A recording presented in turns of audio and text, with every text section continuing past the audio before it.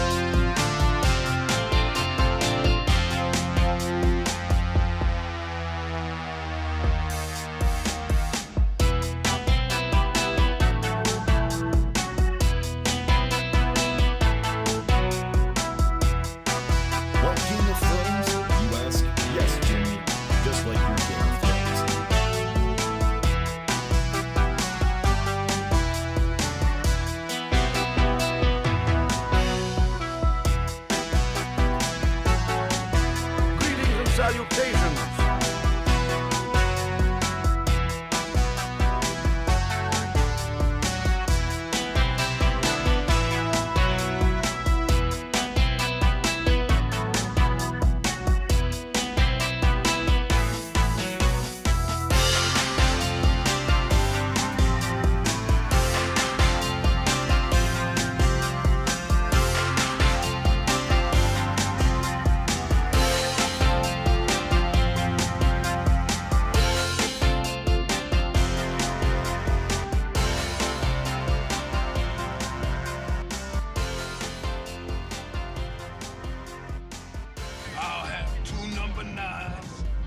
Number 9 large, a number 6 with extra dip, a number 7, 2 number 45s, 1 with cheese, and a large soda.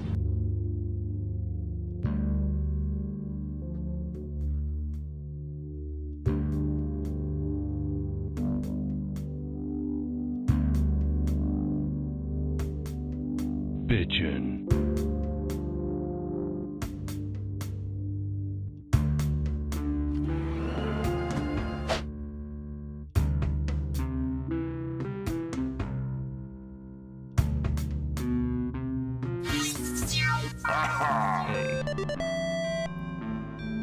Really?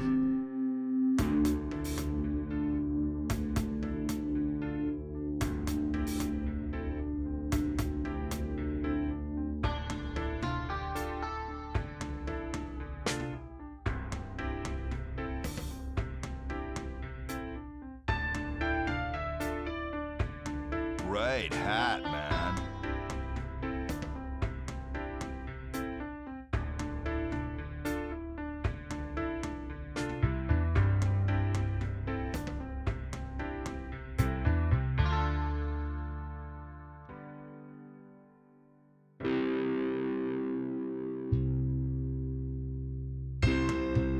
Get some help!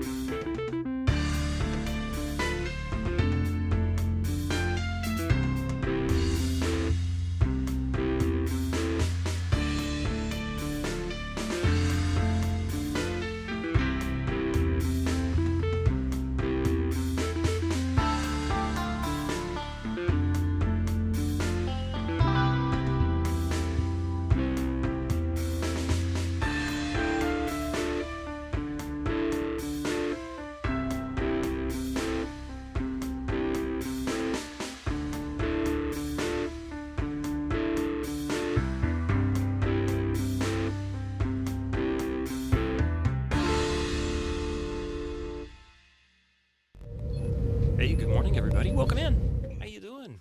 We're back with more Tex Murphy, Overseer. Hey, system. No worries, man. No worries. No worries at all. Although I would have questioned it, like, wait a minute, that looks like you. Why is it first time chatter? You've been in here before. What broke this time, base reflux? Did something break? Did I break something? I'm always breaking things. But then the real question is, can I fix them when I break them?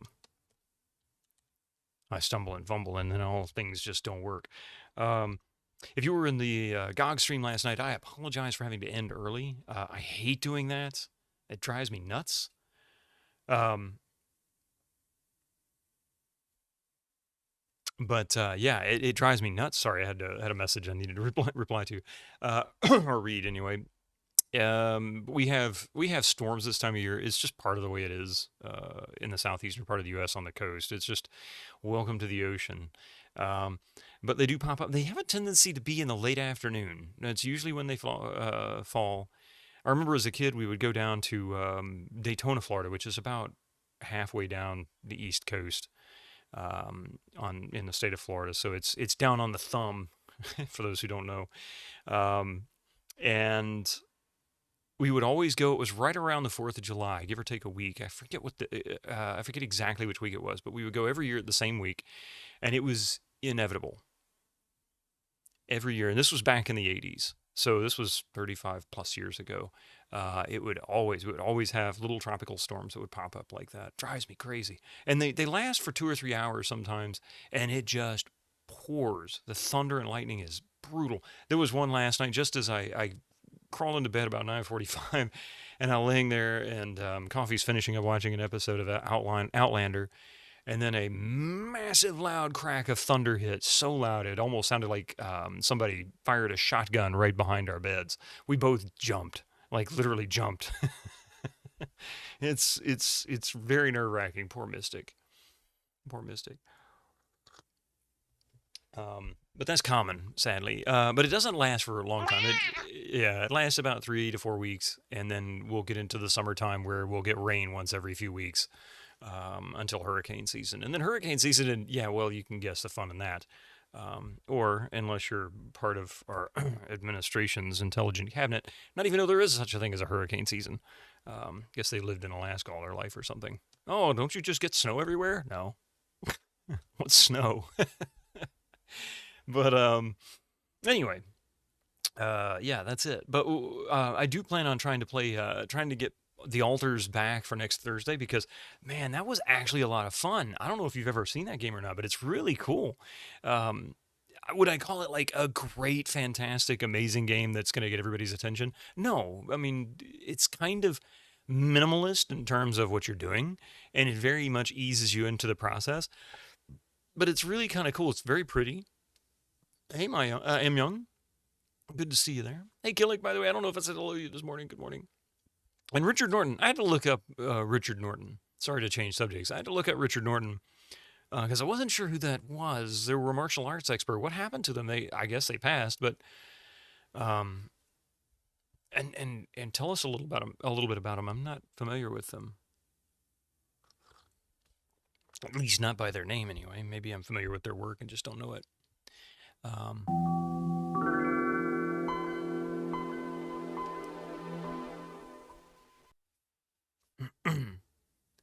All right. So we started Tex Murphy Overseer yesterday, or not yesterday, Wednesday. I got about an hour and a half into it. Probably about 20 minutes worth of playtime, because you know how that goes on this channel. But about an hour and a half into it. Now we're going to continue. So for those who missed part of it Wednesday, Tex Murphy is telling a tale of his first investigation as a private investigator right after he got fired. He's in a nice office because he, thought he was going to do well and be really, really popular and all this kind of stuff and make a lot of money.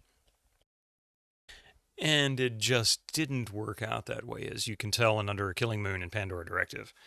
Because it wouldn't be Tex if he had a lot of money. He's always got to be scrambling for another nickel.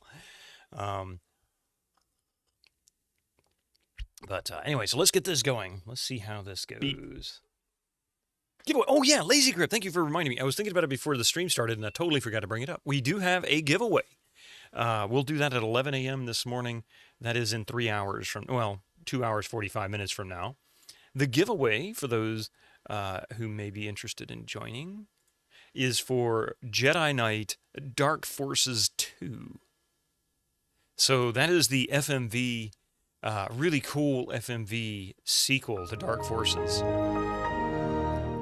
And honestly, I think is one of the best in the series. Not necessarily for gameplay, but because of the FMV sequences. They are absolutely gems. So, yeah, looking forward to that. If you haven't got Jedi Knight Dark Forces 2, definitely be here about in about 2.5 to 3 hours so that you can do the giveaway. Be right around 11 a.m. when I get back from a break. Also reminds me on this first break, I might take an extra few minutes. Our neighbors are out of town, and I got to run next door and let the dogs out. So yeah, you can now answer the question, who let the dogs out? It was me. But I've just got to run next door. It's not that far, but it might take me a few extra minutes. A game you don't already have for once. You don't have Jedi Knight Dark Forces 2, then you need to join the giveaway at 11. Because it's a great game. It is really cool. All right. Overseer.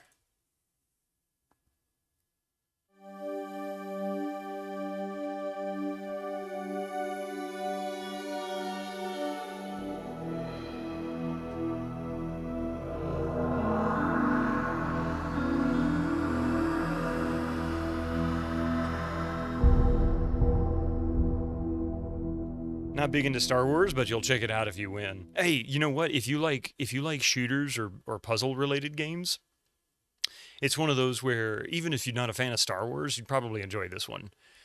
It is definitely late 90s FPS style gaming. It's great. It really is. Just play it on easy and have a blast. Hey, Peter Steves. Think of it as if Fallout had the elements of, say, Skyrim. Instead of using the Force, you're just using magic. All right. Carl Linsky's house. That's where we left off. We are playing this on relatively easy mode.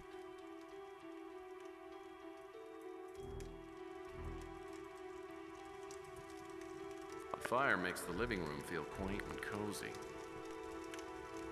Someday, I'll get my own Dr. Watson.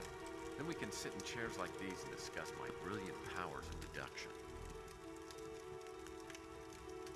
I swear the voices are low.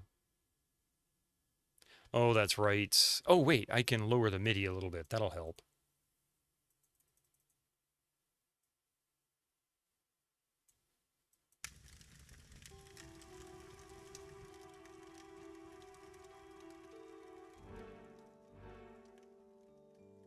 Is that too low?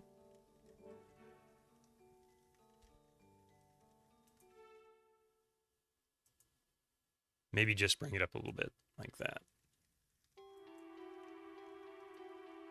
Looks like something a flapper would languish on. There we go. Now he doesn't sound so buried in the music. Oh shit, what was that? What, really? How dare you open that door? I didn't close that door.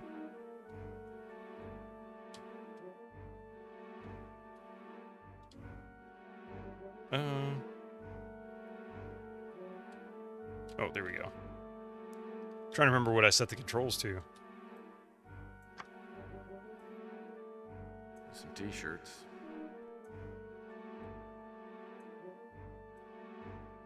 That's a nice sweater.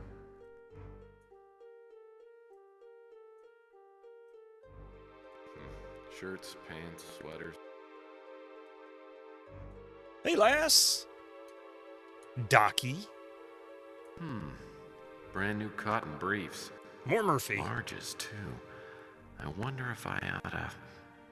Yeah. You little thief. Why is there always a chest? Oh, you know, I just realized we were working on a puzzle here, weren't we? There are only 31 pieces on the chessboard. I guess Linsky didn't plan on entertaining when he bought this bed. Tell you what, give me just a moment here. We'll finish searching the... you know what? No, I better not. Inventory was over here.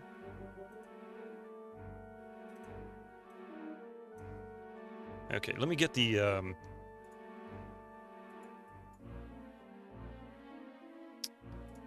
Totally forgot we were working on this. Well, you watch Superman? Yeah, I don't have a problem watching Superman. I haven't watched the last couple, though. I need to go back and watch the rest of the series.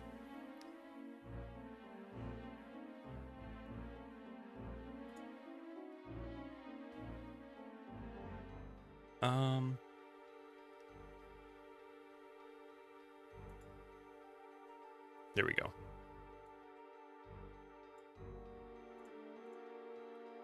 All right. Yeah, so let me get this spreadsheet up.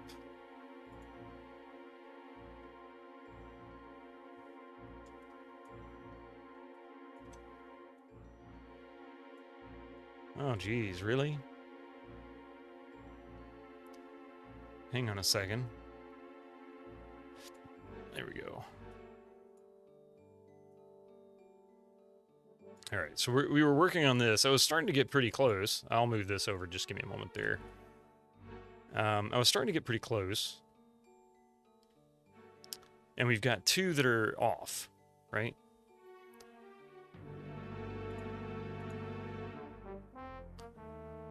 Let's see. So we've got this row, or column, pardon me, and this column that are off. And they're off by the same amount, so we just need to figure out how to adjust those.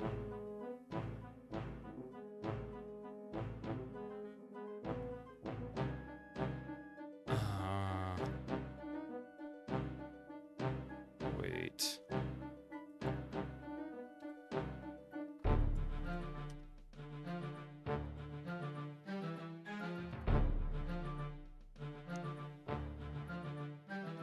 No.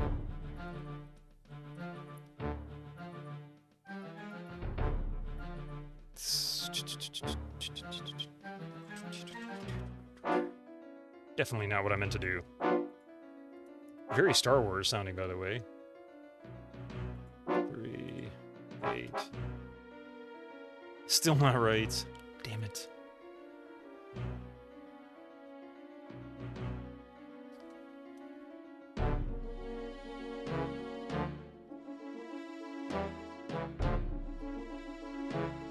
How am I gonna fix this?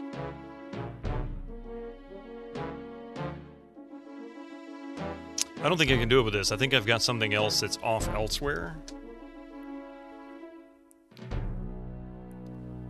How can we, I mean, technically...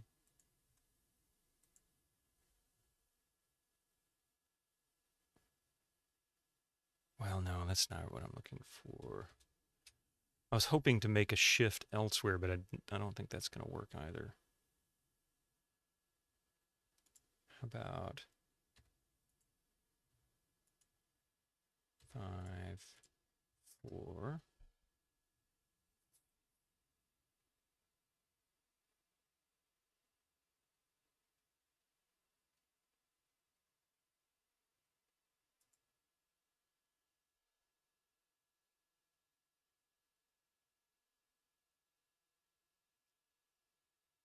Damn.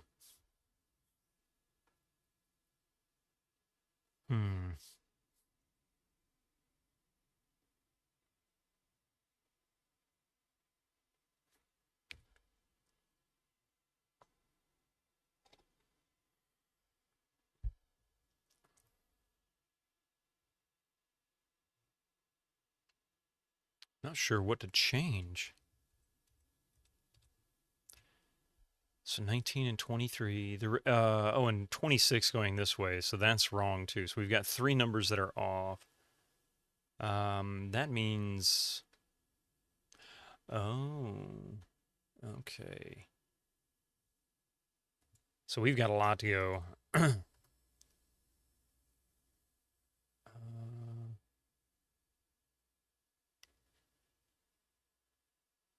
Or maybe 9, 5, 10, 8. Well, that didn't work, did it? Oh, wait. That's not what I meant to do. 3, 8.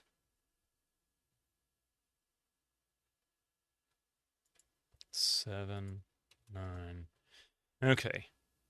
So the diagonal and then the 2 and the 3 rows are all 21. This one's 21. So now we've got this to sort. That's it.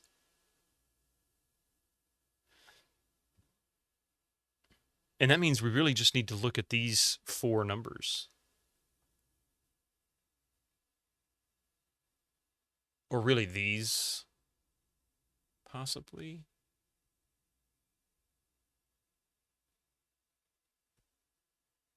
What if we go 8, 3, 9, 5?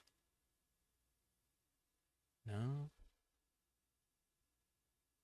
And that puts us back there. That's where we were to start with. Oh, God. Okay.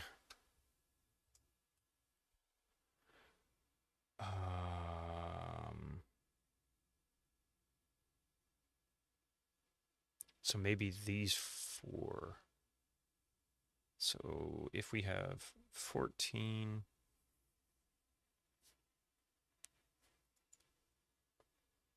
8. Oh, that's not going to work. Nope. Nope, because that 11 is going to be a real pain in the ass, isn't it?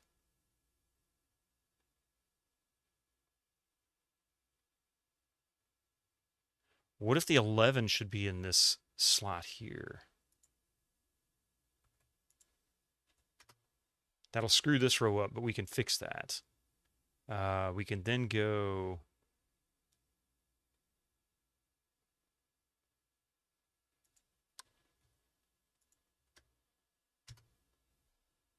And that's still too much, right? Yeah, oh, that doesn't work. Actually, 5, 10. No, that won't work either because now that puts it down there. The 3 highest numbers in the entire grid. Shit. How about...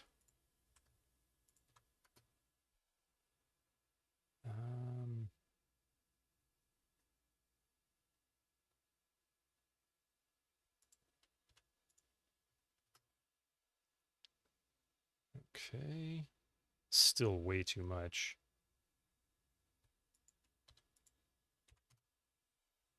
The real question is, are you Superman? No, I'm not. And I'm not super math either.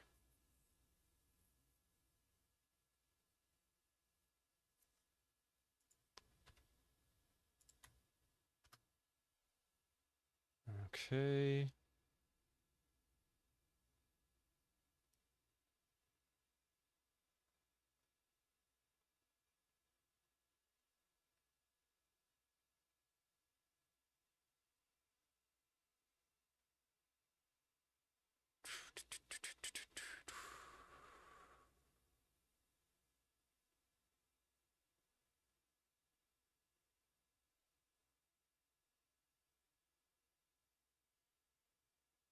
So that must be true. And I'm not Clark Kent either.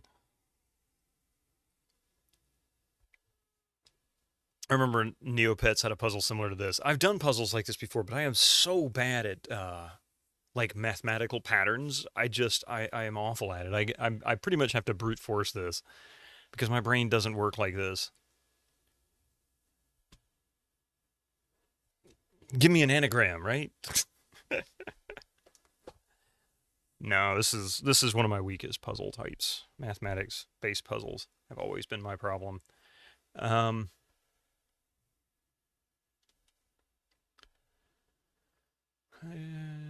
if that's 24 diagonally, in order to get that, we need to drop 3 points. But how can we do that? Because the next lowest is a 3, so that won't work, right? So if we go 5 and 3, that only takes us to 22.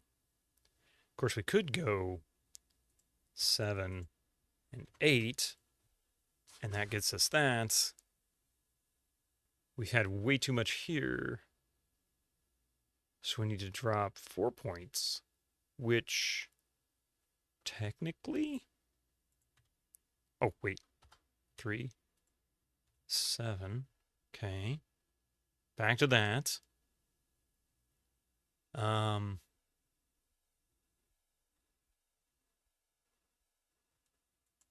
6, 4. It's 21, 21, and then all 3 of those rows. So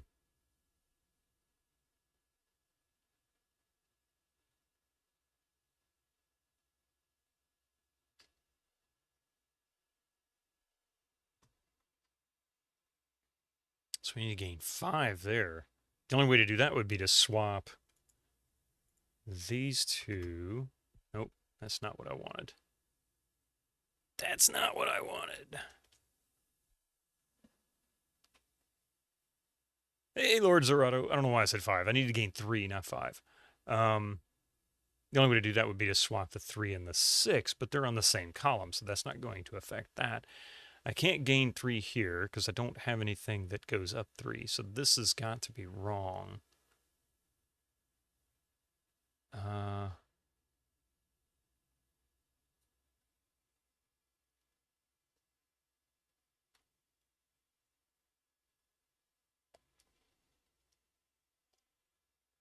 I woke up this morning and did not want to get out of bed. I don't know why. I slept really well. In fact, I woke up and I'm like, I really just want to keep sleeping. I was doing good. Maybe I'm just preparing for tonight, you know?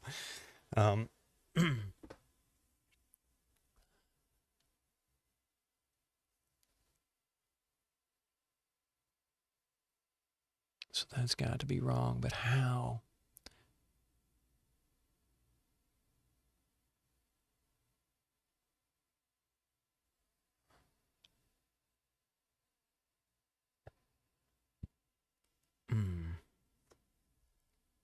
Let's go 4, 3, 11, 6. Screws everything up. 8, 7. That's going to be too much, but let's try 9, 5.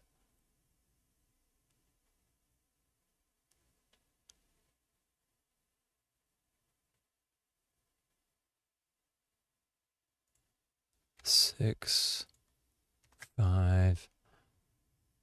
See, I can get all. It just sucks, doesn't it? It really sucks.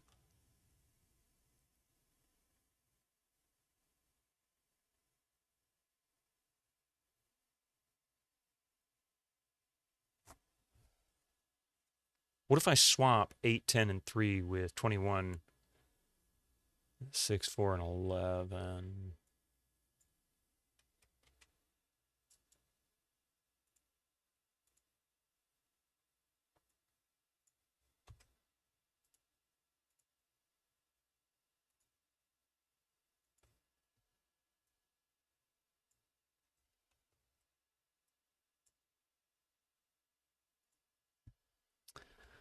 Well, that gets us 21 here, 21 here. Okay, so that leaves us with these 2 rows, and they're only off by 2 either way.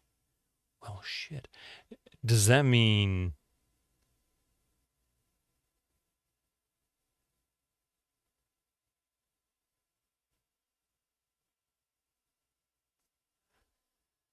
Hang on, let's see. 9 plus 8 is 17. 11 plus 3 is 14, so the difference is 3. I wonder. No, it's not going to work.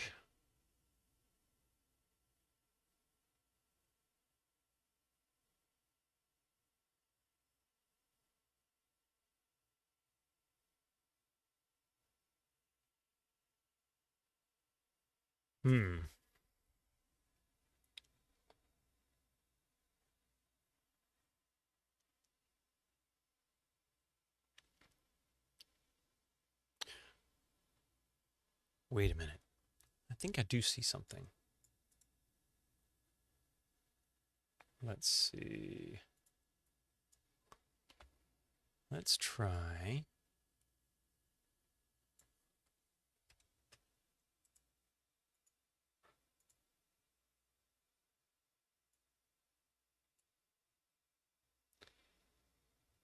What if... Greetings and salutations. Hey, Hobo Joe, how you doing? What if I take this and we put... Hang on a second, I'm coming back to it. I'm just testing a theory.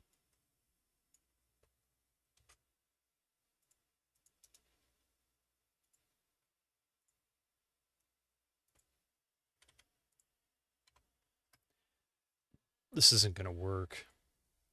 I already can tell you this right now. What I did is I'm rotating the positions here. And I guess... There we go. But then we... Oh, shit. Yeah, see, that 11 gets in the way every damn time.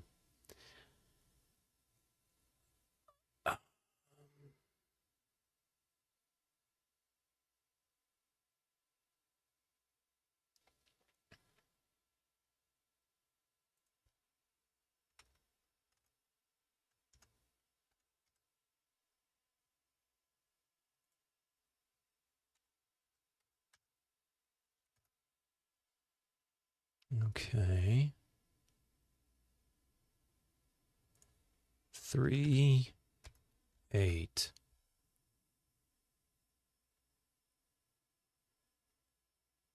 Oh, come on. Come on. So 9. Oh, I can't do that one.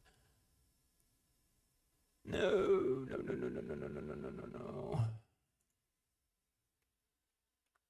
7, 9. So that throws that off a little. That brings that up.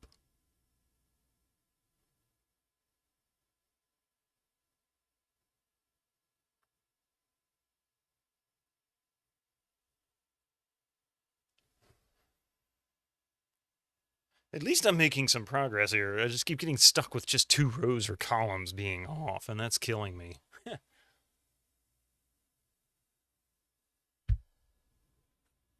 Okay. Shame there's no music right now. I don't know why.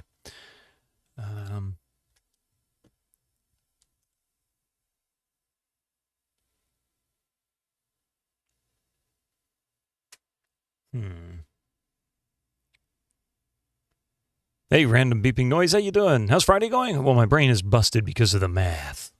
Always the damn math.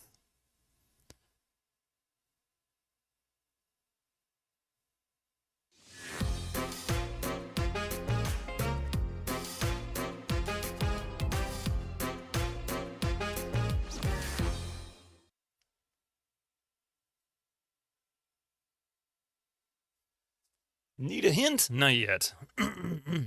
I'm figuring this out. I got this. I think I got this. Do I accept hints? I do generally, but not right now. Not right now. I do keep a hint counter on the screen. Of course, you can always use a channel point redeem for hints to ask as well if you want. If I miss it in the chat. But let's see.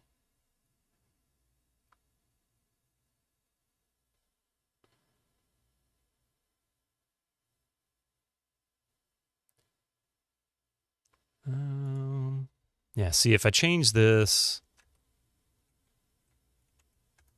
that breaks both. But you know,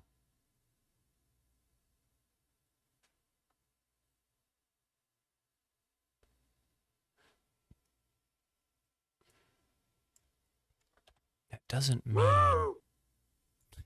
Hey, Retro Man, how you doing?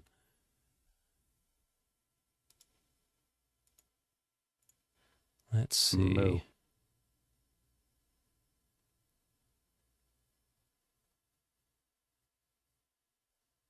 No, do a good Tex. I'm not Tex. Don't look at me. I'm no Tex. Actually, I probably would be about as big of a bumbling fool as he is sometimes. Maybe nowhere near as lovable, though.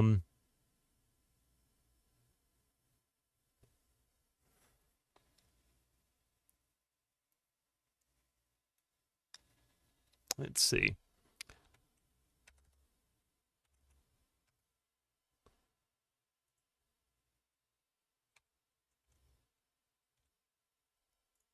All right, let's try.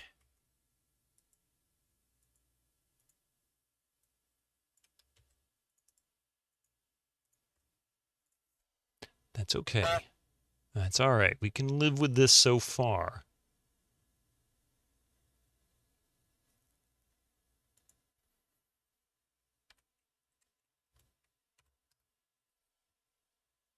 So far.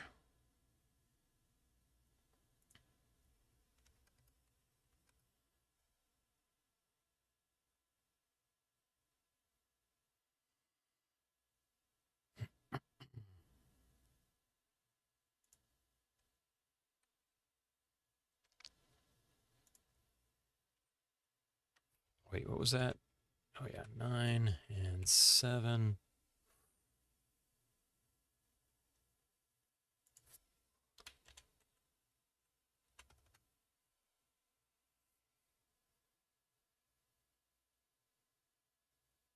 Oh, wait, yeah, I see. I see. Okay.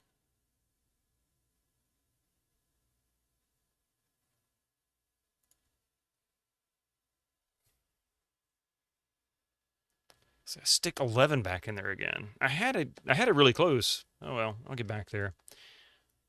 Wake up and do a math puzzle first thing. Sorry, something bugging my eye. I don't know if it's probably Mystic's hair.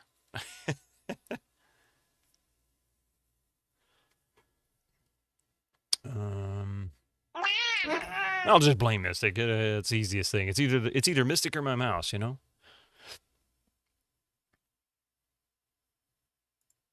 Tell you what, let's go 5, 9.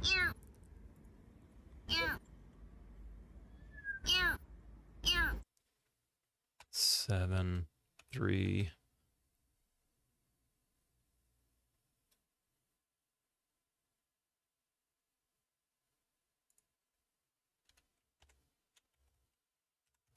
Okay.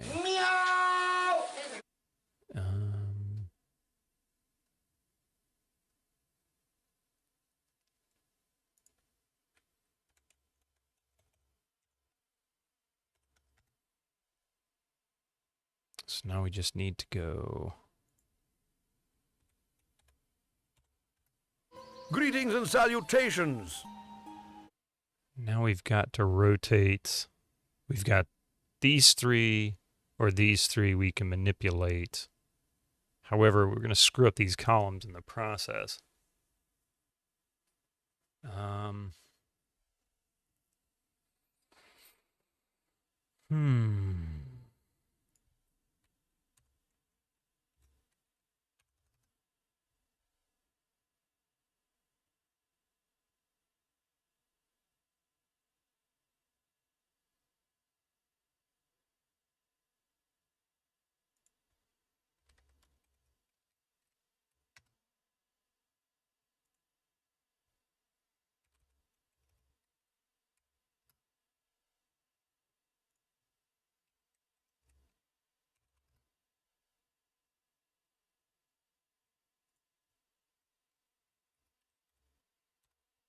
There we go.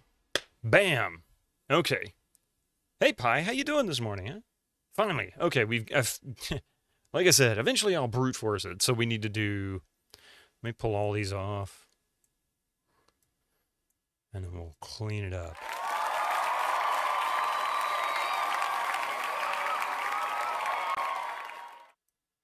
Okay, so 6, 5, 10. So 6 here.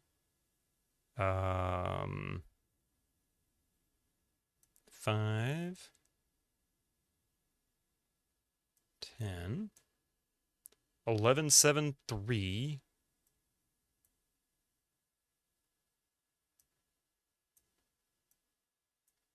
4, 9, 8.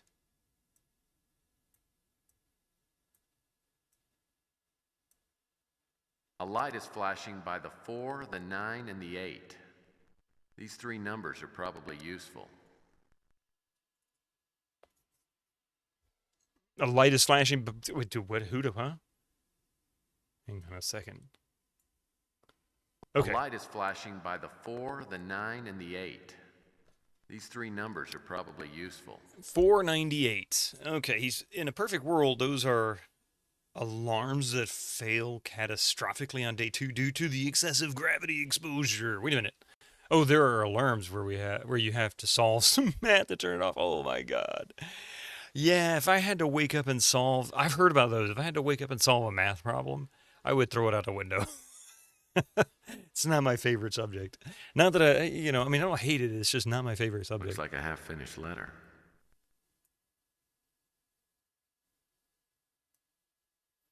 It appears Carl Linsky was about to dump someone named Dolores. I've decided that maybe it's best that we don't see each other anymore. With everything that's going on in my life right now, I don't think I have the time or energy to maintain, and then nothing. Just emptiness. Okay. Blackjack and domino. Oh yeah, that's right. That was the deal. I see something. No, it's nothing. Scrap paper, notepad. Something on professional letterhead. This could be interesting. How about an alarm that's... now, that wouldn't bother me too much. That doesn't bother me too much. Something on professional letterhead. This could be interesting. So Linsky signed a book deal and wasn't delivering the goods. The question is, why? Okay. As per the dates delineated in the publisher-author agreement, you were to provide the following by September 20th, an outline of the manuscript, the first chapter, while we were, and still are, eager to publish your book, tentatively titled Mind Over Matter, an analysis of the neurological processes. As you did not respond to our previous communication, we must assume that you have chosen to ignore the contractual deadline. For the reason, we must insist that, 1, you contact us immediately, or 2, return to us the cash advance in the amount of $22,000. Says Lynn Bailey, I think. Oops.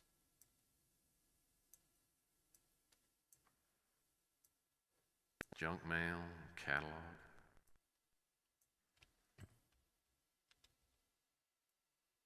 At least not want not. Might be bothered, it might be bothered once it tips you onto the floor. True. Hey, Caprone. You kind of prefer your alarms just making noises? I can think of the day that a spike comes through the power line and the bed gets turned into a catapult. Looney Tunes results. Be like Curse of Monkey Island, the bed in the hotel that slings people out the window. Yeah. I wonder if Linsky's little black book could be green. I can't paste that. I can't paste that. I can't paste that. I can't paste that. I can't paste. I can't paste that. I can't paste that. I can't paste that. I can't paste. I can't paste that. He can't paste that. Looks like Linsky bookmarked the address for Dolores Lightbody. A nutritionist, perhaps? Dolores Lightbody. So we've got an address there for her. I guess that's where we're going soon. I guess I can be kind and close the drawer.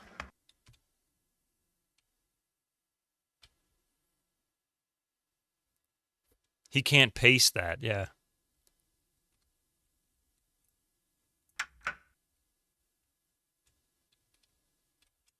Oh, I think I looked through those. An armoire. One of the Linsky wasn't exactly a fashion animal. Most of these clothes look 20 years old. Hey, it's my closet.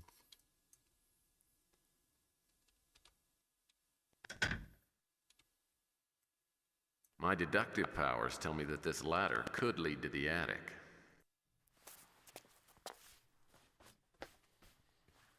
think I need to raise the gamma a little on this, or the brightness or something.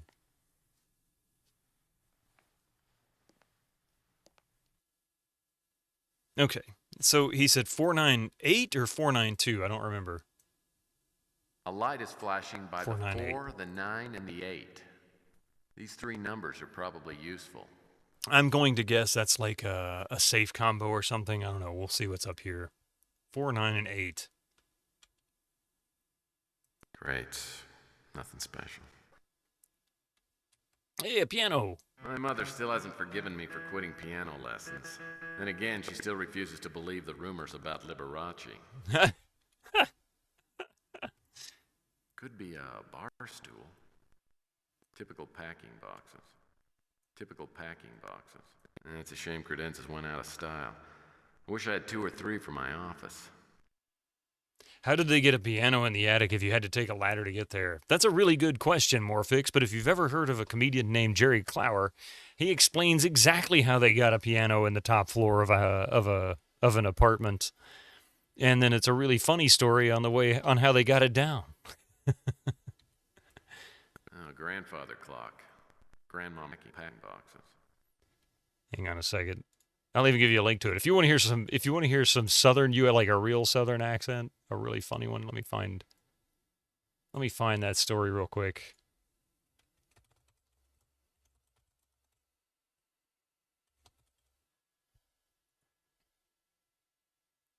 Yeah, this is it. I'm not going to play it on stream because, well, probably get me DMCA'd. But if you want to giggle, it's called Marcel Moving Company. Marcel Ledbetter Moving Company. Old Southern comedian from the 60s and 70s, mostly 70s. Hey, Arcade Castle, how you doing? Great. Nothing special. Oh, grandfather clock. Grandma Murphy always found the name sexist. This doesn't appear to be doing much. Your dad used to tell a story about how a bunch of kids put a teacher's car on the school's roof. You know, when you're in school, you can get real creative about things like that. I remember my freshman year in high school, when I first joined the marching band, actually to the entire time I was there, we would do a practice out on the back parking lot. So it was a student parking lot. And come 3 o'clock, they would announce that school's closed, 3:15, something like that. And then they would do an announcement, all cars must be moved from the back parking lot. It was painted out, so you knew where the practice part was. They need to be outside of those lines or off the back parking lot by, 4 o'clock or something like that, because rehearsal would start. Inevitably, there would always be cars left on the parking lot. And you know what would happen? We didn't tow them. You get about, a dozen high school kids. You just go over and pick the car up and move it across the parking lot. I'm not joking. We actually moved a small RV or caravan, depending on where you are in the world. We actually we drug it across the tires. I mean, we didn't lift it up completely off the ground, but we drug it across the parking lot, got it off the lot. Why an RV was parked on that lot, we have no idea.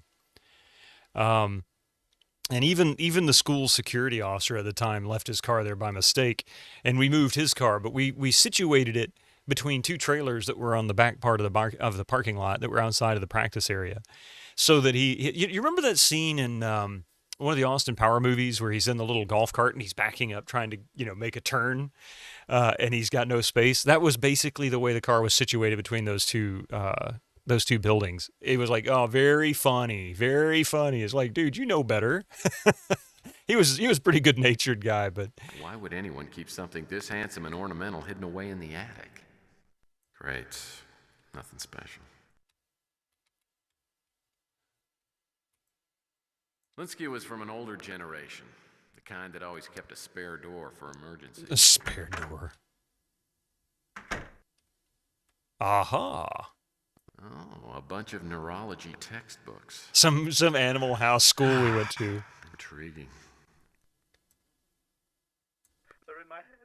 They're in my head. Get them out. Get them out. Get them out. They're in my head. Oh, get them out. Oh, get them out. I can't take it any longer. Get them out.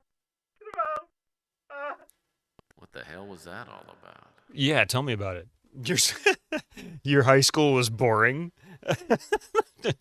Austin Powers movies are based on our antics, yeah. Kinda. Guess I don't have to look at everything. I bet you that roll top I is hope locked. this is just a 498. space heater. Yeah, it heats space. Nope, not locked. This could be worth looking at.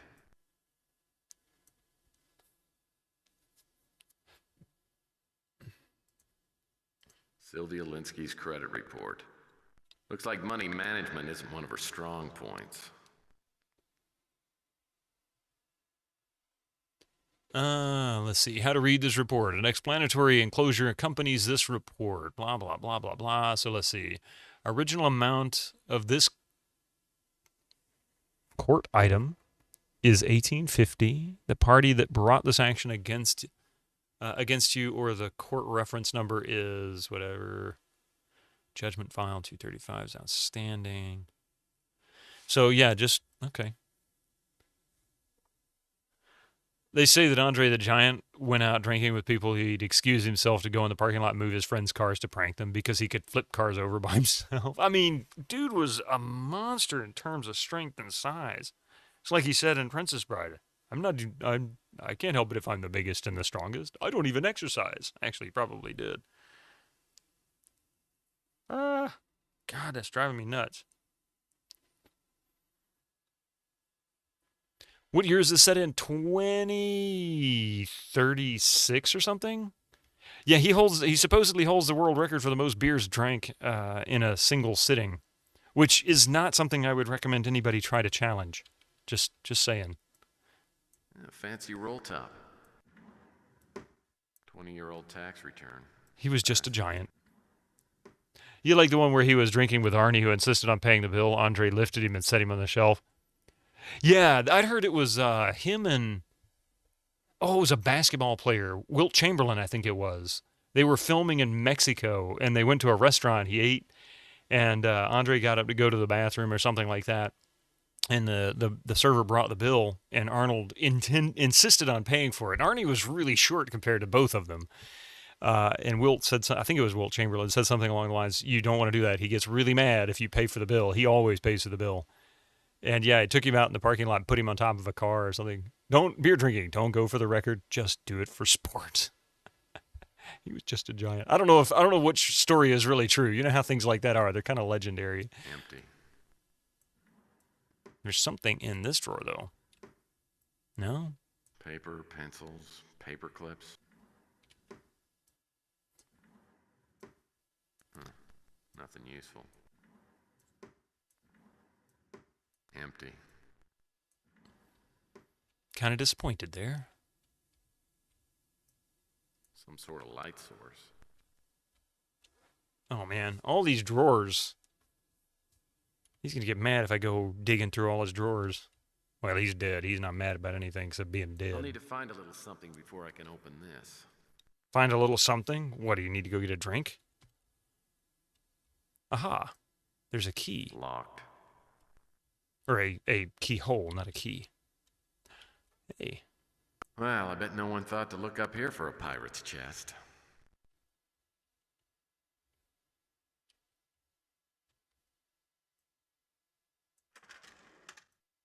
Nothing? Looks like somebody was having fun with crayons.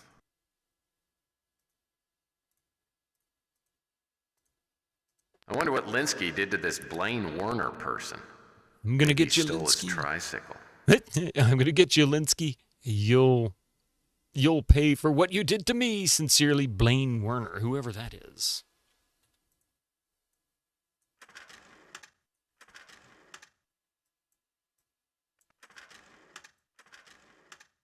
Hey, I've got a drawer like this, just full of cords. Nothing useful.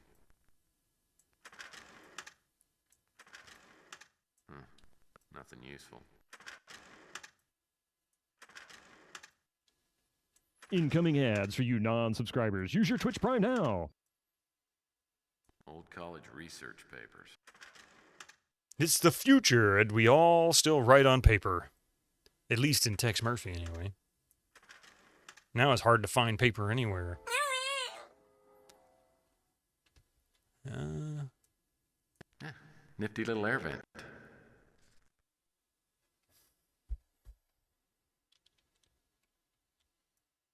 I hope this is just a space heater. Oh, wait, is there something in the garbage can? Of course not. Wastebaskets often provide leads. Not this one. This one, however. Some sort of light source. Okay, so we're looking for a key to open that cabinet. It's easier to draw on right when you need to save ideas. Yeah, I agree. That's why I often, I've seen some people, like I've seen Kilgore do this, and I want to say I've seen Tom do this too. Bring up Notepad or some other kind of a notation type service, Word or whatever. And like I did with Excel here, really Google Sheets, but and make notes on screen for people to see. And I should probably do that with the Might and Magic series, or had done that. I did it with one. Or not the first one, but with the second one when I did it with Grid Cartographer. Great, really a great method to do it, but I find it harder. I don't know why. Unless they're blatantly going for that Blade Runner retro tech vibe. Actually, I guess they are, because Blade Runner is futuristic noir.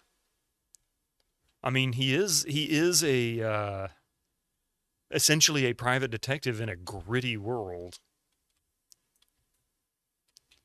A gritty, dark, unforgiving world. Oftentimes San Francisco, but not exclusively. Great hat, man. This is a clue. What, my brain?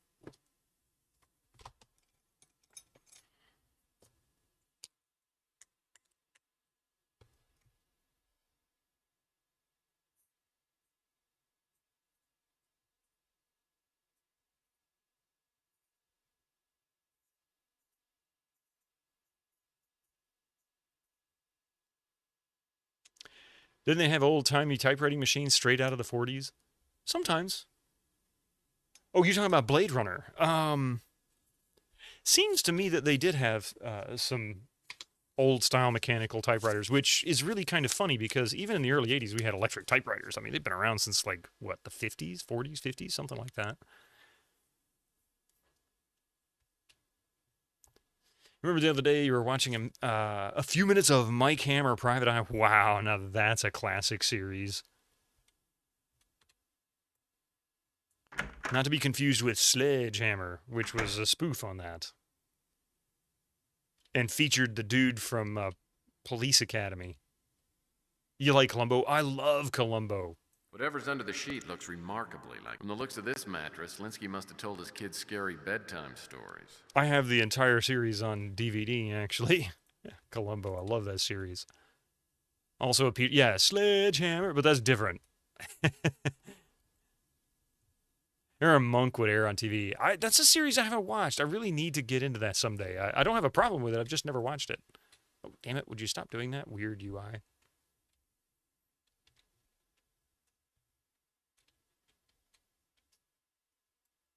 Whatever's under the sheet looks remarkably like furniture. It's a shame credenzas went out of style. I wish I had 2 or 3 for my office. All you remember is There Is a Monkey. Wait, what? Oh, you did watch the 90s Dick Tracy movie as a kid multiple times? I watched it when it came out in the theaters. I was working in theaters at the time, and I thought it was really good. People aren't always in a rush to throw away their old things. We're watching retro right after all. Yeah, I mean, quite a bit of stuff people didn't throw away. Columbo is a great tutorial on how to politely harass people until they do what you want and get away with it. I've been watching a lot of Murdoch mysteries past year. Getting close to finishing the series. Got a couple seasons left. Lucifer. Well, if there aren't any monkeys, I'm not interested. Barrel full of monkeys. Took me a second.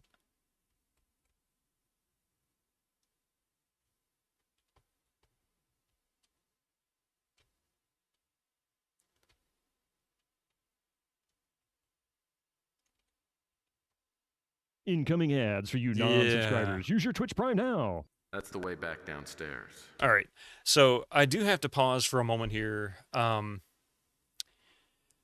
going to let these ads roll through. I might be gone for just a few minutes more than normal because I've got to go to the neighbor's house and let the dogs out. So bear with me. I'll be right back. I won't be too late, I promise. So don't go nowhere.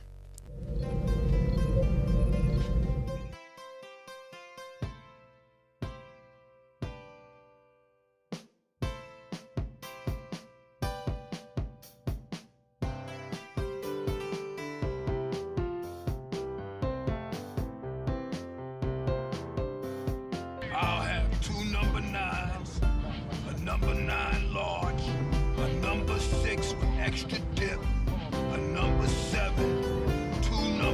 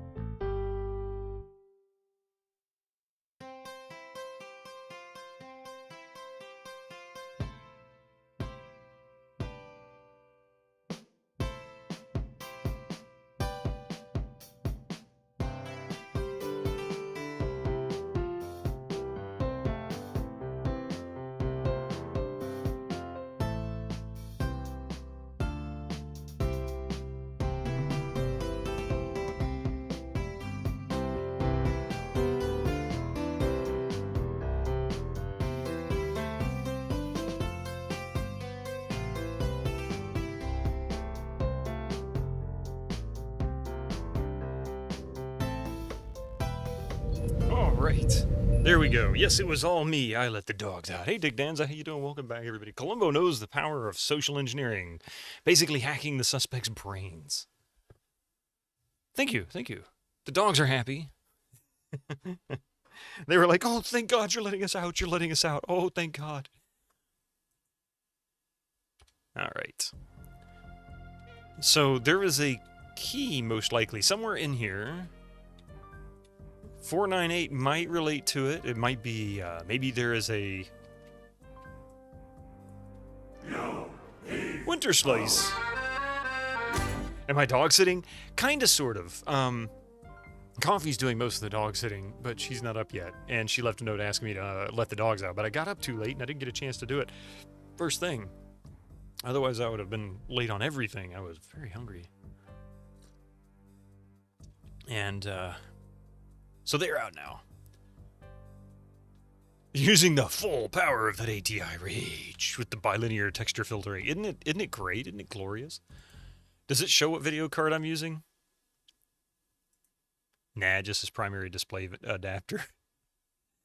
I wasn't sure. But yeah, hey, we're doing it at 800 by 600. That's impressive, right? Walking speed, kind of slow. Texture quality with maximum texture. Wait a minute. Why is the animated textures not working there? That should have remained. I actually set that last time and it didn't stick. Okay. That's too many pixels. Hey, this is still far less than last night's Winter Slice. Far less. All right.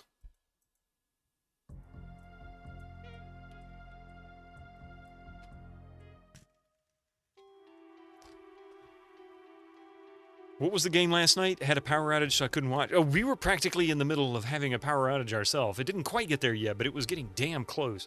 We were playing a game that came out just a month ago called The Altars. And it's good. It's really good. It's a little bit survival, you know, like very light elements of something like Valheim or The Raft maybe, or Rust. Mixed with adventure and a narrative. Basically, you were sent to a planet by a corporation, similar to like, Alien, for example.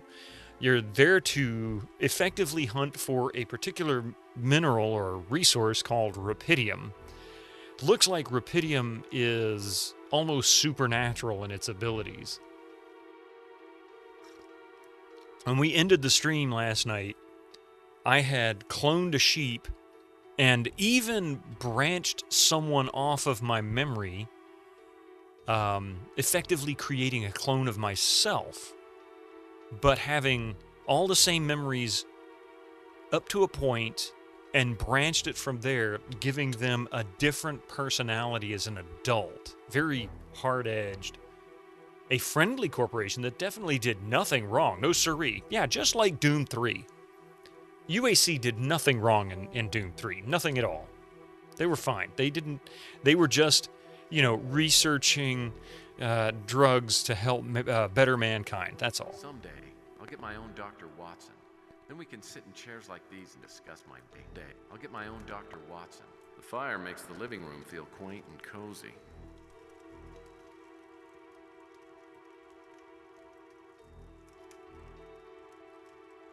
Did I try and open these? No, there's nothing to open. Is there a picture I can shift? God didn't even put pictures or paintings on his walls. Hey, Mar, how you doing this morning? Oh, look, there's some pictures. This photo certainly is an eyeful. Flowering trees in a fragrant meadow. This picture has to be really old. I think I already opened this, didn't I?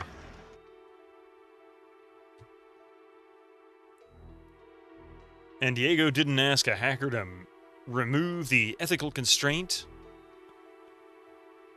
of a super advanced AI, yeah. You'd seen the box art of Altars online, and it never even properly communicated the game with sci-fi. Yeah, it didn't, did it? I saw it too, and I saw the description, I went, this doesn't really sound anything like the art. but it's really, really cool.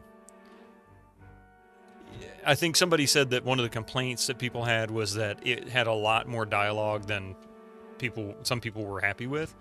And frankly, you know, that's okay, fair enough, but that just means it's not necessarily your game, right? There are only 31 pieces on the chessboard. Seems like an odd number. That means there's a piece missing. Looks like one of the bishops. If they're set properly. The aftermath of Armageddon never looked so picturesque. Doom 3 Original is unironically your favorite Doom game. I really enjoyed it. I don't know what people had a problem with it for. I mean, I really don't. I enjoyed it tremendously. I remember playing it in the dark on my ATI 9600 XT going, wow, this is really cool. And it was legitimately creepy.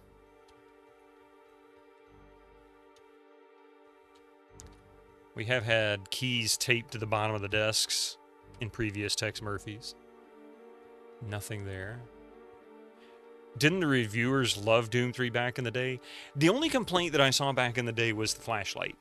They hated the fact that the big problem Doom suffered from was they went from soft shadows that were baked in things like Quake 1, Quake 2, and even Quake 3 to hard shadows. And they didn't have any soft shadows baked in. So you would go into a dark room and it was like somebody closed the closet door on you. You were in the dark. Like there was no light. So you were forced to use a flashlight. And most people bitched about that being the case. So the first mod that came out was actually a flashlight mod where they just duct tape it to the gun. Made you between light or offense. Yeah, really cool gameplay mechanic. It really was. It always made you feel like you had to scramble and panic. Because you're in a world where you should be scrambling and panicking. That was not planned. I mean, the game was, but, you know, they weren't expecting hell to let loose, right? Maybe the devs think it's not sci-fi, just actual prediction, or historic record of aliens past. Problem with Doom 3 is that the weapons like the shotgun and the machine gun feel like pea shooters. Yeah, I mean, there were complaints about the weapons too. But it was a flashlight that bugged most people, I think. Gave most people the hardest time. It's too dark. That's what everybody complained about back then. It's too dark. EverQuest, people complained about not wanting to play the human class or the barbarian class because they had no night vision. And when it got dark at night in the game, it was dark. Yeah, it was meant to add tension. And a lot of people just didn't understand it. And that's fair. I mean, that's your opinion, right? That's...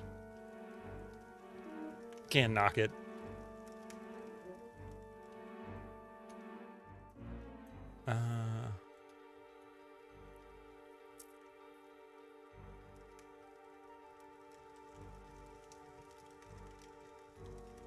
Wished I could increase turn speed.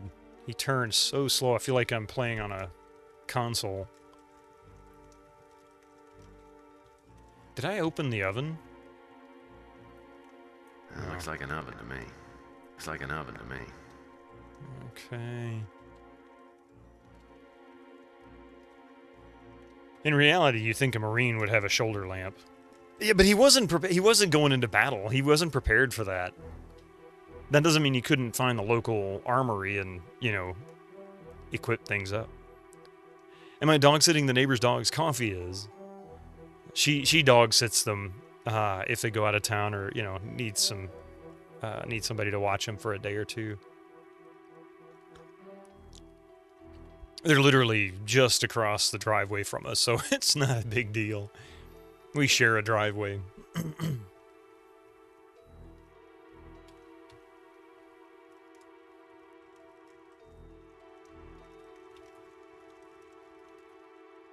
Okay, I don't get it. Alinsky's taste in books ran the gamut from lackluster all the way to incomprehensible. Alinsky's house, let's go to Dolores' house because I'm not seeing anything in Carl Alinsky's place.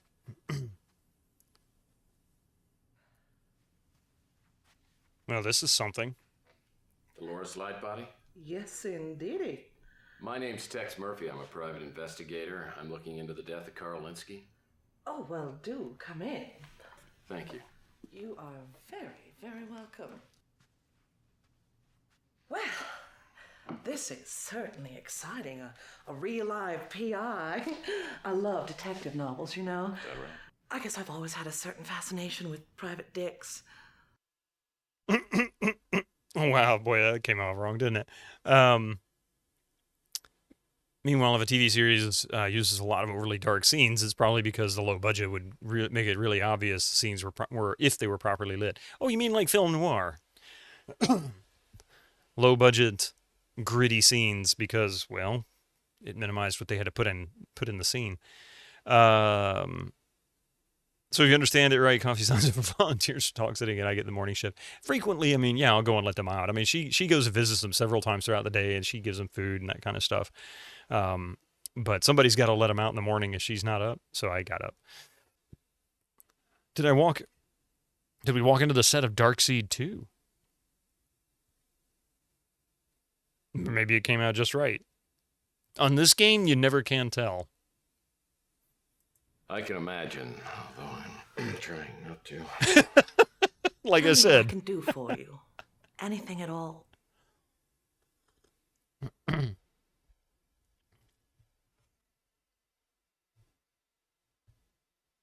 The pre-rendered background reminds you of the Darkseid 2 for reasons. I've never played the games. I've never played that, so I don't have a point of reference, unfortunately. No. Well, enough about me. What do you say we talk about Carl? What if I refuse to cooperate? Will you interrogate me under a bare bulb?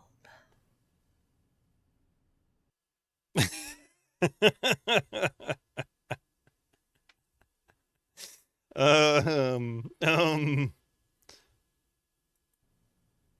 maybe later, if you played your cards right. Right now, we need to get back to Carl. Well, all right. Where to begin? Where to begin? It was about 3 months, 11 days ago on a foggy night when Carl and I first met. Down to the minute, I see. Naturally, it was love at first sight.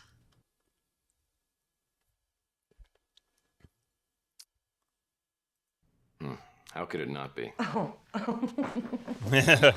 Actually, Carl came to have me draw up his will. That's what I do for a living. She draws wills? Is his name Will or is it Carl? Milk the dame. Oh, dear God. Well, be a sweetie and tell me who's mentioned in the will. Just for you. Yeah, Pie, that's the last The one. primary beneficiary was that trollop Sylvia. You know, just between us, I believe Sylvia may have driven Carl to his death. Mirachan, how you doing? You think Sylvia's capable of it? Surely you don't mean Murder. murder. I have a feeling nowadays some of these scenes would be used in some workplace harassment training video with the current stops for dialogue replaced with narrator asking, what went wrong in this interaction? Yeah, really.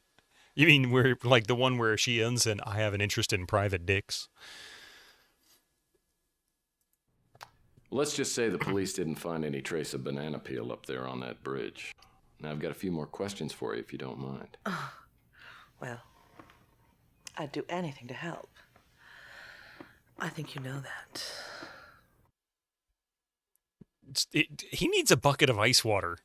Like, calm down, cool it, lady. Let's just talk about the deceased. Hey, Mary, how am I doing? Pretty good so far. I'm just trying to wake up. For some reason I was really, really doing well in bed there, just sleeping and all kinds of things. All of a sudden the alarm goes off and I'm like, oh boy, I don't want to get up.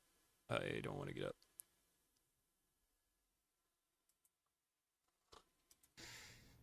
I loved Carl desperately. We were very happy together. I can't for the life of me imagine why he did what he did. I'm afraid Carl's estate consisted of his home and his speeder and not much more. I'm afraid Carl wasn't very good with money. He stipulated in his will that everything be divided between his daughter Sylvia and the North Hill Clinic. Of course, the real money that trollop Sylvia will get will be from his life insurance policy. You were asleep for nearly 12 hours? I would have enjoyed another 4 hours. 3 hours, something like that. That was Carl's way of making amends to Sylvia. And I'm sure it's the only reason Sylvia has you investigating her father's death. At least she's a better actor than the other one for the previous with no facial expression. She actually isn't bad, is she? Carl worked there for years. It's a very exclusive medical facility, you know. I've been in touch with the director, Arnold Sternwood. I mean, she's trying really hard to overact. Like, you could... And you don't hear cut at the end of the scenes. That was so funny. I'm unfamiliar with that name. Me? Oh, I'm still in shock, as you must imagine. It'll be weeks, maybe months, before I'm able to love again. Weeks. Entirely weeks. This note is clearly a forgery. I will not dignify it with a response.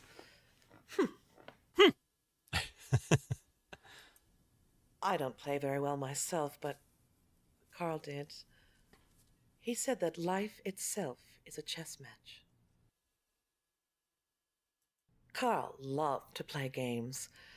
Many a romantic evening, we'd while away the hours playing dominoes or backgammon. Carl also loved to play chess.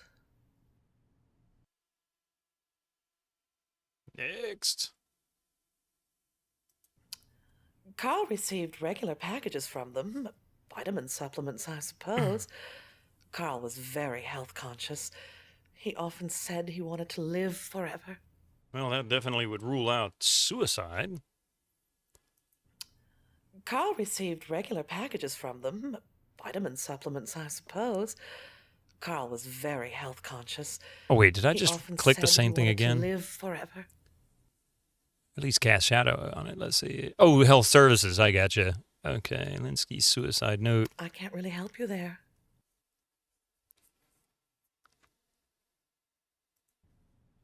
Carl's wife left soon after Sylvia was born. Oh, Carl did the best that he could, but he never felt that he'd done a very good job raising Sylvia.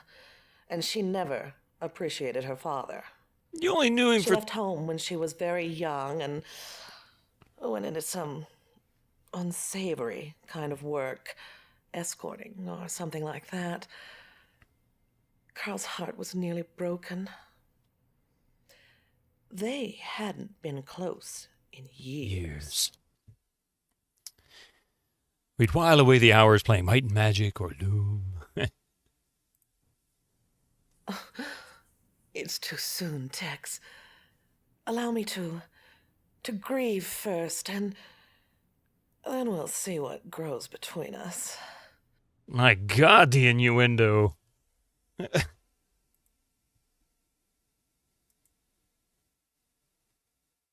So that was my introduction to Dolores Lightbody. Oh, the way she talked about Carl, it sounds like she was living in denial. Actually, it was Sausalito. But she did have a way of looking at things through steamed-up glasses. And she also had some valid concerns about my client, which I brought up with Sylvia later that day. This is Detective Noir after all, yeah. Very true, Hobo Joe.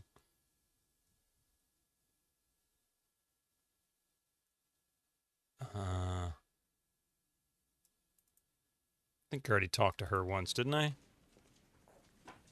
Sylvia Linsky came by to pick up her father's personal effects. Must be nice having a job for a change.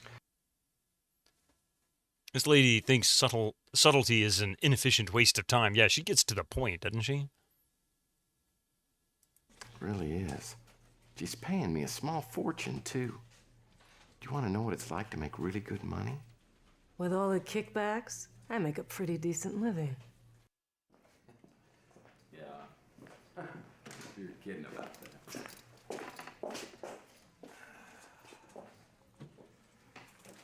You know, Lieutenant, I mean, we could sit here all day and trade friendly insults, and that might be pretty fun. But you know what I need right now? I need the help of an intelligent, knowledgeable, not to mention gorgeous policewoman right now. You're not as charming as you think, Murphy. What do you want?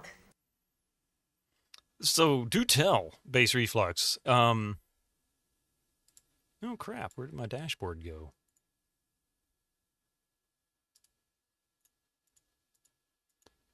My Twitch dashboard disappeared. Hang on a moment.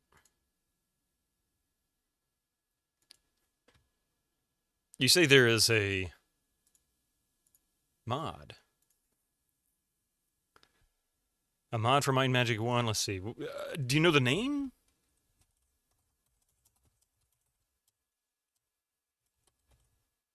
Graphics overhaul mod. Well, there's a Reddit entry. GOG. Even GOG has an entry on their forums. Oh, is that it? DungeonCrawlers.org. Okay, I saw that link as well.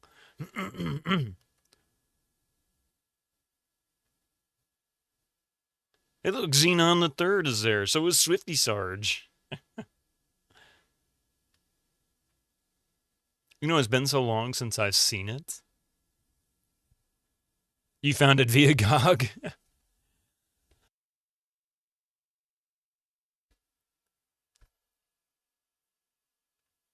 Yeah. It looks like the actual mod maker posted there. Here you go, folks. Find myself kind of picky with the games, especially artistically. Yeah, this is the link to the GOG post. Compare the Apple and DOS images on Moby Games.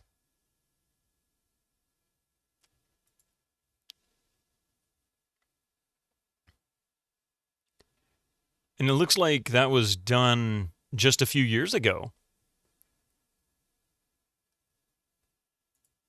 This interestingly old game, as he says.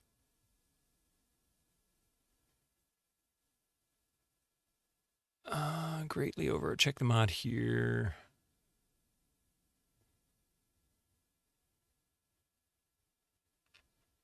Huh. Alright, I downloaded it. I'll have to check it out later. But definitely worth looking into.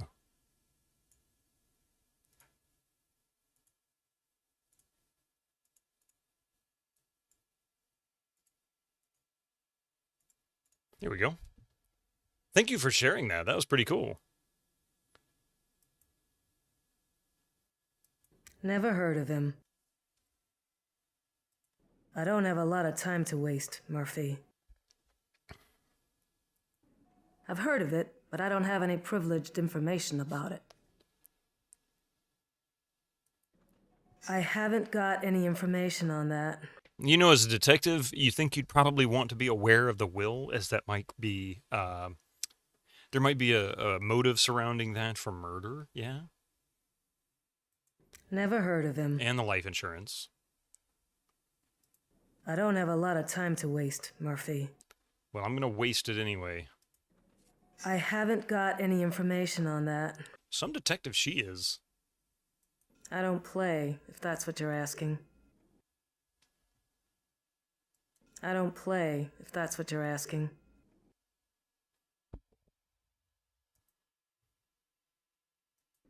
Never heard of it. Okay, so we don't really have anything new for her, so see ya.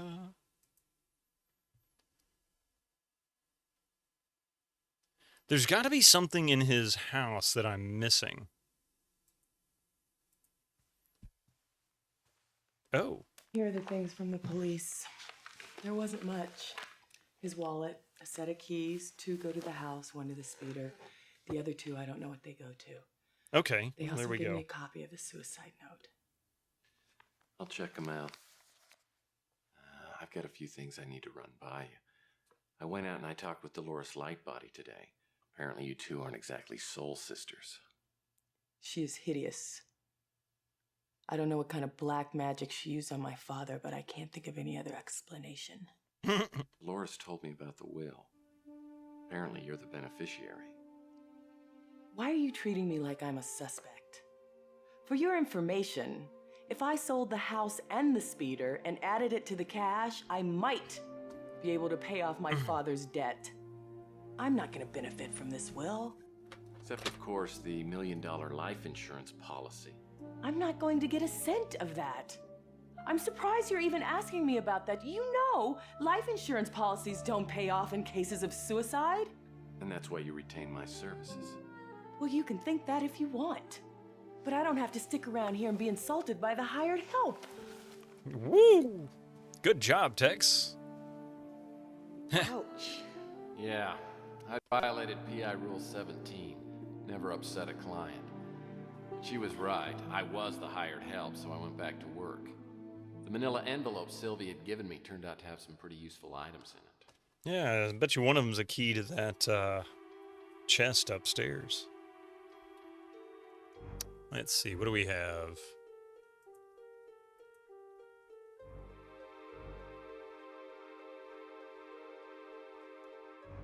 I'm making friends with your host, Tex Murphy.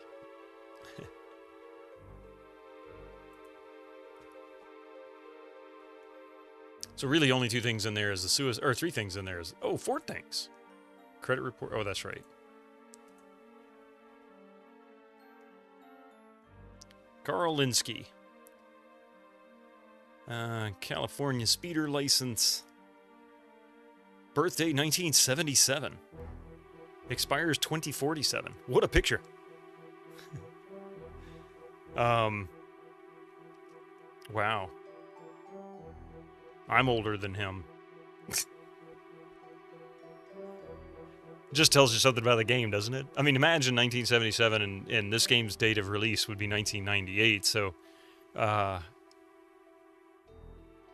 yeah.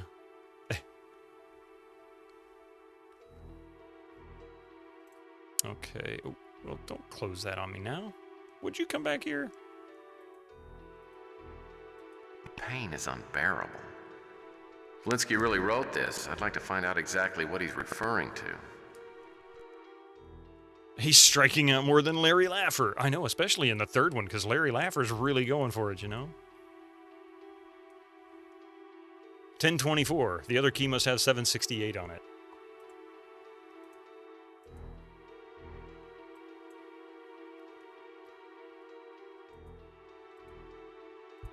Okay, so I know where one of these keys goes. Almost certainly. And I haven't saved in a while, so let's save.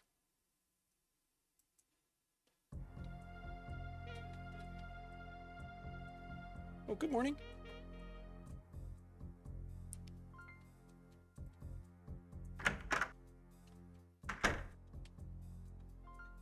Locked.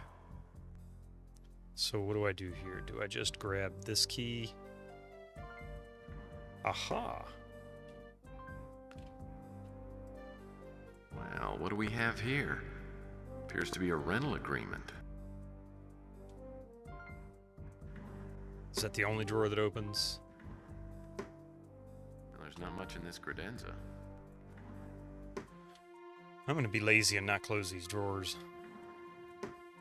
Junk mail and an old computer manual. An old computer manual. Good morning. Big dogs were happy.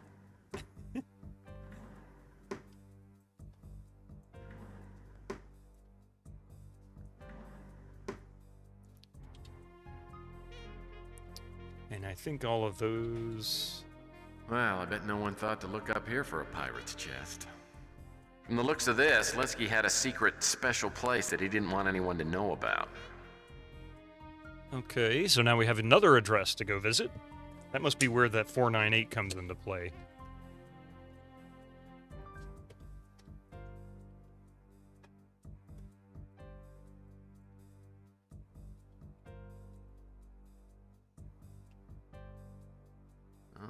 bunch of neurology textbooks. Intriguing. Carl Linsky's warehouse. Linsky's secret workshop was out by the spaceport in an old warehouse. The key from the manila envelope fit the lock and I stepped inside. Was anyone there? No, and I doubt anyone had been there since Linsky. The place didn't appear to have been searched, judging by all the interesting things I found. Looks a lot like the warehouse that was outside of Tex's newer office. Oh, look, there's a computer. I guess we'll start over here next to the forklift. Yeah, there's no key in the ignition. Even if there was, who cares? I have a speeder. I'm fairly certain these barrels should stay nice and closed. It's like a package of electrical doohickeys. Doohickeys? The circuit conductor kit could come in handy if I ever need to repair a circuit grid. Oh, gee, I guess I know what kind of... for everything. I guess I know what kind of mini puzzle we're going to have later. Or mini game puzzle. Surroundings are certainly a lot more high budget. If you want to call them that.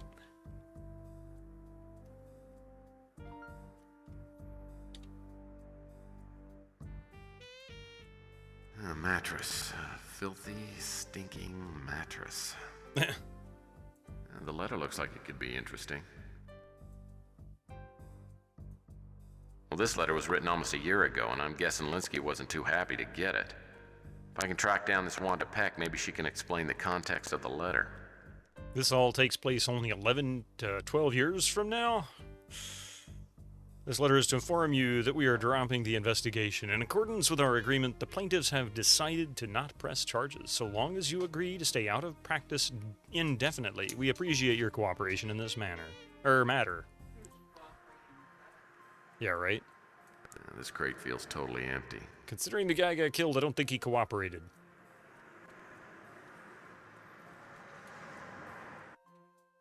A first aid kit. First aid kit. The far future of 2036. In 1998, it was the far future. Heal aids. Heal aid. Nothing makes a boo-boo feel better. Just not willingly, right? The pillow smells slightly of brill cream. Bottle of pills.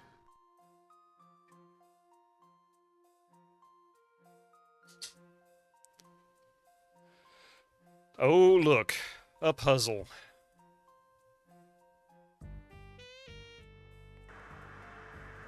These cut-up pieces resemble a rectangular security card, but it looks like a piece is missing. I'm assuming Linsky did that on purpose. Okay. That's nearly 40 years. Who could be that? Oh, God.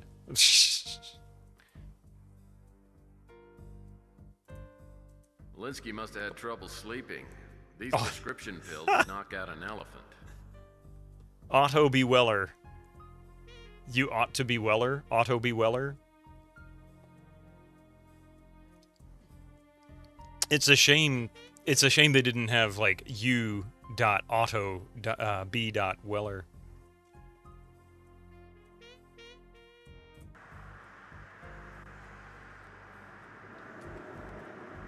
This blanket's a pretty color.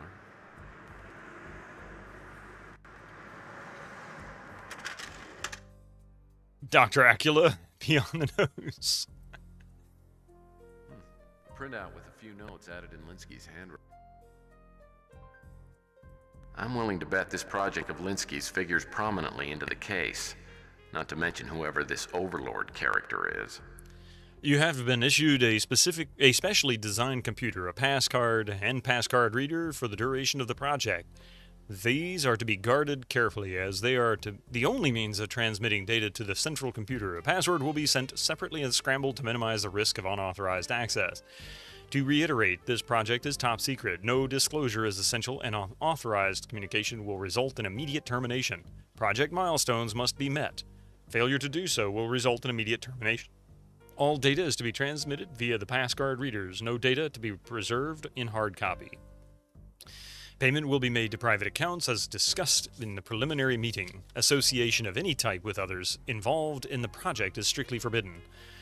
Where are the other 7 working? Contact San Francisco, I guess SF San Francisco. Why? Who is Overlord? Not me.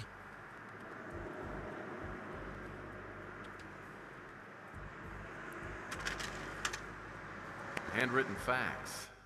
He thinks I smell a lead.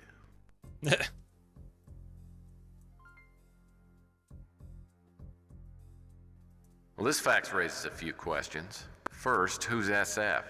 Second, was he working for Linsky? And third, what was he doing?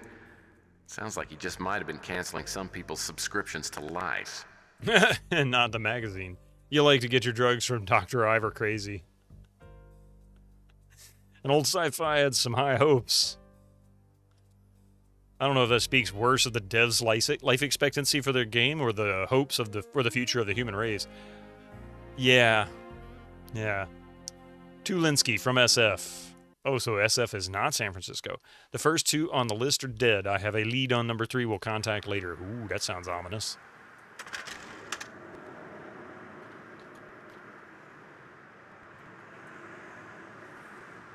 I'll bet this computer is important, but it's got a security protect feature. I'll need to attach a passcard reader and use a security card with it before it'll operate. I hadn't played Mean Streets. I actually, it's one of the few times. Hey, Chelnut, by the way, good morning. This is one of the few times that I actually skipped the first one in the game, first game in the series. But I figure I'll go back and eventually play the first one. But I like the way they've approached this one. He's retelling the story from the future. He's retelling the story of his first investigation as a private investigator. I think it's kind of cool. Nothing in here. I need to get a water cooler like this for my office. He does eventually get one. Someday. Corkboard covered with dribble. Note to self, don't eat the pecan pie. Hip 505. Curious place to hide a note. Linsky didn't strike me as the sort of guy who'd use random profanity, no matter how mild. Oh, hip SOB. SOB. A message or a code.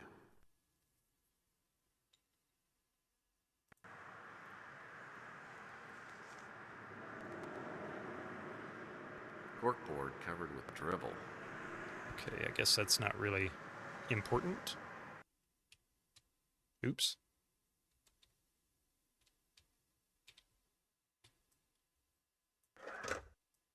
Nothing in here. Direct deposit slips. I personally haven't seen any of these for quite a while. Direct deposit slips. I never got Find slips. out who's paying Linsky's tab.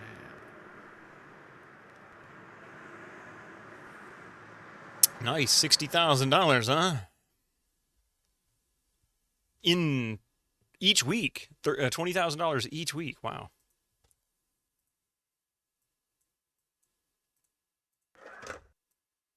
Newspaper clipping.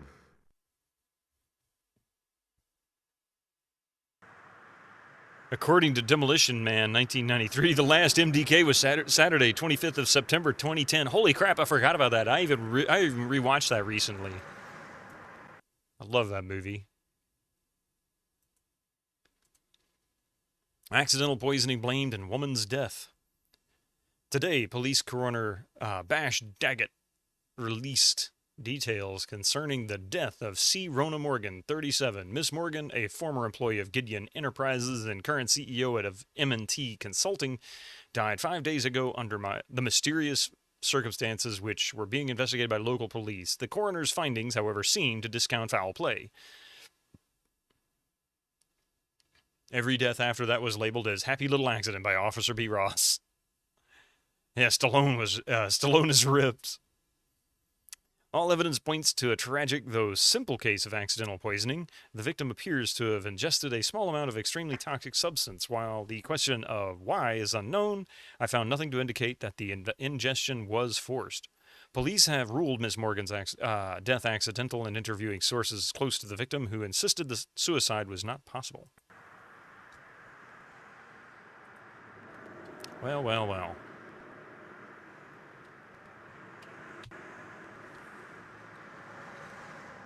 Top quality drafting table. Is there something over there? No. Great. Nothing special. Nothing special. Tss.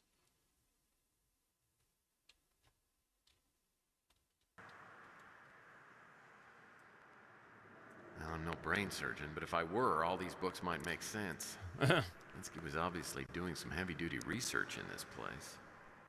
This feels totally empty. Is that a hint? Is there supposed to be a crate that might have something in it? A mattress. A filthy, stinking mattress. I'm kind of disappointed I haven't been able to walk around outside yet.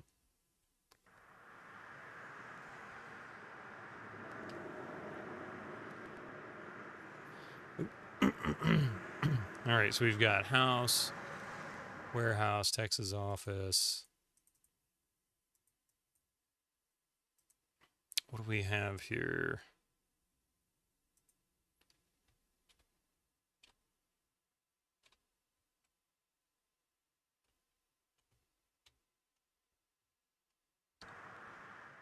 Oh. Oh. Oh. Either Linsky lost track of time in a big way, or this was just his favorite month. The word safe is a misnomer whenever I'm on the job. So 498, huh?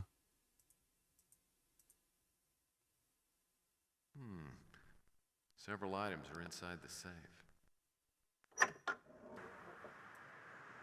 I've seen this kind of thing before. It's a computer gizmo. All right. The word safe is a misnomer whenever I'm on the job. So that must be the card reader. That's a pass card reader. You attach it to a computer, then use a pass card on it.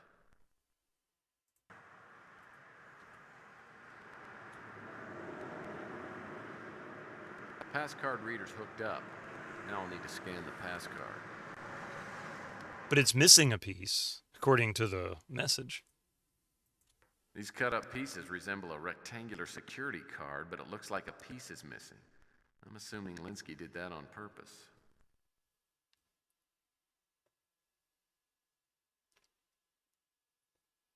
Oh my god. Computer gizmo from the same tech giant that brought you the cyber doohickey, or the e-thingamabob, no doubt. Yeah, very much. Okay, so until I can find the other piece, can't do much with that.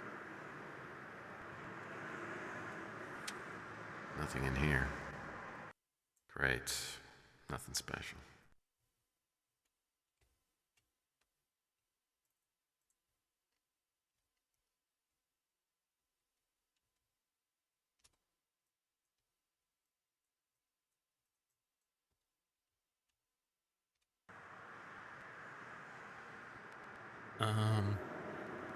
Linsky must have had trouble sleeping. Okay, well that's not openable. I need to find out who was paying. Just looking at that computer monitor brings nostalgia, doesn't it though? Every time I play Left 4 Dead, I always laugh because when you walk into a room that has a computer, it's always got a Windows XP interface on it. And the irony is that Windows XP, while dominant, I think Vista was what was out at the time.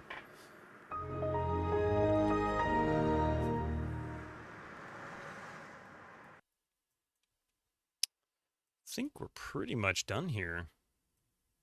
Now, I'm no brain surgeon, but if I were, all these books might be certain these barrels should stay nice and closed.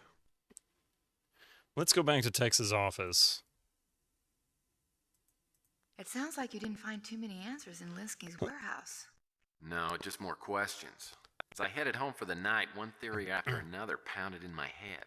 If Linsky killed himself, what was the reason? Because he was in debt? His apparent health problem, whatever that was. Something to do with Sylvia?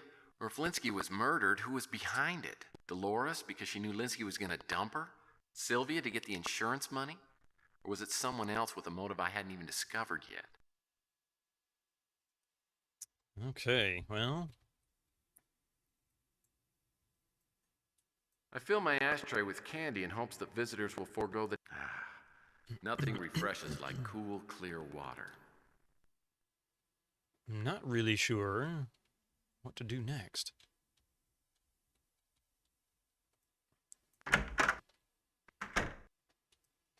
Humphrey Bogart, my one true inspiration.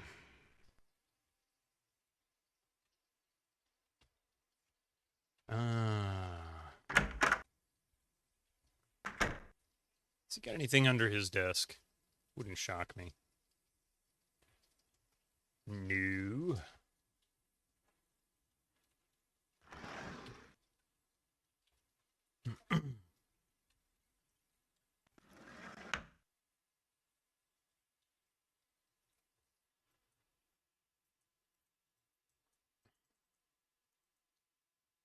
Welcome to the American Information Database. We hope you enjoy your free 2-week trial subscription. Our new voice recognition interface makes requesting information more convenient than ever before. Simply tell us the topic you want researched. The request will be immediately transmitted to our central database. Any available information will be sent, usually within seconds, to your fax number. What topic would you like us to research? Oh, okay. A search for information on Carl Linsky has been initiated. What other topic would you like us to research? A search for information on Rona Morgan has been initiated. What other topic would you like us to research? I guess we're going to be researching a lot of stuff, huh? A search for information on Overlord has been initiated. What other topic would you like us to research? Can I just do on everything? A search for information on SF has been initiated. What other topic would you like us to research? A search for information on Wanda Peck has been initiated. What other topic would you like us to research? A search for information on Arnold Sternwood has been initiated. What other topic would you like us to research? A search for information on Carl Linsky's life insurance has been initiated. What other topic would you like us to research? A search for information on North Hill Clinic has been initiated. What other topic would you like us to research? A search for information on Carl Linsky's will has been initiated. What other topic would you like us to research? A search for information on Blaine Werner has been initiated. What other topic would you like us to research? 645231. Yeah. A search for information on Dolores Lightbody has been initiated. What other topic would you like us to research? Incoming ads for you non-subscribers. Use your Twitch Prime now. Yeah, that's what we're searching now. We're going to initiate a search on ads starting in 5 minutes.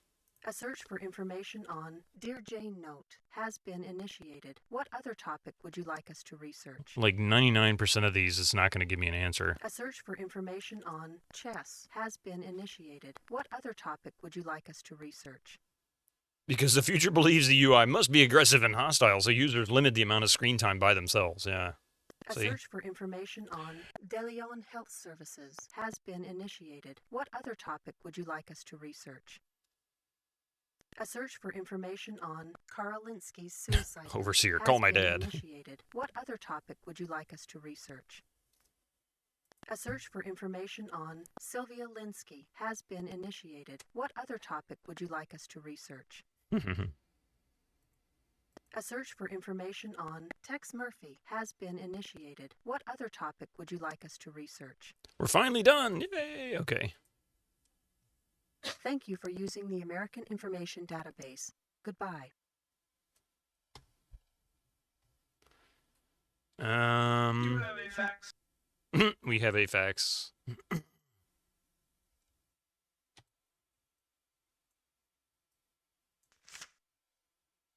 Holy crap, look at all the faxes. That was fast. Subject, Rona Morgan, 2002, San Clemente, California, graduated UCLA, magna cum laude, 2027. Wow, she graduates in 2 years. With a degree in electrical engineering, joined Gideon Enterprises 2028, left Gideon Enterprises in 2035 to start her own firm, died November 2nd, death deemed accidental by police investigation. Just the facts, ma'am. Records unavailable. Arnold Sternwood, born 1990, Atlanta, Georgia, married Glenda Short, 2007, graduated Georgia Tech, 2011, degree in business administration, worked in personnel department in Georgia Tech, 2011 to 23, becoming supervisor 2017, accepted position as head administration of Cedar Sinai, 2017, accepted the current position as director of North Hill Clinic, 2033. At least they're fairly accurate. North Hill Clinic, established 2002, exclusive high-priced facilities specializing in care of publicity-shy celebrities. Born 1999, Mill Valley, California, Little Miss California 2004, Young Miss America runner-up 2011, entered Overeaters Anonymous Rehab 2012, graduated Wilson State College 2025, graduated Steve Young, School of Law 2030, currently living in the Pacific Heights area, owns a small office specializing in probate law, has applied for marriage license 5 times, but no record of marriage. She definitely pushes, that's for sure. You're sure at the other end of the database is a single guy receiving all the requests and going over filing cabinets full of papers to prepare the response faxes, and after all your requests, he is now calling home saying, "Dear, don't expect me for lunch or dinner. I'll be home before Christmas, maybe." Blaine Warner, born 2012, Tijuana, Mexico. Graduated UCLA 2032, UCLA Medical School, interned at North Hill Clinic. Dismissed for unspecified reasons. History of mental problems. Currently confined to Happy Dale Sanitarium. Oh, well, I guess I know where we're going next. Tex Murphy, born... Wow, Tex Murphy is only 21 years old this year. He was born March 4th, 2004. Graduated University of Investigation of Utah. Received private investigator license 2032. Worked for Dobbs Investigative Services 2033 to 2036. Received personal business license 2037. Signed 1-year lease at Business Complex 813 4th Street, New San Francisco, which is, I guess, where we are now. Oops, come back here. He's Gen Z. Sylvia Linsky, 2011, Eureka, California, attended Stanford 2030 to 31, 3 misdemeanor convictions, shoplifting, drunk driving, assaulting an officer, current address unlisted. Sounds like a real winner, doesn't she? Well, Tex, how's this turn out? Yeah, really. Tex is like that image of an old guy with the text programming is not stressful. John, age 17, yeah. Carl Linsky, born 1977, Brainerd, Minnesota, graduated University of Minnesota in 99, graduated Harvard Medical School in 2004, worked at Boston General 2005 to 10, North Hill Clinic. So they're all at North Hill Clinic at some point, or a lot of them are anyway. Winner of numerous professional and citizen awards, published author, committed suicide November 8, 2037, survived by daughter Sylvia. All right. Working the night shift isn't that bad. Greg, age 27, resembles Draugr from Skyrim. Give me just a few minutes. We're going to let these ads roll through, and then we'll come back and I guess we're going to go visit 1 or 2 of these addresses. So we'll see you in just a few minutes. Be right back.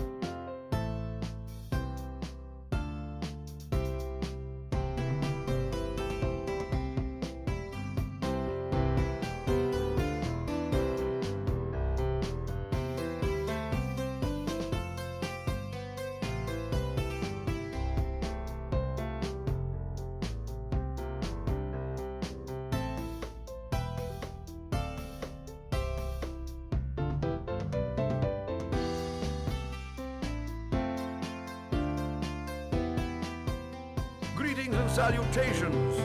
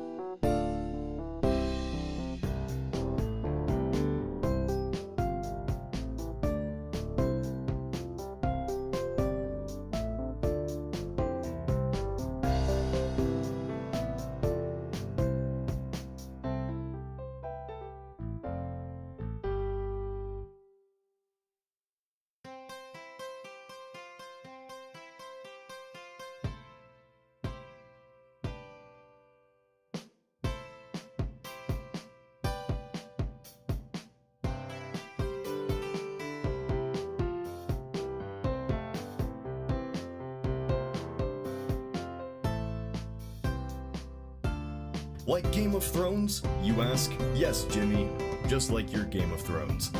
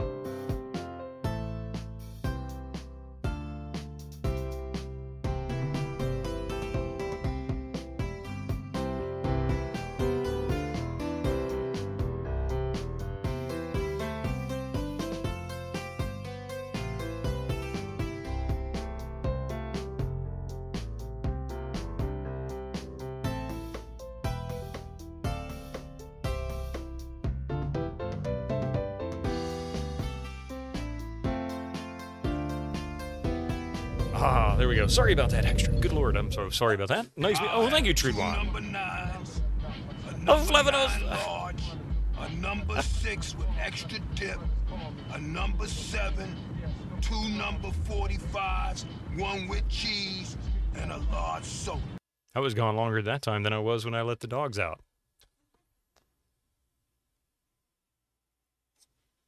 Linda the Gamer Gal, welcome in. Are you familiar? Well, you're familiar with Tex Murphy, right? You like these series? Oh, and I really enjoy this series. Who let the dogs out? Me.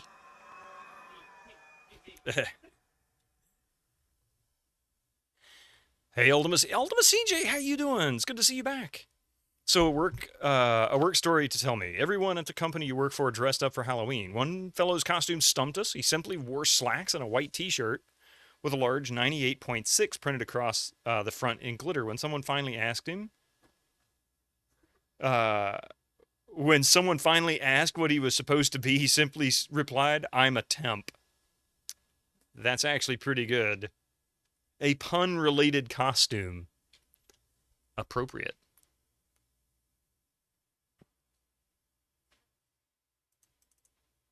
So we have a few new things we could ask about. Can we call anybody now? No. Tex Murphy, good old FMV games. Yes, a classic FMV game at that. I still think this series has the best FMVs of any series. And I don't mean in terms of quality. I mean, a lot of FMVs take themselves way too seriously, and they try really hard to be like a serious, show or a movie or whatever. This game absolutely does not take itself serious. It really doesn't. It just has fun with what they have, That joke doesn't make sense in Celsius. It does. It's just a really hot temp. Well, hold on now. There's Harvester. Hello. Well, Harvester takes itself seriously. If the story about its creation is true, they were trying to be a public message. Even MM6 had a tiny bit of FMV. Yeah. Hey, Yuli.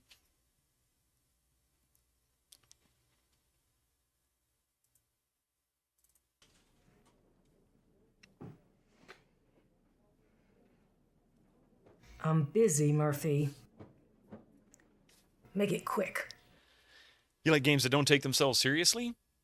The game you're playing for the PS2 does the job for it. You never thought you'd look forward to all the game's tutorials. You were sad, and the game acknowledged it by saying, "Sorry, class," on the final tutorial. Really? What game is that? She was some sort of research scientist. Her family had us investigate her death, but we didn't find any evidence to indicate that it was anything but accidental poisoning. But a temp is a temp, right? I mean, hot, cold. Mystic's being a real butt. You'd like to know what happened to Slicker Silvertongue's Cloak of Ba. Because you want it.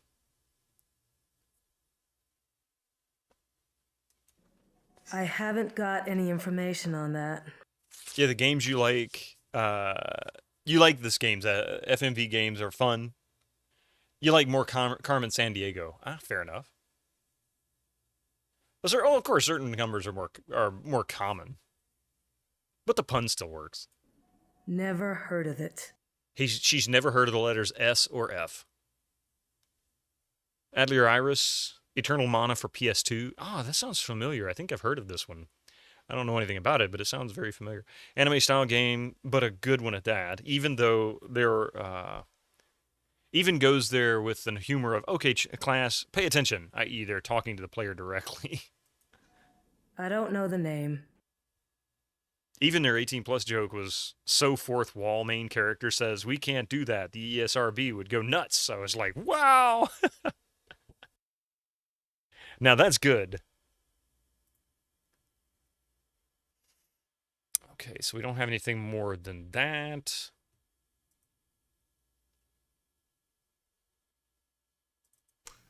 I knew you'd be back. I just never dreamed it would be so soon.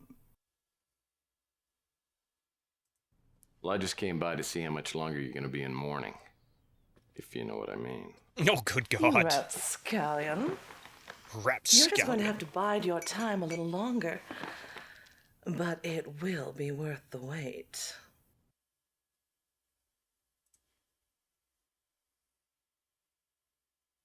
The FMV here is really cleaned up for versus Killing Moon. Mystic, you are being an absolute ass. Trivia time. Hey, Brent3000, what kind of trivia would you like? Yeah, Ultima CJ, this is actually at a higher resolution. Under a Killing Moon, I think was 640 by 480. We're actually playing it a whopping 800 by 600. Can you believe it? Oh, I wish I could be of more help. I'm afraid I haven't heard of it. I seem to remember Carl mentioning somebody with those initials. It was It was Sonny. Sonny something or other. Sonny Fletcher. Yes, I'm certain that it was Sonny Fletcher. Mystic is just hangry for cables. He's large Marge.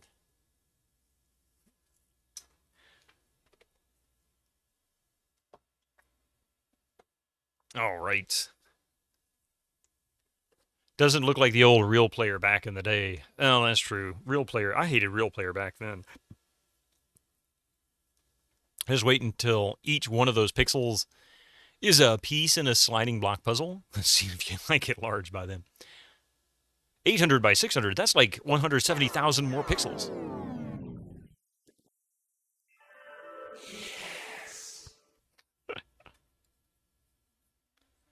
All right. Star Trek. Mystic, excuse you. What do you think you're doing? Squeaky wheel gets the kick. Hey Susie, how you doing? Did I say I needed you up on my desk?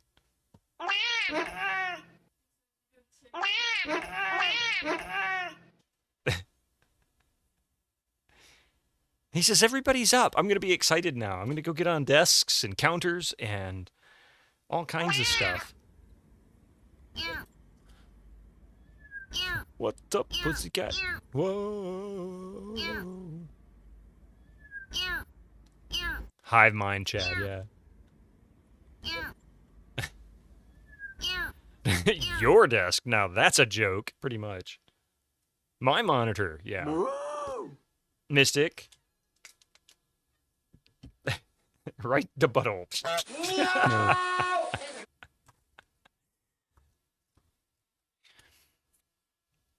Squirt bottle. He has this habit of getting up on stuff. It's funny too because all he has to do is hear this shake and he starts it's like, I don't want to get squirted. Then don't do it. In Big Bertha, Large Marge, and Heavy Duty, Judy in size. Oh my goodness. Okay. So, Star Trek.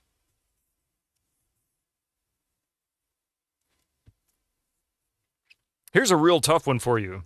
You guys might be able to answer this one because we've talked about this episode before. Which episode marked the first appearance of the Ferengi?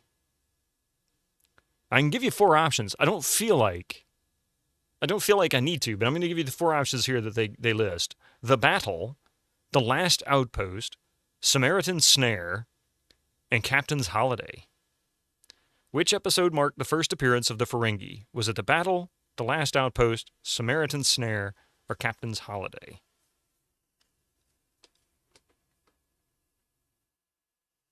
All 4 were great episodes. We didn't ask this specific one, but we did talk about the Ferengi in this episode. Captain's Holiday, of course. Was a season finale early on, wasn't it? It was early on. It wasn't a season finale, though. It was about midway in first season, I believe.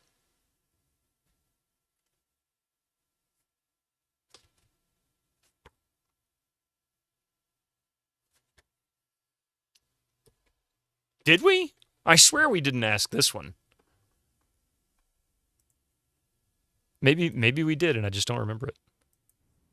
I don't know who that is.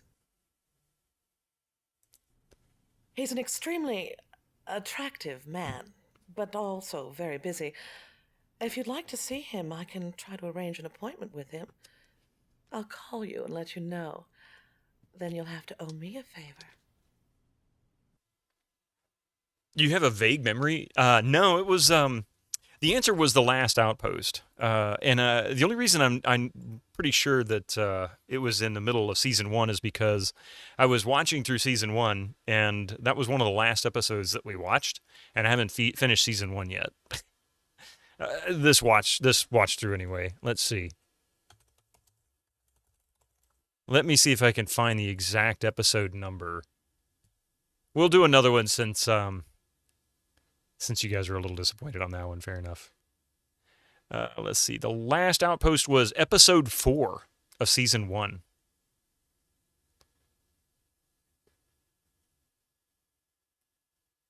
Yeah. It was definitely not the strongest. The Ferengi were awful in that. And what's his name? The guy who ended up playing Quark. was in that as one of the first Ferengi. Even he doesn't like the way it was played. All right, Brent. Fair enough. We'll give you another episode. But yeah, that was season 4. It wasn't anywhere close to the end of that season. But final episode of season 1 was 25, Neutral Zone.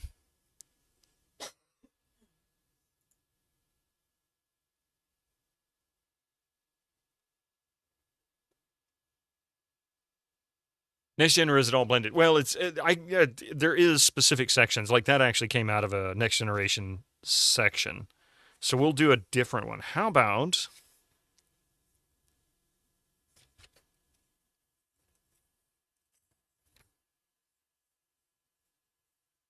Wow, she doesn't even have her own character entry. Boy, they just screwed her over, didn't they? Let's see...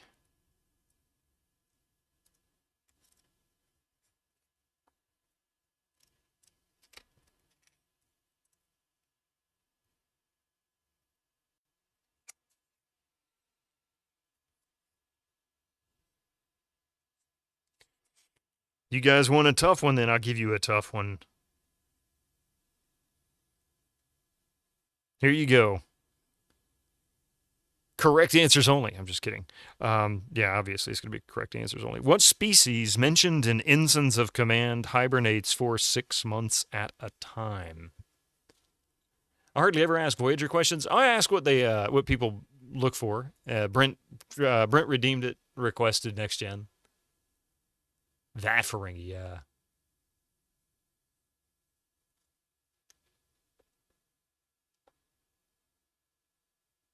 The Ferengi were intended as a big enemy, like the Borg, and they scrapped that when they saw how they worked on screen. They didn't really become a good species until DS9 sort of rebooted them. Yeah, they were supposed to be the new Romulans or the new Klingons, the enemy that would recur throughout Next Generation, and they failed. That was actually in one of the interviews or comments or whatever that came in the box set.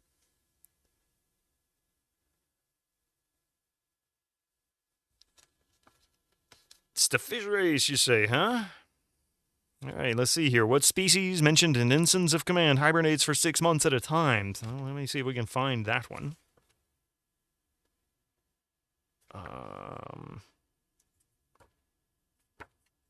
New life and new civilizations.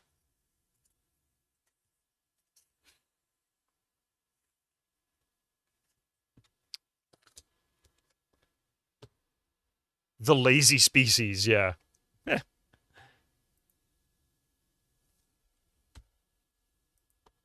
Mystic, cut it out. Worf called them handsome. Mystic. Why are you being such a butt?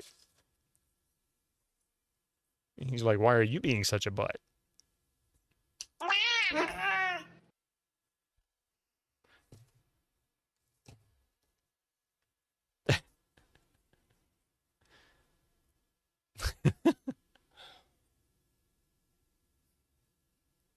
He's jealous of something.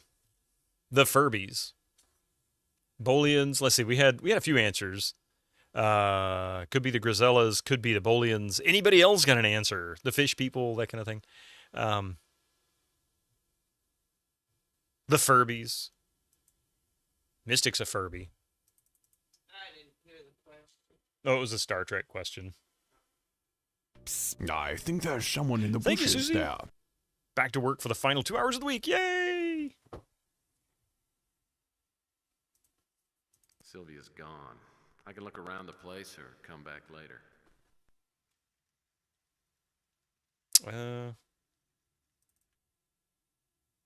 It's not what we want.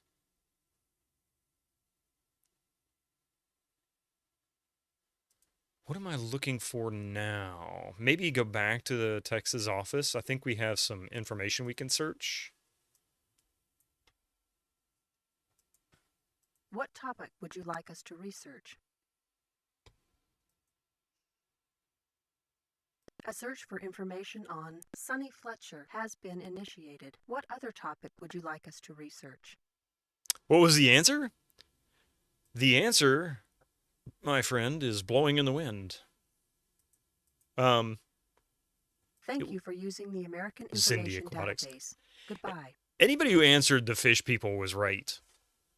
It was the Grisellas. You have a fax. We have a fax. Mystic is always the answer, as far as he's concerned, yeah. Sonny Fletcher, 1985, Lubbock, Texas. Married Maria Cartagena in 2016. Wife died 2031. 2 drunk driving convictions. Complete criminal record available from SFPD. Licensed private investigator. License revoked twice, but currently active. Last year's tax return claimed an income of under $8,000.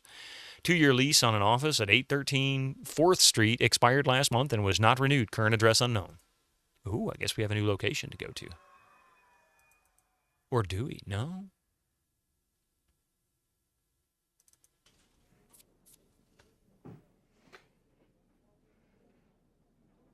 I'm busy. The Grisellas Murphy. aren't the fish people? I thought they were.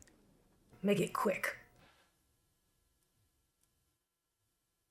Oh, wait, you're right. That's right. They were never visible. Yes. Yes, but it was the Grisellas. That specifically was it. So, no, if you said fish people, you're wrong. Sorry. I was thinking of a different one. Yep. Yeah, such a soft spot for Tex Murphy takes, even though you never played them. Hey, how's it going, Van Halen?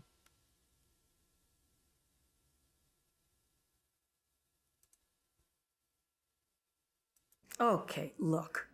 Fletcher's had a few DUIs. He's a friend of the Colonel's, and as a favor, we didn't make him do any time. If you can keep that to yourself, I'll call Fletcher's parole officer and let you know where you can find Sonny. All right.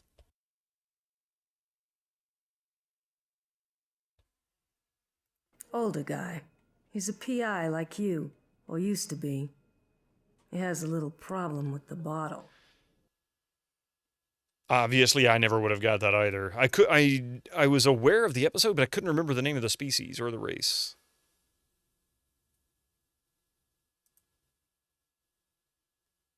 Finding Sonny Fletcher's address was no problem, but Sonny wasn't there. I had to try again later.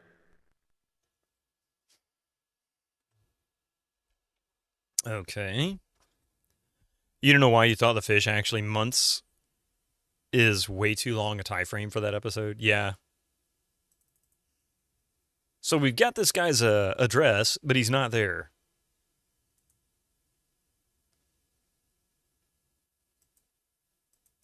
And we can't do anything here. We have to leave. We've got to find somewhere else to go. How about... What's the drink? Oh, just coffee. Well, what's left of it anyway.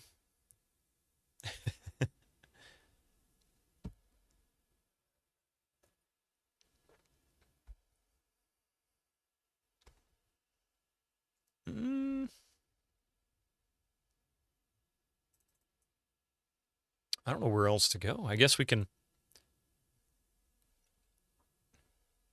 I was thinking of ones that came in. You know, there were the 2 races that got on board the same ship. They didn't want to be anywhere near each other. And one was found, I think, murdered, and there was a weapon that was used, that one race used to slaughter their dinner because they would only eat fresh killed food. Your stomach just screamed in fear. Yeah, I don't put anything in it. I just drink it black. Wait a minute. Maybe I do need to go to Carl Linsky's house again. I'm missing one piece. I can look around the place or come back later. Yeah, they did hibernate for a short while. I think they were hibernating when they were brought on board. Came to light that they were planning to attack a peace conference. Yeah, something like that. Not even sugar? Yeah, I don't put anything in it. I really don't put a lot of sugar in anything. I don't put sugar in it. Well, I don't put sugar in anything unless I'm baking and it calls for it. But I don't drink or eat. Well, I take that back. I do like to eat candy.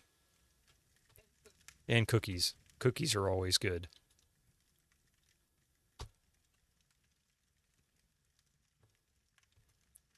But you don't add sugar to anything.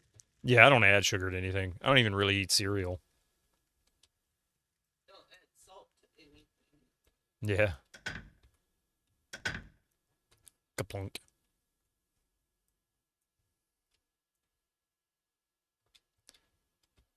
I'm wondering if I need to find a chess piece over here. I don't really understand. There are only Salted 31 coffee. pieces on the chessboard. Seems like an odd number. Yeah, that's what I've heard people say, put salt in coffee. I hadn't thought about that. Just don't do what Free Needles did and put raisins in it. Early morning, we talking? Wow, Saturday morning. Good God, man. Talk about how is the future? Do things get better tomorrow?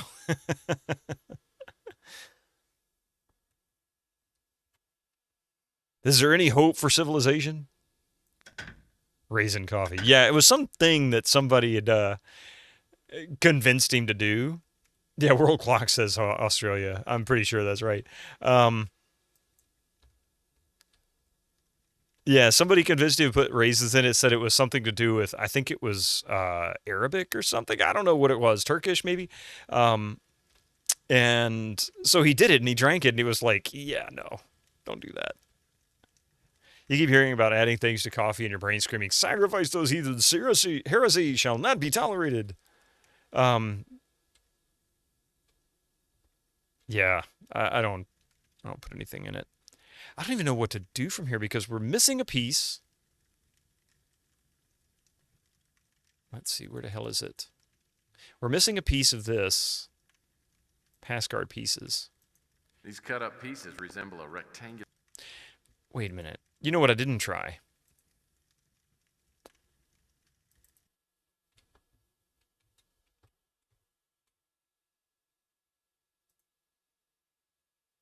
Well, that won't work. It's only 12:30 a.m. Saturday. Oh, yeah. I mean, 12:30 a.m. is still the next day, officially. I'll bet this computer is important, but it's got a security protect feature. I'll need to attach a pass card reader and use a security card with a quality drafting table. Pretty basic lamp.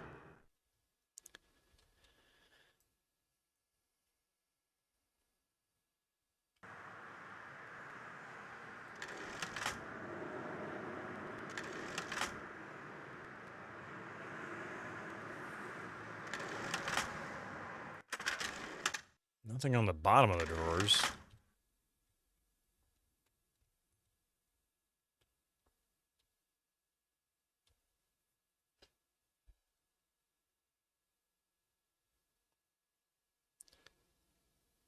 To you, coffee already tastes bad enough without adding salt to it, yeah.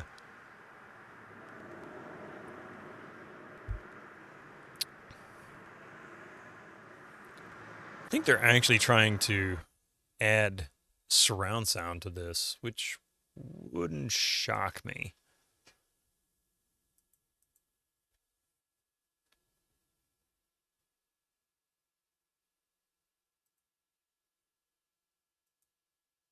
I've often wondered what the difference would be here.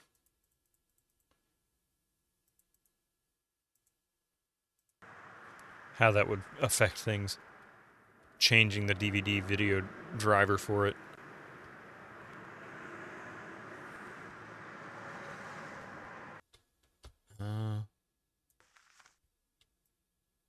I need to get a water cooler like Hey, this Stephen for my Malowski. office. How you doing?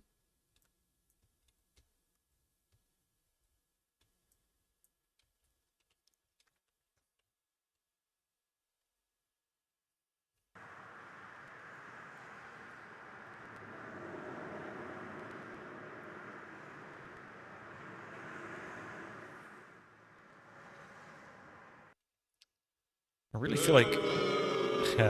really feel like there should be the other piece for this pass card here, but I think that's what I'm looking for, but I don't know where to find it. Found all the other pieces here, and he says there's only one piece missing.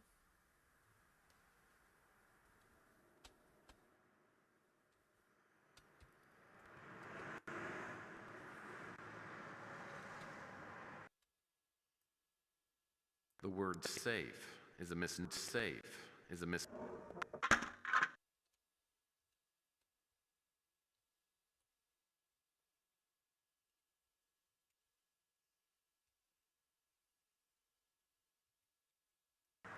Oh, wait, I forgot.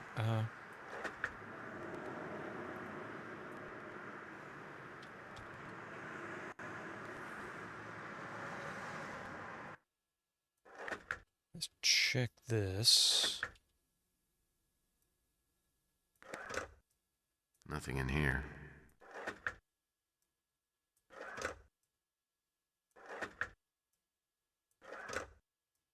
Nothing in here. Oh, wait. Nothing in here.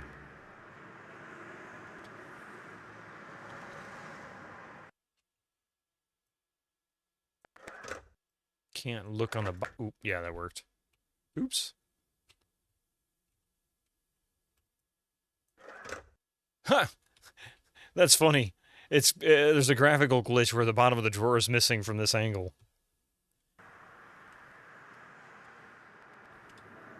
See, there's the bottom of the drawer. And if you look up, no bottom of the drawer. Top quality drafting table. Nothing in here.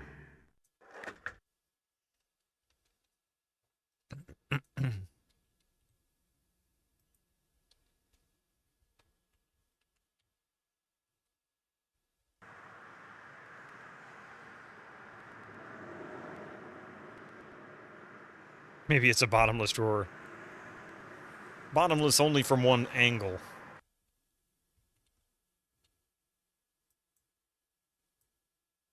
Now, I'm no brain surgeon, but if I were, all these books might make sense. Linsky was obviously doing some heavy-duty research in this place. Nothing unusual about the lights. Great. Nothing special. Oh, that was where the... Okay, that was where the safe was hidden. I thought I actually found something there. Damn it.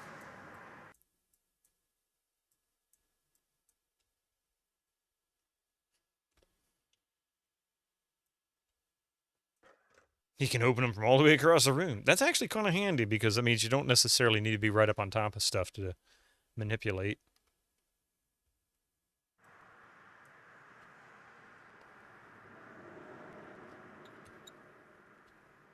Get a nice bird's eye view in this room.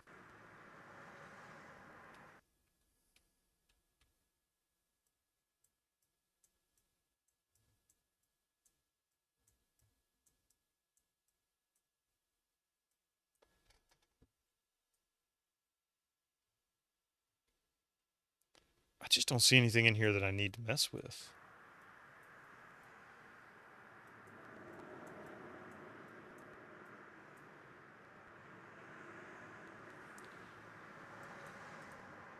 Maybe we need to go back and talk to her again about Certainly are a persistent rogue, aren't you? this PI we found out What about. can I do for you this time?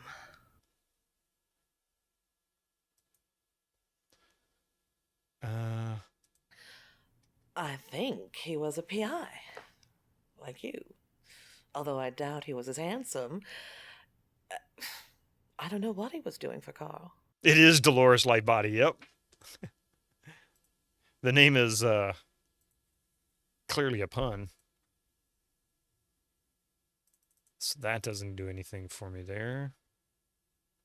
Finding Sonny Fletcher's address was no problem, but Sonny wasn't there. I had to try again later.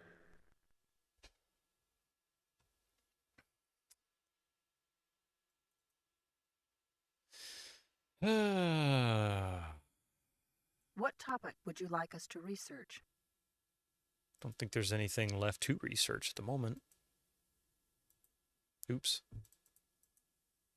Thank you for using the American Information Database. Goodbye. In the original Mean Streets, her portrait was clearly a man in a bad wig and too much makeup. Extreme Sports Illustrated is pretty cutting edge. The last issue had an article on ultimate chess. 30 men and 2 women in a literal fight to the death.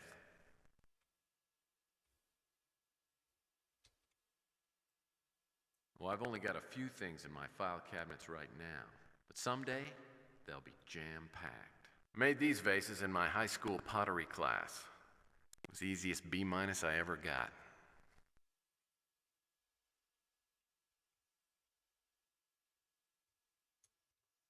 I don't know where else to go.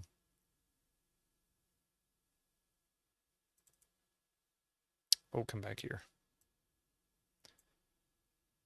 I guess... No, not the warehouse. Darn it. Sylvia's gone.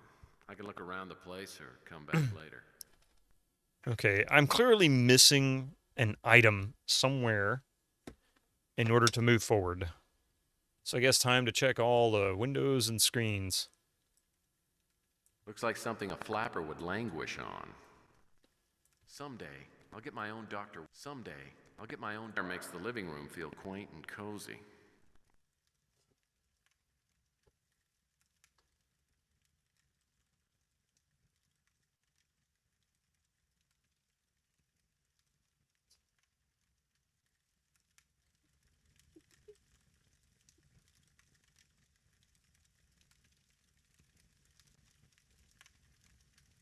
I've always admired well-built chairs.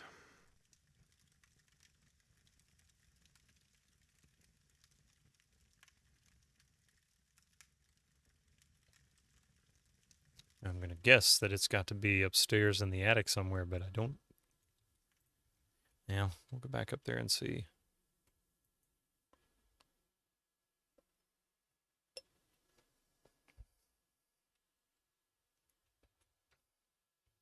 Well, we'll start here. Typical packing boxes. Nothing special. Typical packing boxes.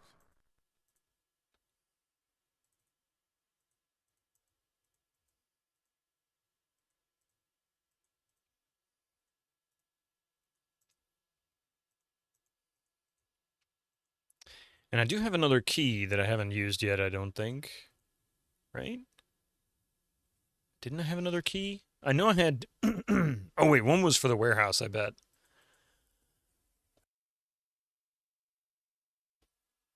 That had to be what it was. What is that? Can we mix things?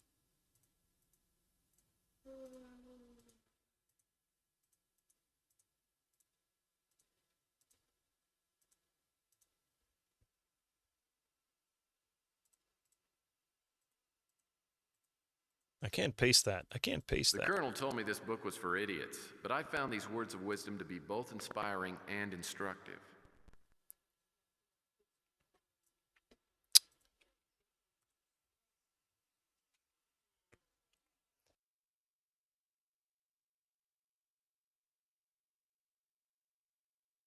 I can't paste that. I can't paste that. I can't paste that. I can't paste that. I can't paste. I can't paste that. I can't paste that. I can't paste that. I can't paste. I can't paste that. He can't paste that. No harm, no foul, right? With all the mattresses and headboards up here, Linsky could have opened a hostel.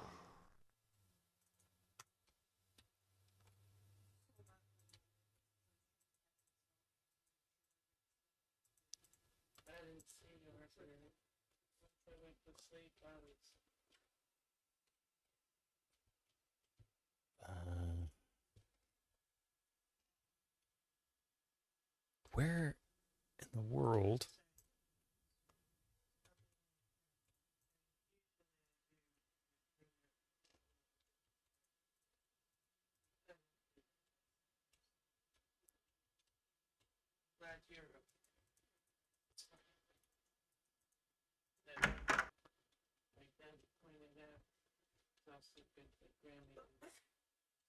Bless you.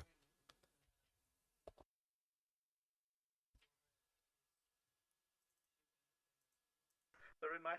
They're in my head. Get them out. Get them out. Get them out. They're in my head. Oh, get them out. Oh, get them out. I can't take it any longer. Get them out. Get them out. What the hell was that all about? Right?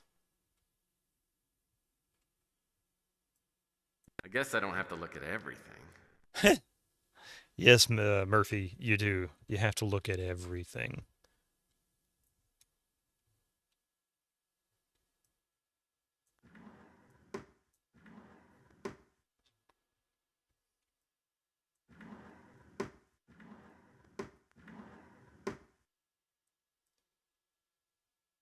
Yeah, right, Retro Man. He's Sounds like a fast-talking guy from the Dick Tracy movie. He does, doesn't he?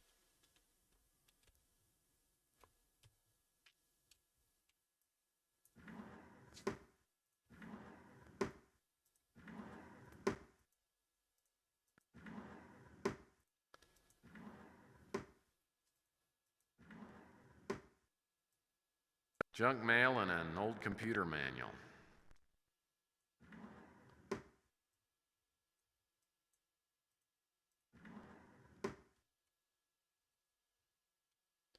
Oh, it's the Tex Murphy Under a Killing Moon manual. I just noticed that. Check that out. Imagine Tex worming his way on his stomach around the the room to see everything.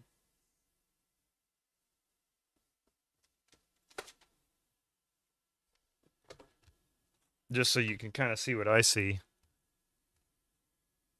There you go. It's basically that right there is what's there underneath that. That's the manual. So when he says old computer manual, he's referring to his own game, which they do that on a lot of them. Under a Killing Moon even had, I forget what year Lynx, the old Lynx game series, that was Access Software.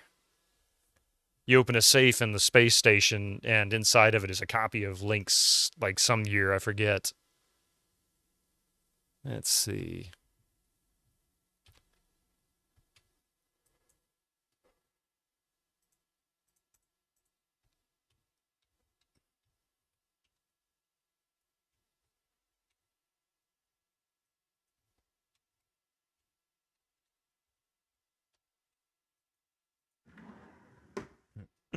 Paper, pencils, paper.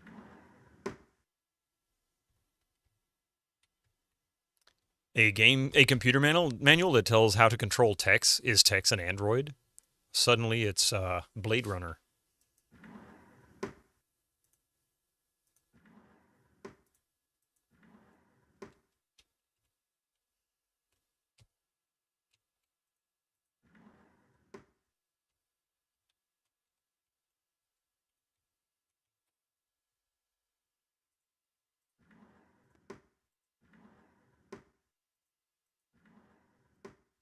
Year-old tax return. Fascinating. Has Tex ever encountered a turtle laying on his back? That's a good question. I can see the movie poster, Dick Tracy meets Blade Runner and Inspector Clouseau. Yeah. I don't really understand what to do next. I don't know where that piece could be. If I'm even looking for that piece here yet. I don't know where to begin. Come on, game. Give me something.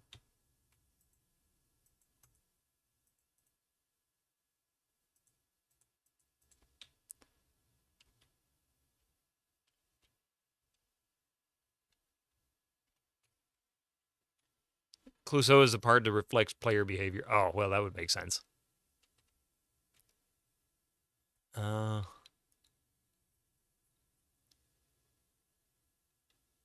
Now, there is a hint system here. I have yet to use it.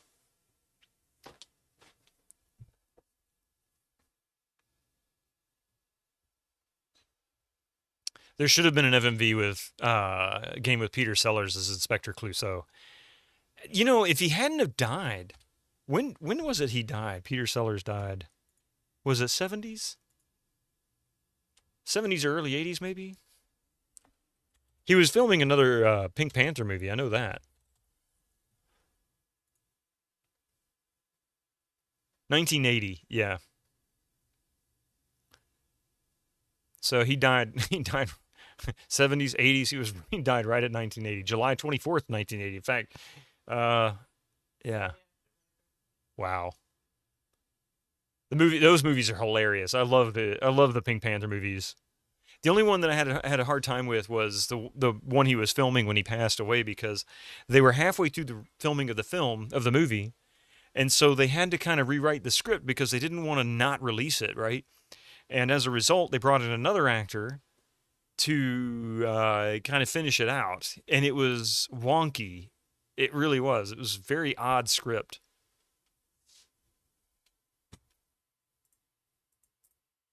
I hope this is just a space heater. Well, that's not gonna work.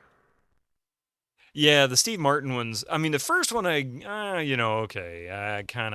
I enjoyed it. I didn't watch the other one. It wasn't the worst, but it definitely wasn't. Wastebaskets often provide great. leads. Not this one, however. And I've got to say the jury's still out for the new Naked Gun. Liam Neeson as Frank Drebin's son or grandson, I think it was. I can't remember. We'll see how that one works.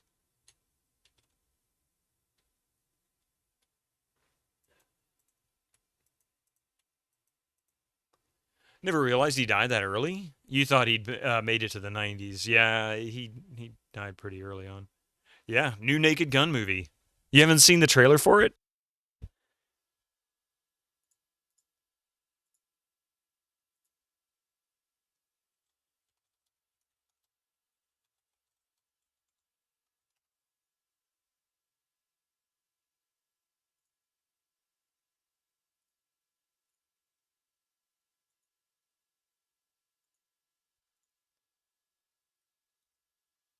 There you go. There's the link to it right there.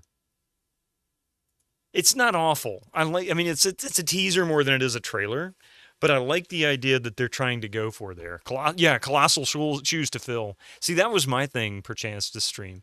And that's one of the problems that I really don't like about modern day movies is that when they go to make these movies, I've heard people give the reasoning that remaking a movie means that a younger generation would be more likely to watch it because, oh my God, I don't want to watch a 30 or 40-year-old film, which is bullshit in my opinion. I was watching films from the 30s, 40s, and 50s when I was a kid in the 80s. I love old films, and I still love those movies. I mean, even if they are like 80 years old at this point. But the problem is that they don't look at it and consider, where's the bar on this? Can we achieve that? Because if you don't, it's an insult to the film. I mean, it really is. There's a scene in one of those movies where he's a beat cop and he walks around swinging his baton, accidentally hitting himself in the eye, and his performance and comic timing is just too good that it makes me laugh every time. It really is. The new Naked Gun movie has done what it needed. Give us some amazing meme gifs. If the movie is actually good, that'd be a pleasant surprise. I agree, Yuli. I hope it works out. Andy Samberg, and Seth Meyers are behind it, so hit or miss. I have a feeling that the new Naked Gun is a bit too self-aware, a bit to look at us. The Naked Gun did this, and we are doing it too. We are a real Naked Gun movie. We swear, yeah. More like we can't charge them for watching a 30-year-old film. True. That's another way to look at it too. I've heard a lot of different takes on why they remake films. I personally look at it as, hey, well, this was a hit 30 years ago, so we don't have to have somebody write the script. We could just have them touch it up to modernize it a little bit, and then we'll throw some current actors in there and sell it. And it's super cheap. So I'm sure it's probably a lot of everything, really. A little, a little bit of those. We can sell it again 30 years later. We can touch it up cheaper than ordering a new script. Use your Twitch Prime now. And paying, a dozen script writers to go and rewrite the thing. We can just touch it up ourselves. Nowadays, it's probably run it through AI and how do we modernize this, They don't even make the pure comedies. No, they don't.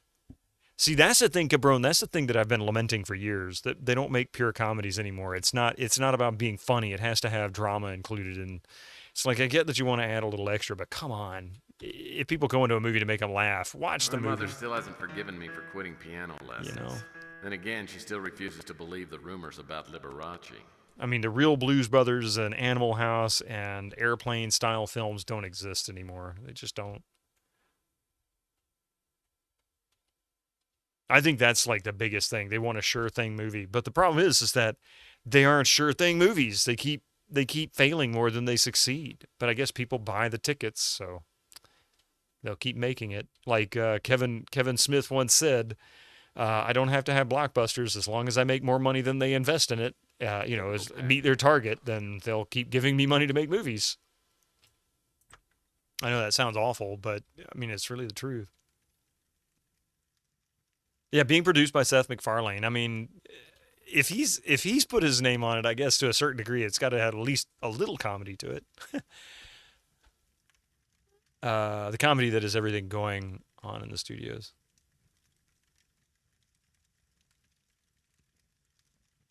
the comedy has moved from from the movie scripts to the movies behind the scenes. Yeah. It's because the Marvel movies all had comedy blended in, so they all started making these action movies with comedy in it. Which, I mean, that's fine too. Lethal Weapon was an action movie with comedy in it. Die Hard was an action movie with comedy in it. True Lies. Liam Neeson is not a bad actor, right? No, he's not. At the investors meeting saying, this movie already was a hit once. I think that's big one right there. We sold it to the public once, we can do it again.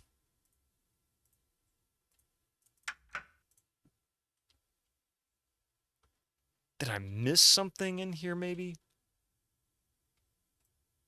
Walensky wasn't exactly a fashion animal. Most of these clothes look 20 years old. Did I miss something in these drawers? Actually, I can look on the underside of these drawers.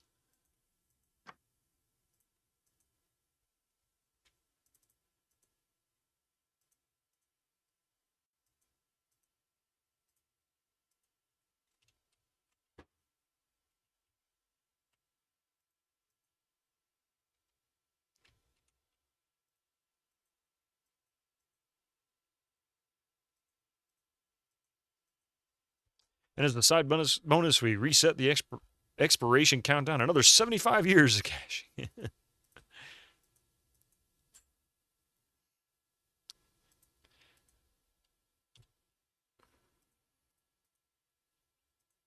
The aftermath of Armageddon never looked so picturesque. And actually, random beeping noise, there is a certain accuracy to that too. I wouldn't be surprised if there is we have to keep renewing the franchise in order to keep the IP available for copyright or trademark or whatever.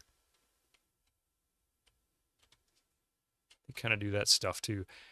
I'm about to use a hint in this game because I have no idea where to find this piece.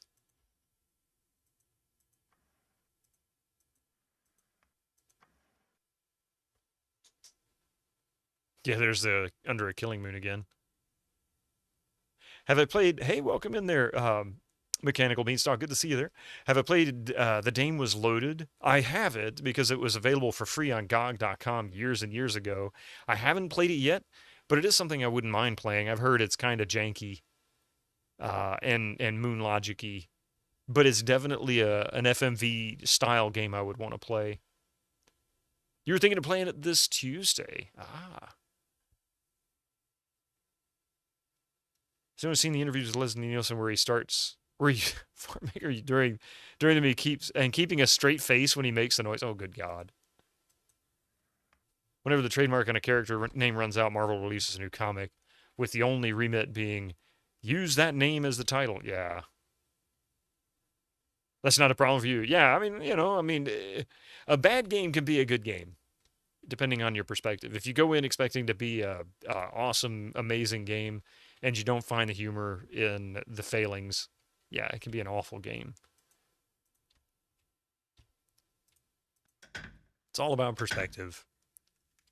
I heard the reasoning for so many remakes, reboots, readaptations that died in production. The fact that there is a script registered and they started production more or less was enough to reset countdowns, and then the movie was canceled. Yeah.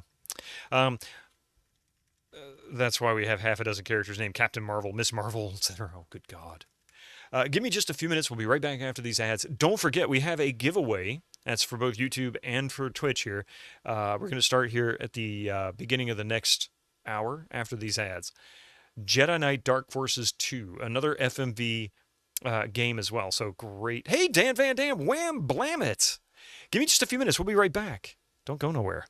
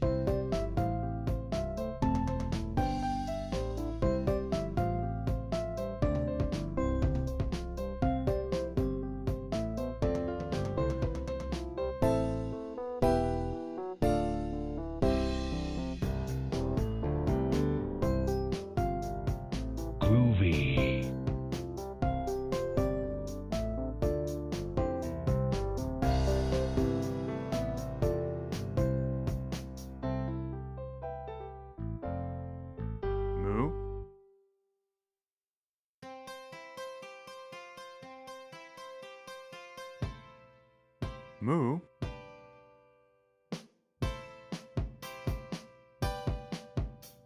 Do you know who ate all the donuts?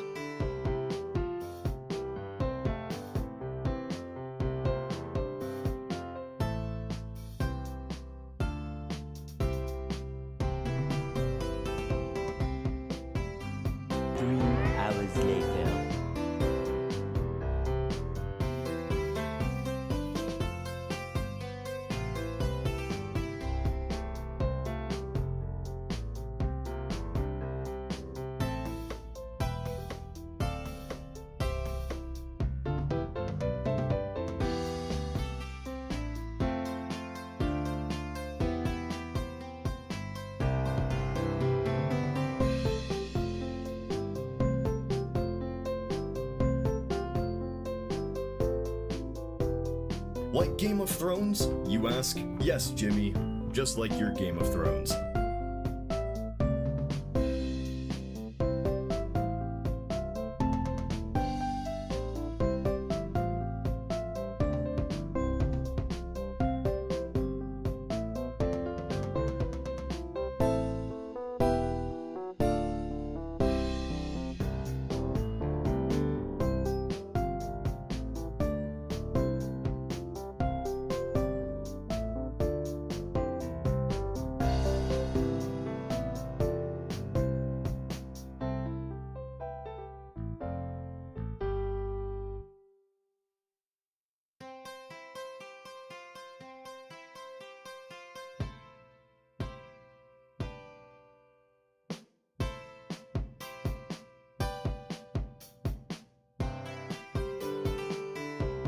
I'll have 2 number 9s, a number 9 large, a number 6 with extra dip, a number 7, 2 number 45s, 1 with cheese, and a large soda.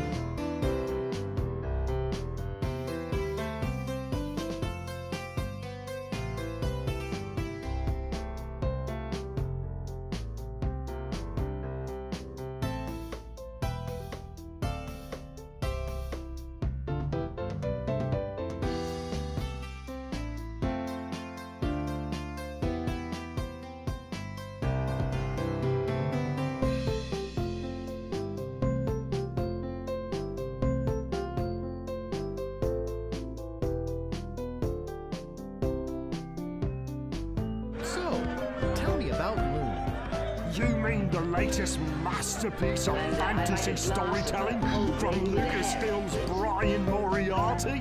Why, it's an extraordinary adventure with an interface of magic. Stunning, high-resolution 3D landscapes, sophisticated score and musical effects, not to mention the detailed animation and special effects, elegant point-and-click control of characters, objects and magic spells. Beat the rush!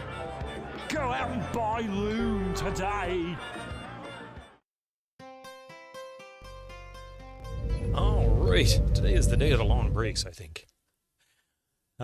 Hey, Reg, how you doing? Welcome in. All right, you guys ready for a giveaway? Your point was that actors are able to communicate in other ways. Yes, indeed, giveaway time. Giveaway. Moo. Yeah, pretty much.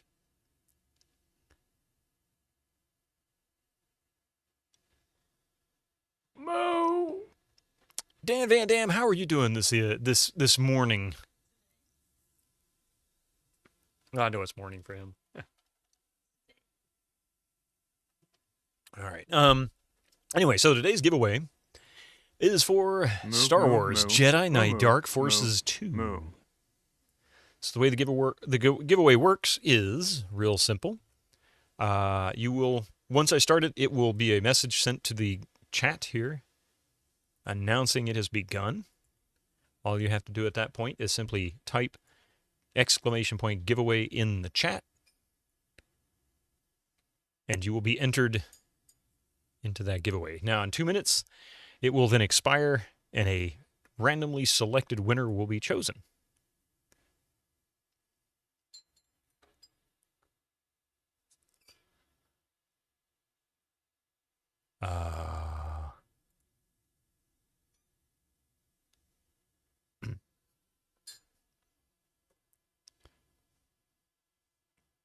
Oh, but the writers, yeah, don't trust the audience to be able to pick up on that. Well, you know what? I was talking about that. Here's the thing. You got a good point, and you don't see that as much anymore.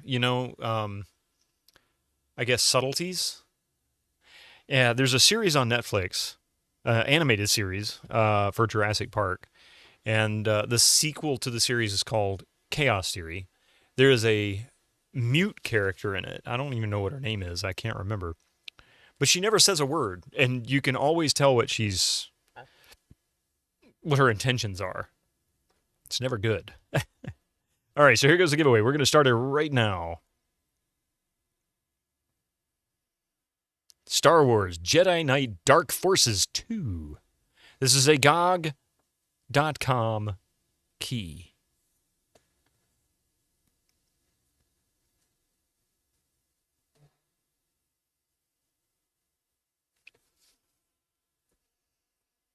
All right, while we're doing this,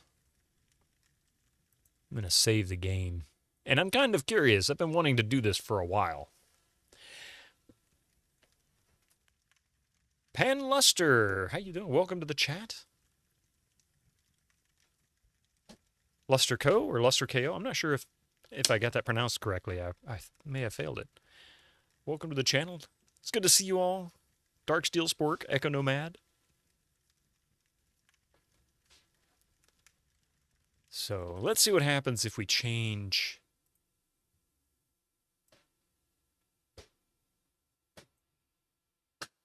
So Zing MPEG 2 is what we're using currently.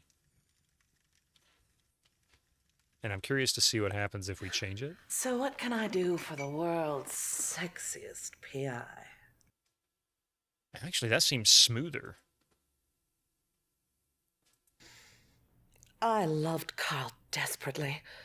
We were very happy together. I can't for the life of me imagine why he did what he did. 28 seconds left.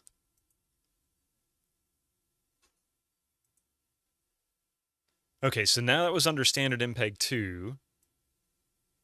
We'll go back to Zing. Actually, I wonder if Zoran Soft DVD with Intel Express 3D would work. Almost over. And the winner is Base Reflux. Congratulations. Please type !claim in chat and it'll in the key or the giveaway, and I will send you the key in a Twitch whisper.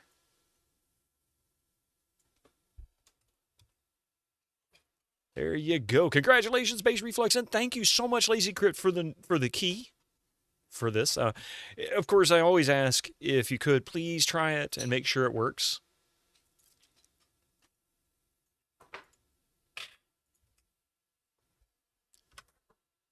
There you go.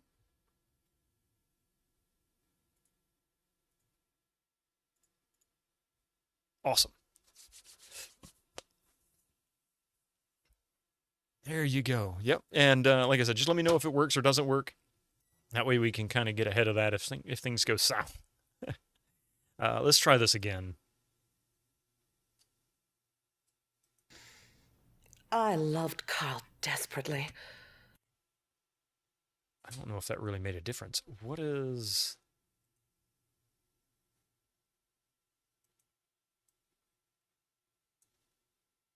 We'll try it with this. With 3D Express. It may not make any difference at all. Good job! Oh, I see. It's failed because we don't have it. So...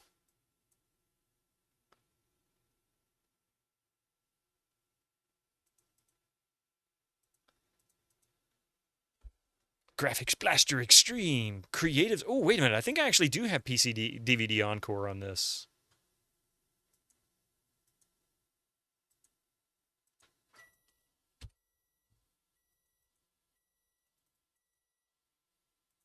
Unless I crashed it. If I change it back to standard.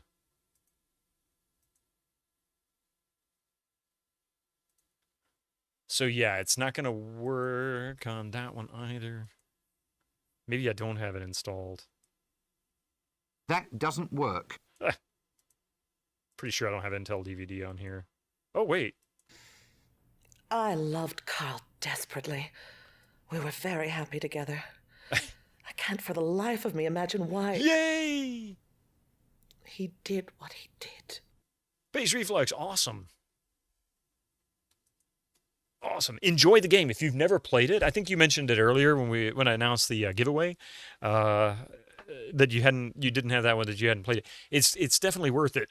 I think you said, was it you that said that you weren't a big Star Wars fan? If so, you'll still love it. The FMV for that, the cinematic sequences are actually really good. That was you, okay. I thought so. They're actually really good. Be careful playing it. It is crash happy, at least was for me, if you alt-tab out of it. So if you go to play it, make sure you save frequently.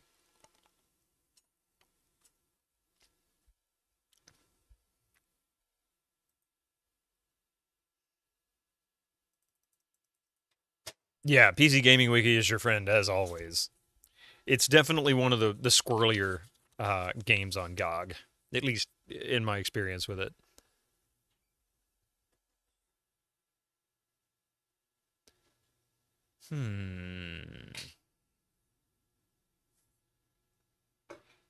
Finding Sonny Fletcher's address was no problem, but Sonny wasn't there. I had to try again later. Really kind of curious about...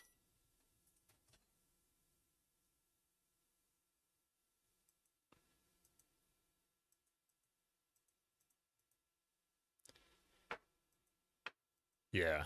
Mid-90s was... Well, it had to do with the 3D wars, basically, the 3D APIs. There were so many different ones in the mid to late 90s, 3DFX and Matrox and Diamonds, S3s, so many different ones. So, and then DirectX, of course, trying to unify them all. And ultimately DirectX is what it tends to boil down to in a lot of the newer games. But like this game, for example, instead of trying to fix it and make it work through wrappers like DX wrappers, they just recompiled the executable. And that's why I could play it on Windows XP, and it seems to be fairly flawless. But if I try to play this on Windows 98, which is really where it belongs, it says, sorry, this executable is too new.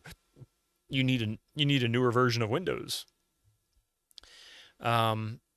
Then the same with Might and Magic 6, which both those games, this and Might and Magic 6, came out the same year in 1998, and it gives the same warning. Same with System Shock 2, they recompiled that executable so it doesn't play on Windows 98. That's how they got around it, and why it works without wrappers in Windows 11, Windows 10 and 11. It's still squirrely in Windows 10 and 11, but. Okay, so I don't really know where else to go.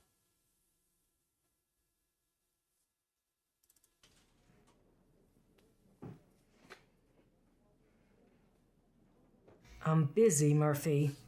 Make it quick. Make it quick. Haven't got anything new to ask her.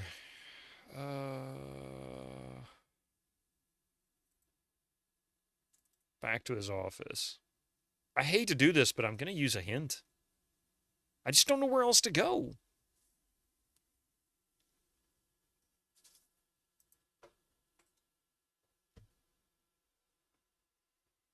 Okay.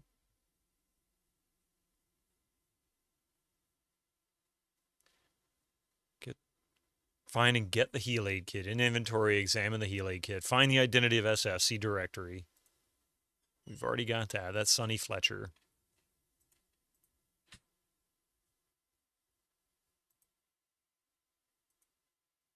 Oh, I'm missing something in his office.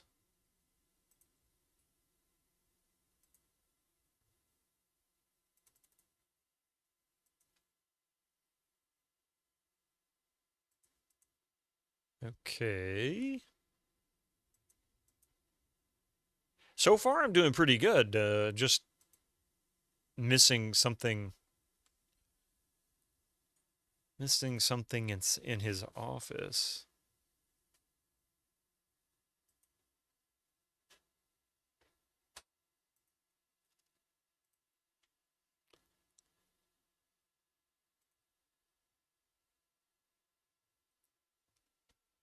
All right. So I'm not going to actually click on the hints and utilize them, although I don't know exactly. It's the Linda Goodman Sun Sign series, complete with a Leo bookend. Not really sure what it's going to be.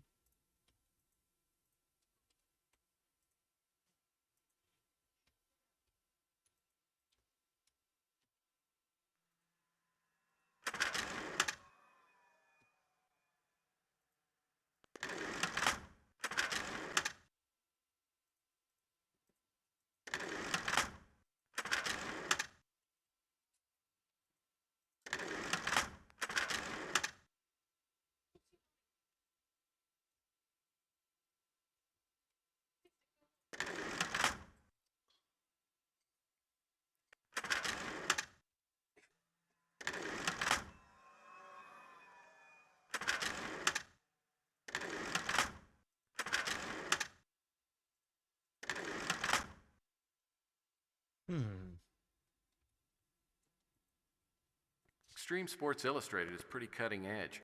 The last issue had an article on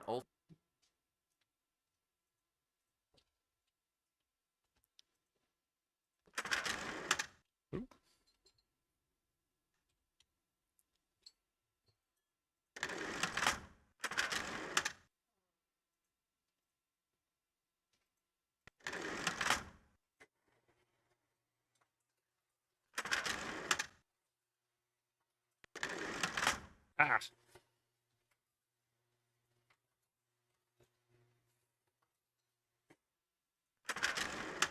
soon as I get a case, I'll...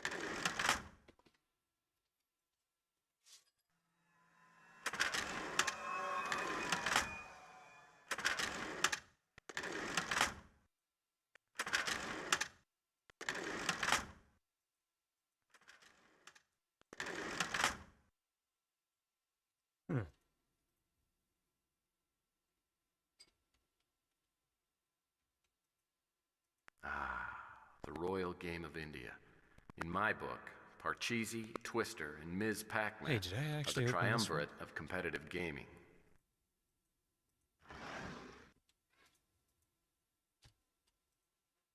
Nothing in here yet. I hope it's not like CSI game with hints. Oh, I don't know. I've never played any of the CSI games.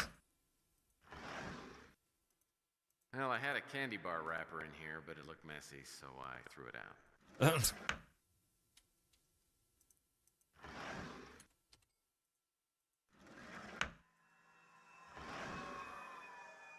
Just manuals for the phone and fax machine, you know, technically.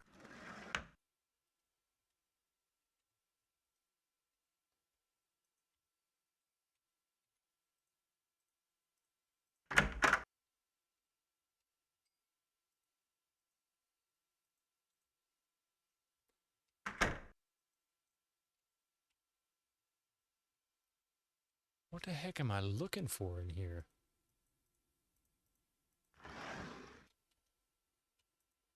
Uh-oh, only one pair left. I'd better be careful. Probably brought in his own underwear and took a picture of it, huh? Hey, Yuck 5, yeah. It's Tex, you know, he's a simpleton.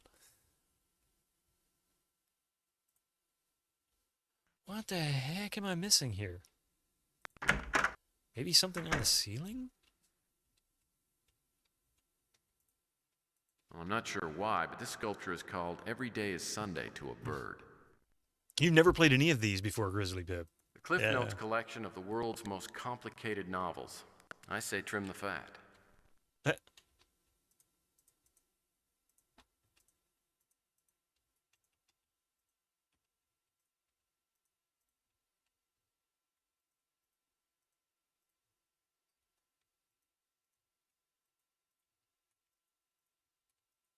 One thing's for sure, this isn't the only love seat in the office. Silly joke.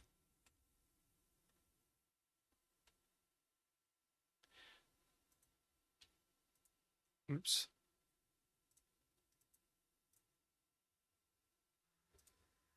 The only pet I've ever had. His name is Raymond. You've never even heard of them? Oh, Huck 5, these are great. These are absolutely fantastic. There is a total of 5, I think, in the series. There's Mean Streets, which is more of a point-and-click type of adventure from like 90 or 91. And then there is Under a Killing Moon, which came out in 95. This was actually kind of remarkable for the era because it had the highest audio quality of a game to that point. And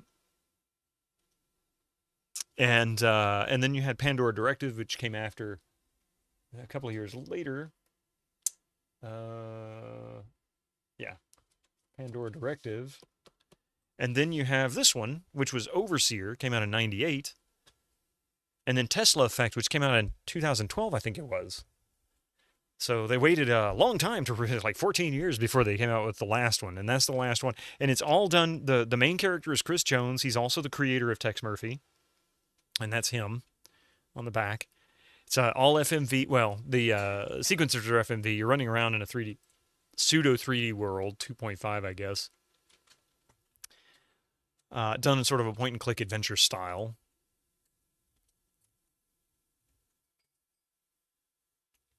It's very campy. It's very seriously campy. Like, they make a point of it just being campy for the fun of it. Started his own game. And they're not only that, but Access was... Where'd it go?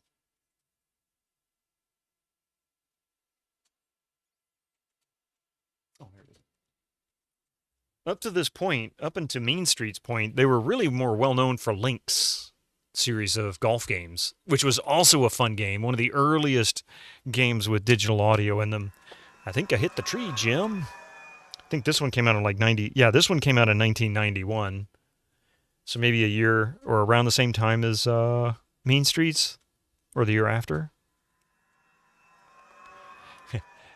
Exclusive 256 color graphics. You've heard of but never seen in action. Yeah. Oh, gotcha.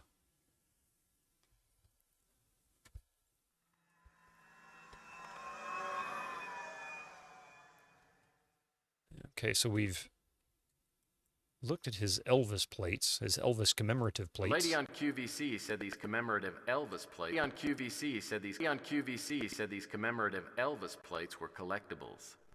I figure I got my retirement all taken care of.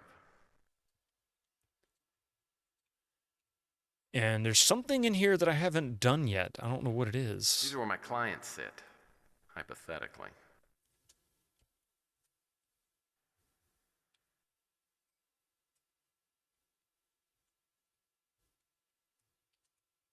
And also, if you like these kinds of games, but you struggle with the puzzles, there's actually a built-in hint system. At least starting with Under a Killing Moon, but the 3 FMVs up to this point all have this similar built-in hint system. Every time you access it, it takes a point away or a number of points. Basically, you get penalized.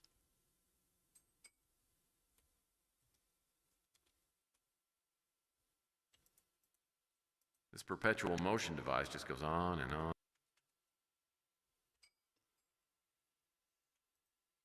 My fax machine's brand new. Now if I could just... What topic would you like us to research? See, I haven't got anything else to research. What the heck could be in this office that I haven't done yet? American Information Database. Goodbye. Goodbye.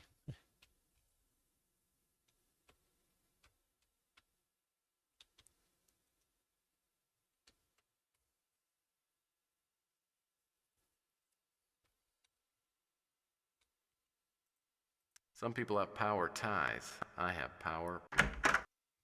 Power, click, click.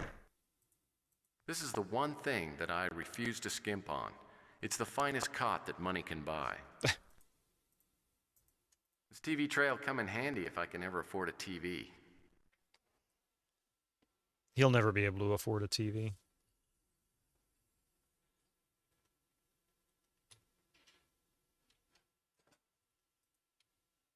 This holds all 4 of my color-coordinated outfits.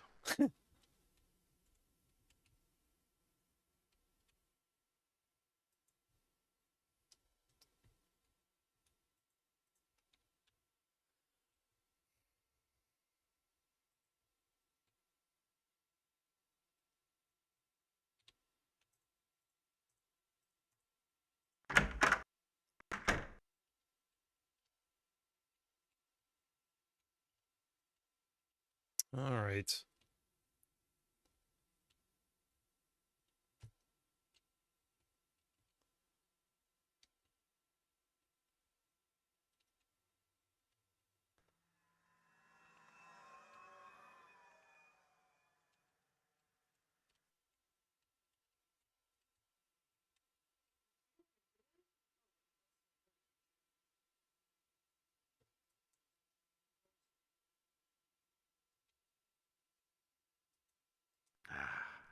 Nothing refreshes like cool, clear water. The rich cherrywood finish of my new desk presents an image of stability and success to my clients. Great hat, man. Economad. All right, hang on just a second.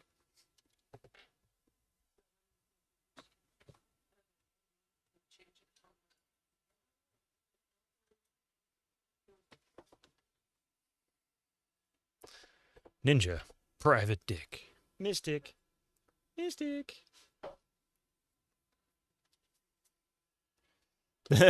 He says, I got caught. Quite honestly, it looks hilarious with his hat.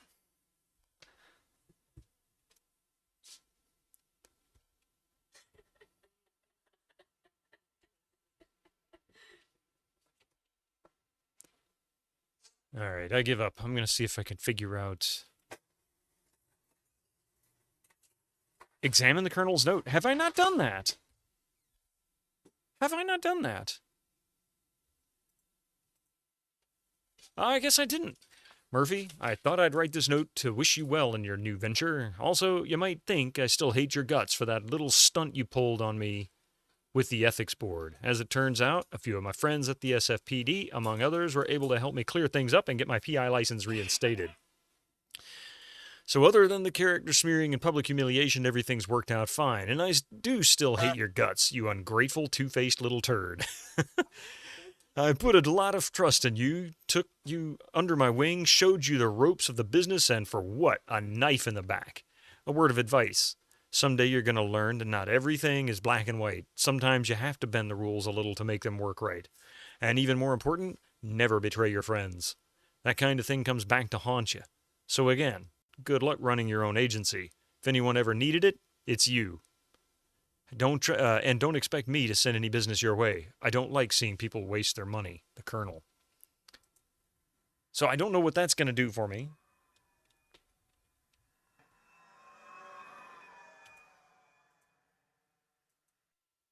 What topic would you like us to research?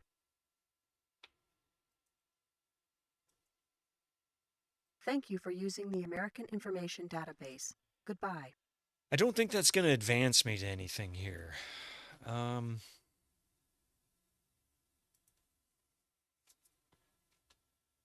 Sylvia's gone. I can look around the place or come back later.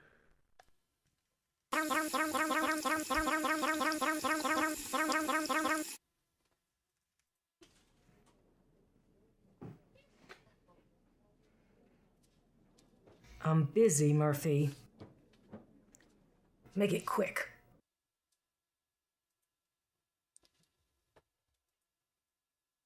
Nothing there. Finding Sonny Fletcher's address was no problem, but Sonny wasn't there. I had to try again later. So we've got... I don't understand. We've got his address. Took away 4 points for that, too. So what can I do for the world's sexiest PI?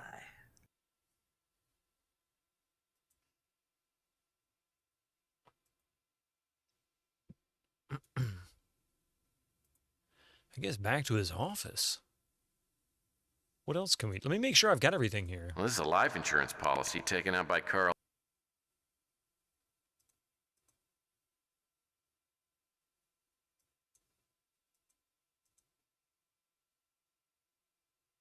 Can't do anything with those.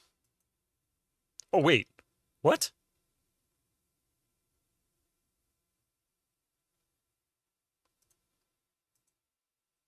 Okay, so drugged bananas. I didn't expect that.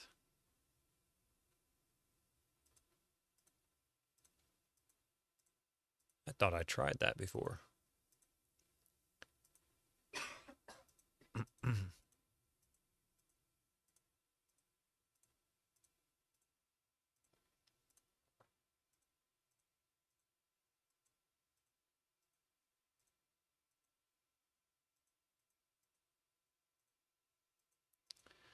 Try brute force comboing a few things.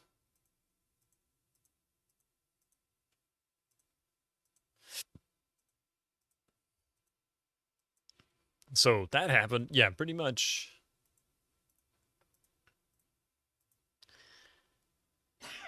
Let's see. A few things that might make sense.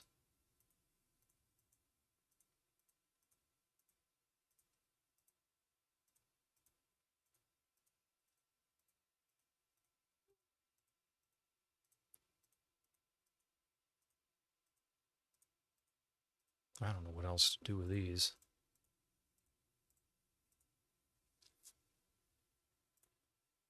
Linsky didn't strike me as the sort of guy who'd use random profanity, no matter how mild. This may be a message or a code. It's not the size of the banana.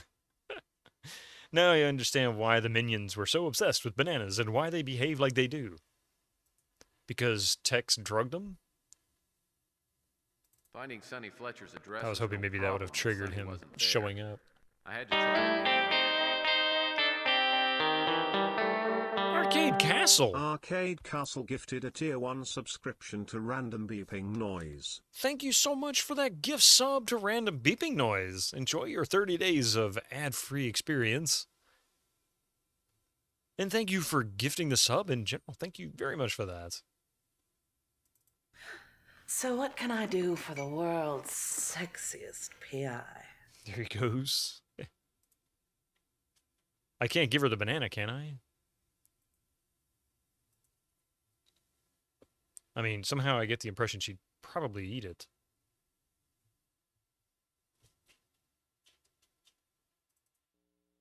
Oh, here we go.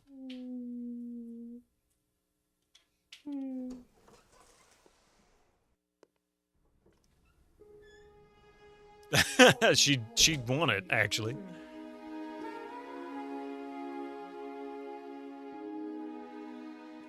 Both literally and figuratively. Oh, look who it is. Oh, look who it is. Tex Murphy, handsome PI on the case from hell. I bet you've solved this damn mystery by now, haven't you? Oh, it'll take a few minutes.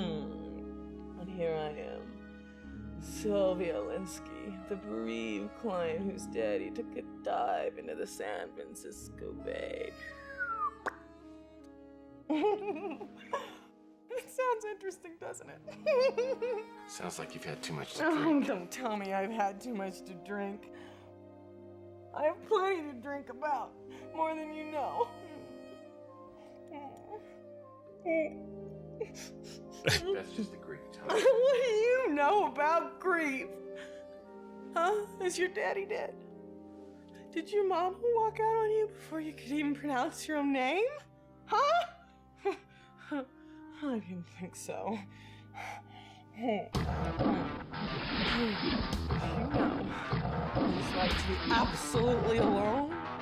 That's what I am now, alone. I don't have anybody now.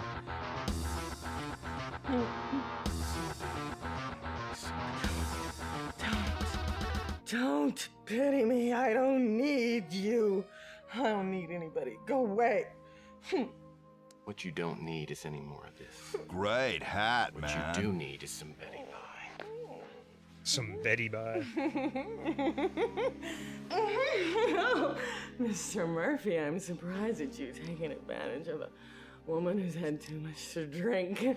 Not tonight, Sylvia. I require my victims to be at least sober enough to sign a waiver. You passed that point a long time ago. Don't you like me, Tex? I like you. That's why I put you to bed. Now I'm gonna leave. No, fine. Not one bit. That sure was a line, right? Good night.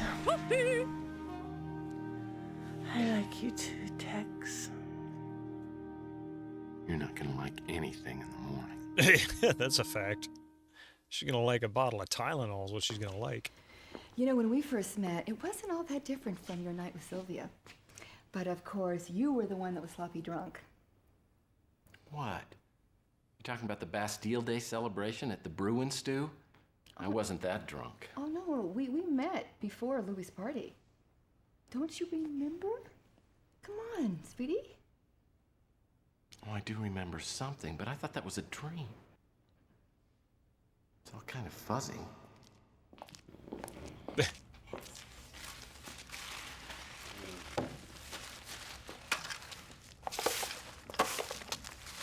Okay, buddy. Come on. Time to go home. No. Louie, one more. Hey, hey, let's get going, bud. Come on. Morning, you've got places to go. I've got... Oh, come on, guy. Get out of here. Oh, that's right. It's her newsstand. I can get those. No, I don't need your help. Help you with that because Get your hands off me, you parrot! She met him by punching him in the face. Well. Yeah, I guess that wasn't a very promising start. Now I know why I don't remember. You punched me. I mean, my jaw hurt for a week and I never did figure out why. Well, it was kind of a down period in my life. Well, things have gotten better. Haven't they? Yeah. Oh, but I'm dying to find out how you went from the starch-pressed young PI to a puddle of drool. Let's hear some more about your story. Well, you're making it sound so glamorous. What did you do after you left Sylvia? Well, the next morning, Dolores Lightbody contacted me. She had got an appointment with Arnold Sternwood out at the North Hill Clinic. And I went out to see him.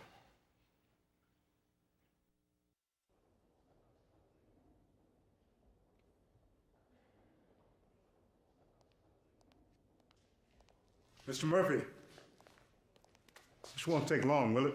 I have an extremely full docket. Oh, he's very familiar. Hang on a second.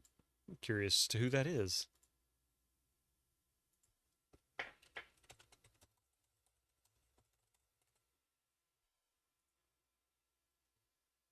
A young Wesley Snipes. No, definitely not Wesley Snipes.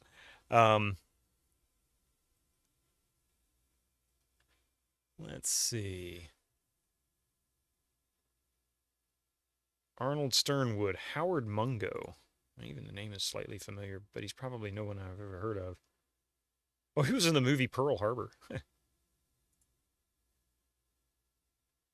Last thing he was in was Angels and Demons. Wow, he's been in quite a few things. Angels and Demons, Ghost Whisperer, Game Day, interesting. Tears of the Sun, Slackers.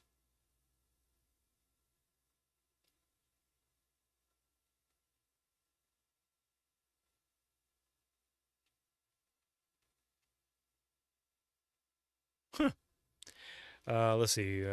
Other folks in this movie that you might recognize.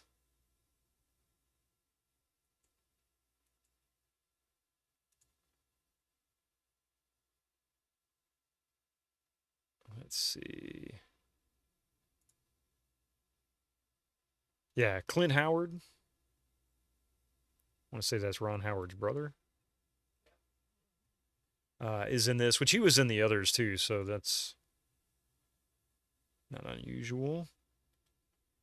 And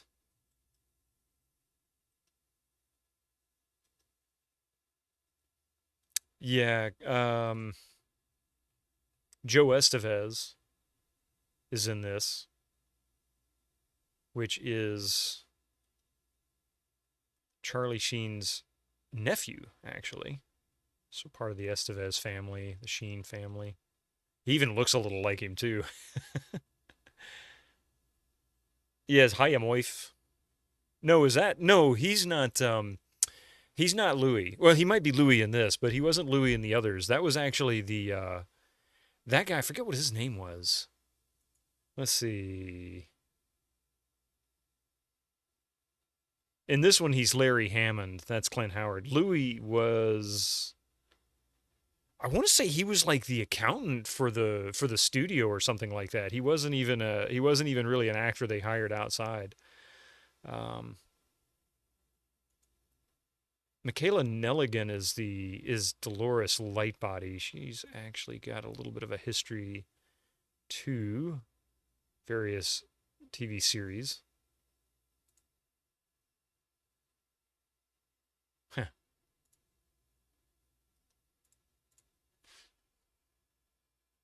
Yeah, Emilio is Charlie's older brother. Because really Martin Sheen's last name was Estevez. They changed it for screen name mostly. At least that's what I remember reading. Yeah, Carlos Estevez. So his name was always Charlie, just depended on whether it was in Spanish or English. Let's see. Anyway, Mr. Murphy, this won't take long, will it? I have an extremely full docket.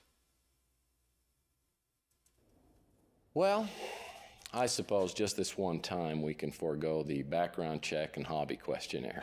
So, what can I do for you? Okay, well, that's enough small talk. Now, did you or did you not have anything to do with the murder of Carl Linsky? Well, that's to the point. It's my understanding Carl's death has been ruled as suicide. I don't know what else to tell you. Is there anything else? Well, what's it like to be director of North Hill?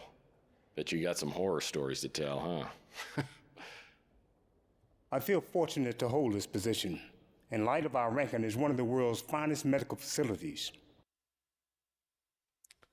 So can you tell me what Carl Linsky did around here, using words I can understand? When he was younger, he was one of the very best neurosurgeons. Do you know what that means? For the past few years, he worked mostly in research. Now, I don't mean to be unaccommodating, Mr. Murphy, but I really do have urgent matters to attend to. Look, sorry, can I just have a couple of minutes?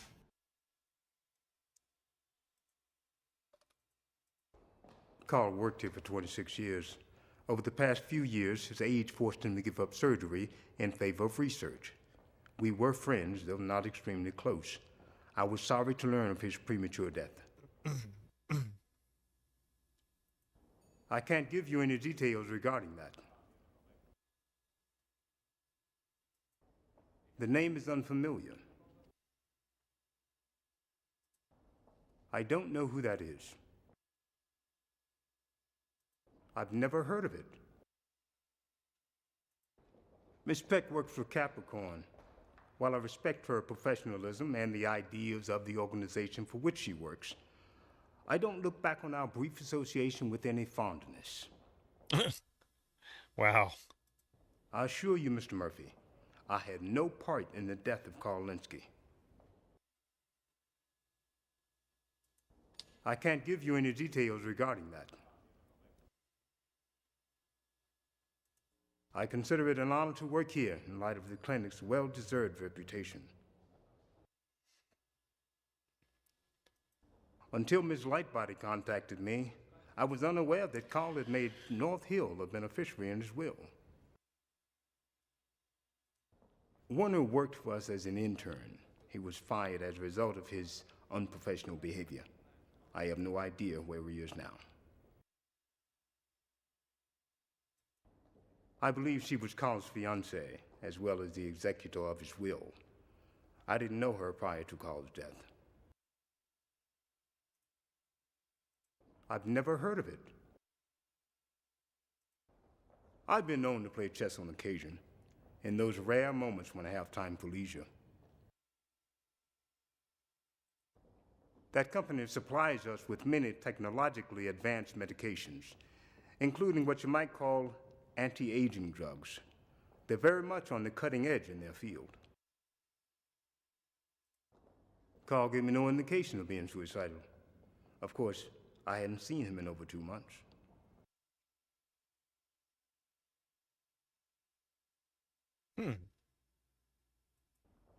That young woman is trouble. I won't burden you with details. Suffice it to say that she has a way with older men and knows how to get what she wants. I don't want to seem rude, but I really do have many pressing engagements. Let's stick to business, shall we? I don't want to talk about you. All right, so I think we're done there. Oh, interesting. So we've got Linsky's, Dolores, Capricorn. Okay, so we can go to Capricorn. I dealt with Capricorn in one of my later cases, but this was the first time in the Capricorn building. I mean, the exterior was impressive, but what I saw inside was dynamite. Some woman, I'd guess. Well, from your choice of metaphors, I don't think I'm going to like this part of the story very much. Yeah, this was, I think, Under a Killing Moon, wasn't it? Or no, wait, that was under Pandora Direct.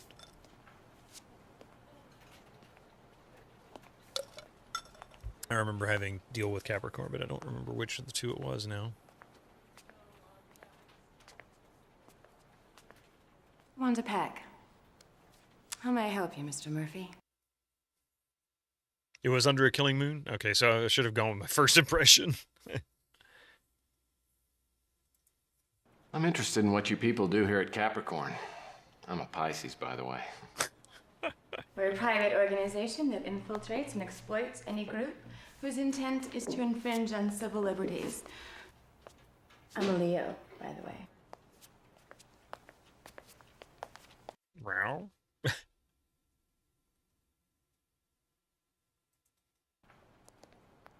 So what is a gorgeous woman like you doing in a place like this? Why didn't you just tell me the reason for your visit?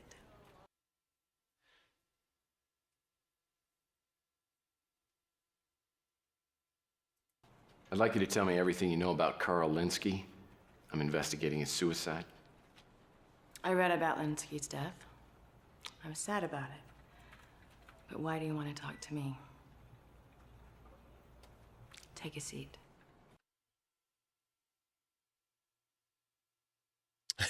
Why not? Okay. I admit this was a pretense, but I really wanted to get your attention. Well, now that we've met, why don't we get down to the real reason you're here? Go with the worst questions possible. About a year ago, we were told that Mr. Linsky was conducting unethical practices on comatose and terminally ill patients at North Hill Clinic. I looked into the matter, but was unable to prove anything. Mr. Linsky voluntarily took a leave of absence, saying he had other projects to pursue, so we decided to drop the investigation. Yeah, most FMVs didn't quite... Well, in this era, they didn't always get good actors, as far as they couldn't spend an awful lot of money. So they would get a lot of local actors who could be good, but it was more hit or miss. And then, of course, you had to pay a good director. And that's usually where it fell flat. They often took themselves way too seriously, and they just don't in this series. They just have fun with it. Capricorn's primary mission is to identify, then infiltrate organizations suspected of practicing extreme discrimination. These include everything from UFO cults to hate groups to unethical research scientists. Space! Thank you for the gigantify bits there, Arcade Castle. I don't have any information on that. Haven't heard of him. Can't help you there. Moo. I keep hearing the word overlord, especially linked to the Law and Order Party. I don't know if it's a person, place, or thing, but it seems to represent a lot of power.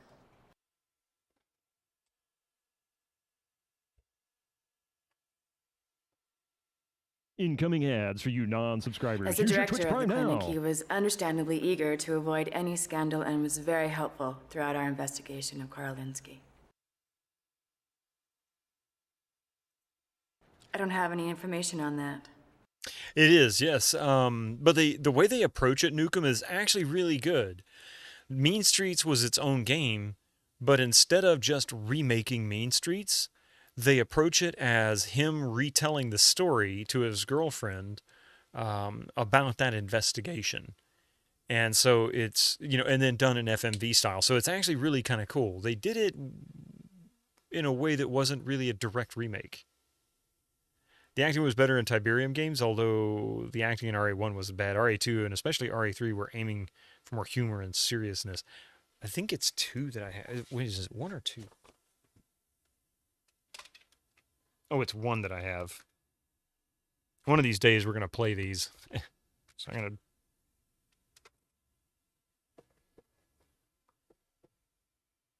Before Red Alert. Oh, yeah. As you probably know, the clinic has an outstanding reputation. We were surprised when the allegations against Karl Linsky came up. I haven't the faintest idea what that is. You don't know what a will is? Never heard that name before.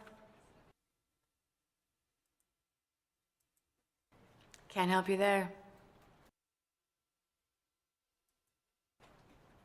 I play occasionally, but I like my sports a little more physical. Of course you do. I don't have any information on that.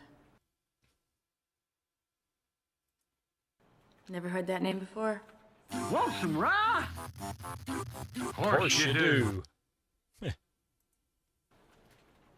I would prefer to keep our relationship strictly professional if you don't mind, but perhaps we can help each other out. Oh, yeah, we got another question that popped up. We're putting a lot of our resources into investigating law and order. Their legal people make sure they don't cross the line publicly, but their ideology is pretty frightening to anyone with any intelligence or belief in human rights.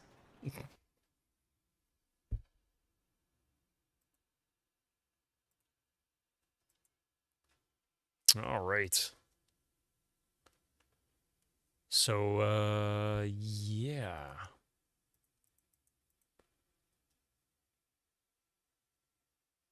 The address Detective Clements got from Sonny Fletcher's parole officer turned out to be a filthy, vermin-infested motel. It was a dump, and it smelled like a porta potty at a chili cook-off. Oh my God. Okay, I get the point. Sorry. I just couldn't imagine why Karl Linsky would hire a detective who lived in a place like that. Well, nobody would want to go visit him, that's for sure.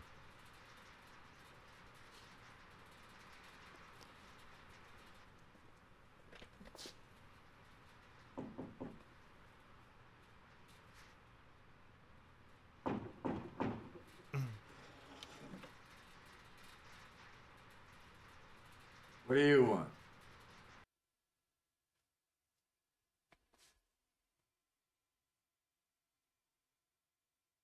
Space! Hi, yeah, I'm on a scavenger hunt. I'm looking for a spool of thread, a shoehorn, and the answer to a question. Why did Karl Linsky throw himself off the Golden Gate Bridge? What makes you think I know Karl Linsky?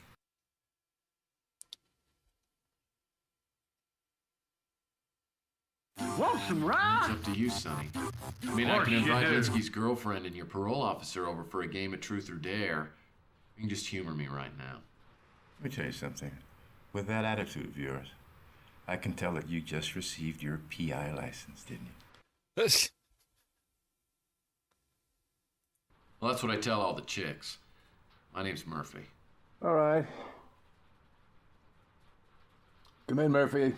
I'll talk to you.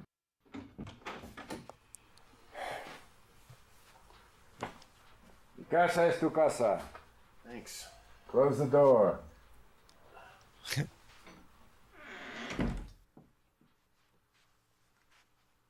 Just call him Wyatt. Nice place. Yeah. My travel agent got it for me. I'd get a new travel agent. Yeah, really. Is this your permanent residence? It just might be. Why? It's just... It's like you're hiding out from bill collectors or something. I guess you could say that. Come on! What do you want from me, huh?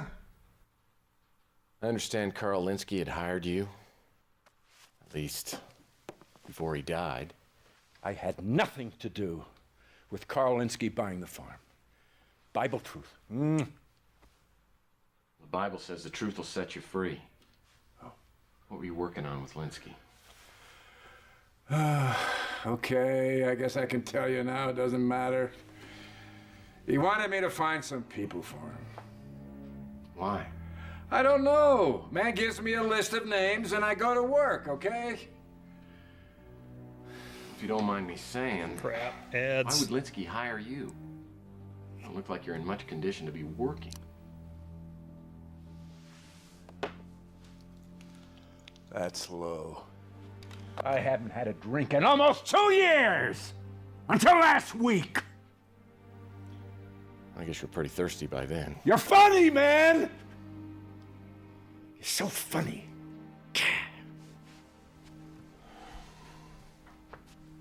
Jeez.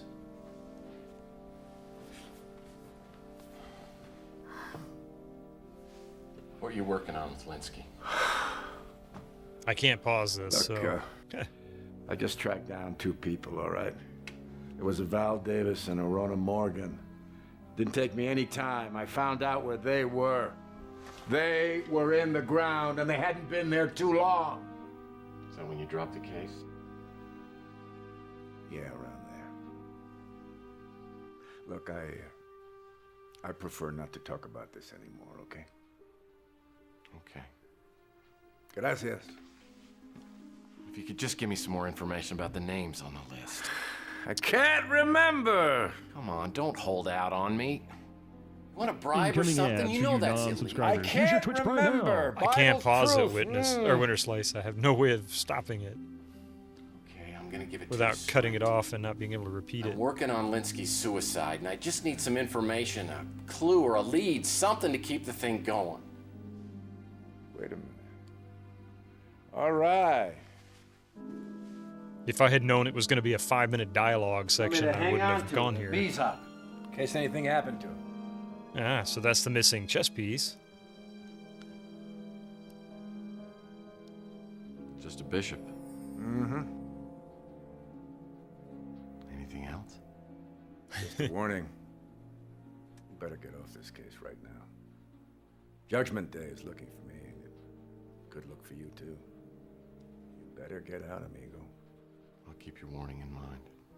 Mm-hmm. Maybe we'll see each other around. Yeah, maybe.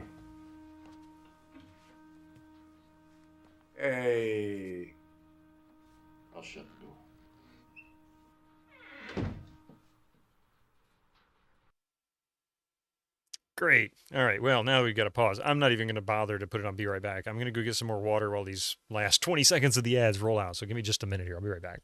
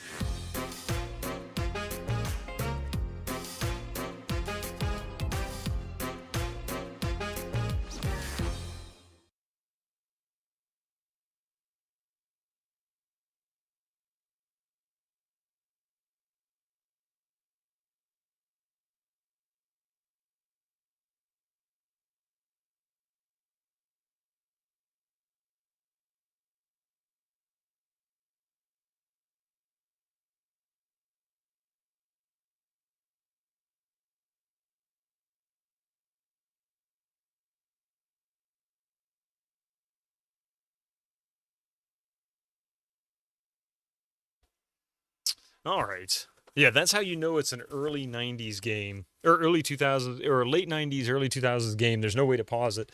And the problem was I couldn't pause it So I apologize for those who didn't have the ability to skip the ads. I apologize for not pausing it. If I'd realized it was going to be a long cutscene like that, I would have not gone there until after the ads.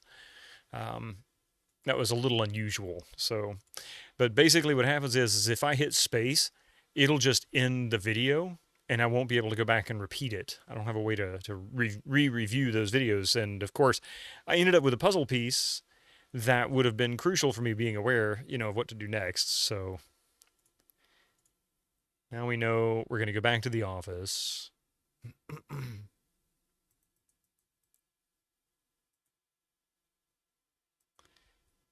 Pausing is for people who can't make up their minds. Yeah, something like that. Oh, not my office. Wait, we're going to go to Carl Linsky's house. That's what it was. I don't know why I went there. Oh, she's back there. Tex, let me apologize for last night. The things I said were 10% depression and 90% alcohol. Hopefully there's something I can do to make it up to you.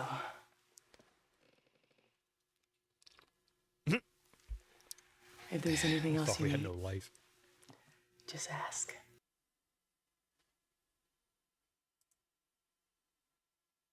Oh, lots and lots of stuff to talk about with her. I've never heard of her. I'm not really interested in politics, but I can tell you my father didn't care much for the Law and Order Party. Yeah, neither do we. My father Gregor, had some kind of run-in with them a while ago, but he didn't give me any details. Happy Friday, Gregor. I hope you're having a good day. So, you found the policy. Well, not that it's going to do me any good, but who knows? Maybe things will work out. Doesn't sound familiar. I don't know what that is. That's why we're asking you. Why 90%? Yeah, no, it could have been anything. It could have been 10% alcohol and 90% depression in her case. She's pretty upset. Isn't it a bit early for Friday night? Wait, what? I'll admit. It's I only could 10 use after the 12. insurance money, but I doubt I'll ever get it. Oh, time for bed. Okay. Good night, all. Thank you. I'm just kidding. That's where my father worked. He was highly respected in his profession.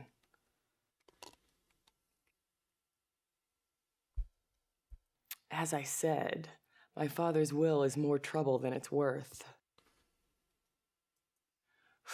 She's a hideous woman. If she weren't handling my father's will, I would have nothing to do with her. Definitely looks like Murder Hotel, or whatever the name of the game is. Oh, Trivia Murder Party. If my father was planning on dumping Dolores, it wouldn't be a surprise. I never understood what he saw in her in the first place. My father loved chess. He used to say I'd be a good player, but I've never been interested in it. I don't know anything about it.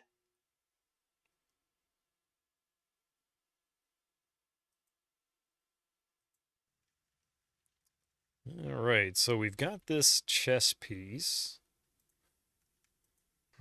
What's this?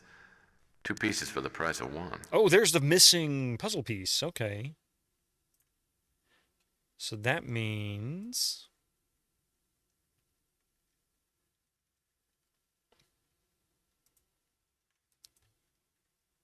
All right.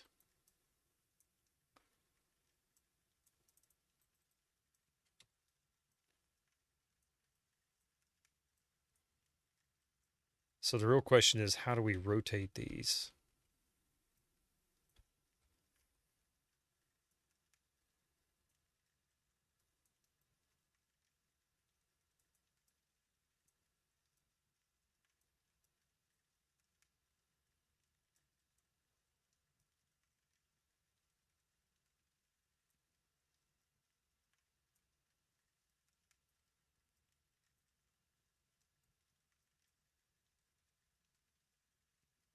How do these rotate? Oh, there we go.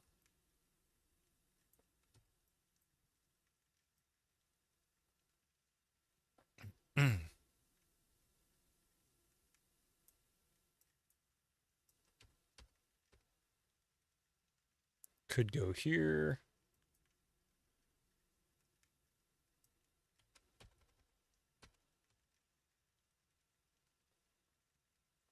Oh, wait.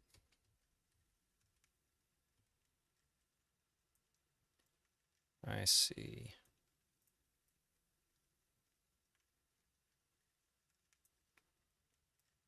Maybe something like that.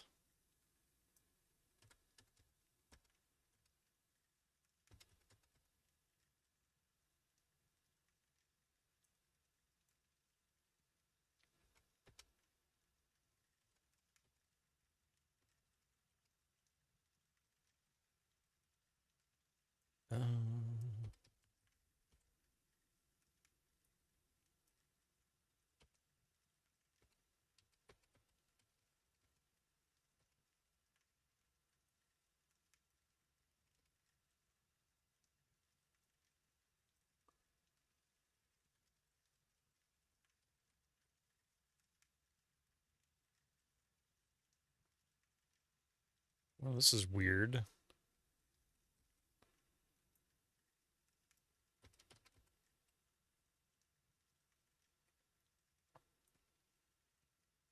Oh, I see. That's why it doesn't work. There we go.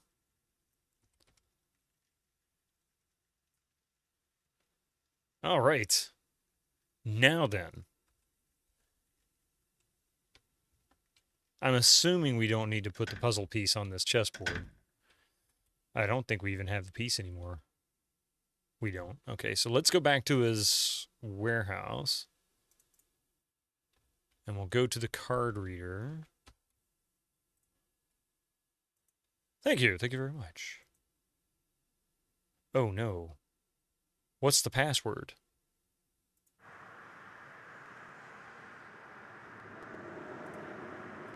Sylvia Linsky's credit report.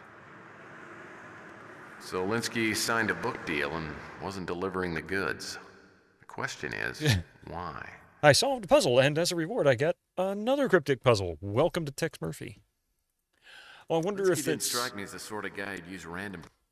I bet you it's hip SOB. That's his password. Doesn't that sound like a password? SOB. Invalid password. No? I'm willing to bet this project of Linsky...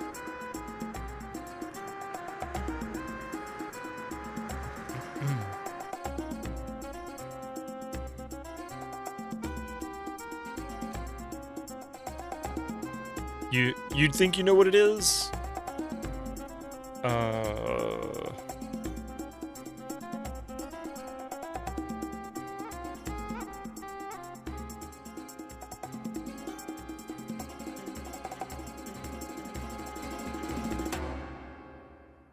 No, not yet. If you have an idea, then I need to come up with it on my own.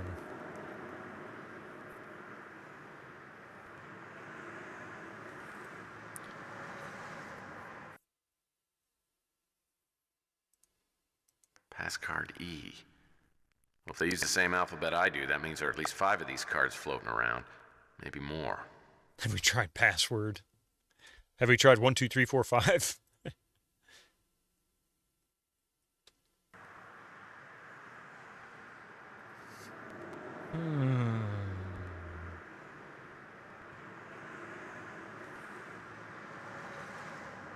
Linsky didn't strike me as the sort of guy who'd use random profanity, no matter how mild. This may be a message or a code. I mean, that would have been the password I would have thought it would be, but no, it clearly is not.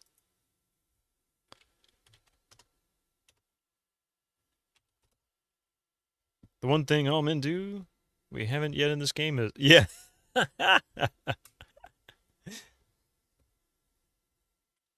We did drug the banana. Yeah, that's true. So you can't put a dot in there.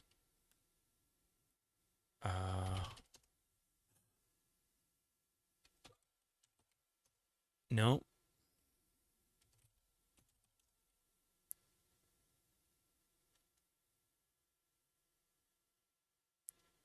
Hey, Freddy's Daddy, how you doing? With the blue pills.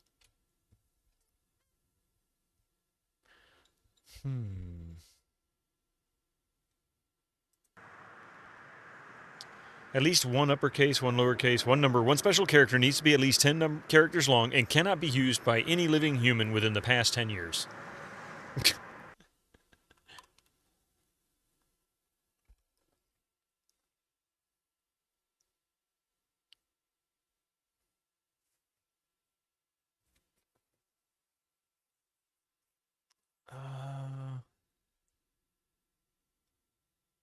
Yeah, remember to change it 3 times between ad breaks. And a large soda. Yeah, exactly. How you doing, Joe?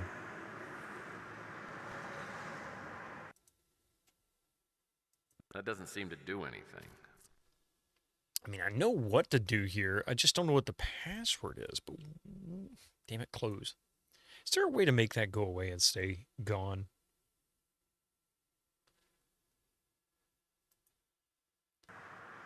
Swordfished. Oh, wait a minute. Yeah, what was that from? Was that Johnny Mnemonic or something?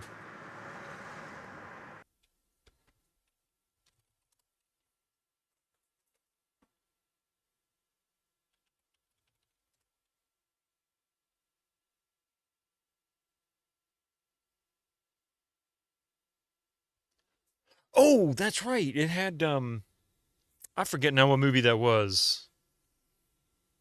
Was the name of the movie Swordfish? I remember now. I just, yeah, John Travolta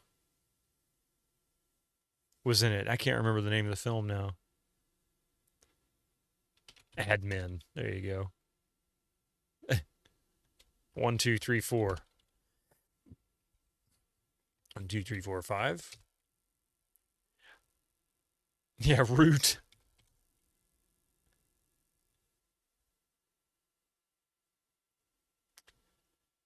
Four, 9, 8. No. E. But you only see.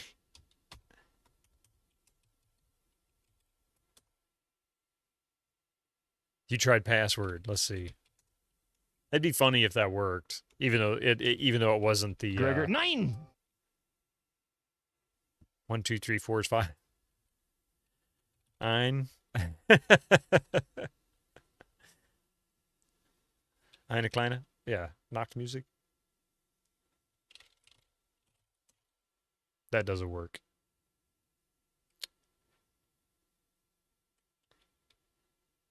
A. I don't know what to put in there. Like, where have we run across a password for him?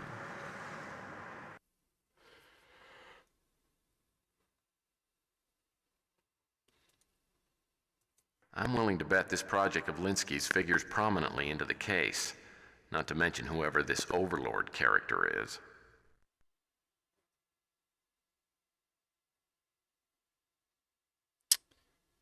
A password will be sent separately and scrambled to minimize risk of unauthorized access. So the password was sent separately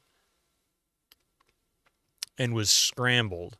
So if hip SOB is it, Bishop. Oh my God. It's an anagram. Bishop. Yep. Mr. Fletcher, if something has happened to me, you can be sure it was murder. Let my daughter Sylvia know. At this point, I can't say for certain who would want me dead, though it may be related to the project I contracted to work on. Man. Never write passwords on Post-its.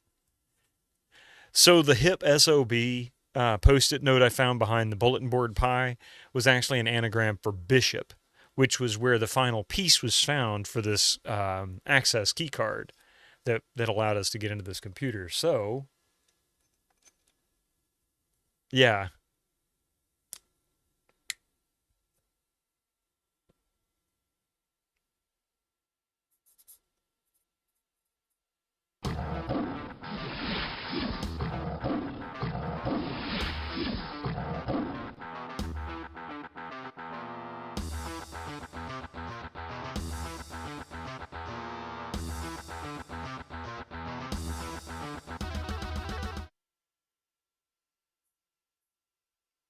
I was in the process of writing it since I started writing it when the Cacodemon was summoned. I finished it. Never write passwords on post-its. So that'll go in the collection of other post-its. All right, let's see here. If something has happened to me, you can be rest assured it was murder. Let my daughter Sylvia know. At this point, I can't say for certain who would want me dead, though it may be related to the project I contracted to work on. Other than Val Davis, Rona Morgan, and Bosworth Clark, I haven't been able to find out the names of the others involved in the project. If you can track down Bosworth Clark, he may be the best bet for additional information. Also, I have an address for you to check out. Route 12, Box 4, Fresno, California, 9365002. Whoever's running this project could be based there. CL. Okay. Making pretty good progress. Let me save this real quick before we fail somewhere.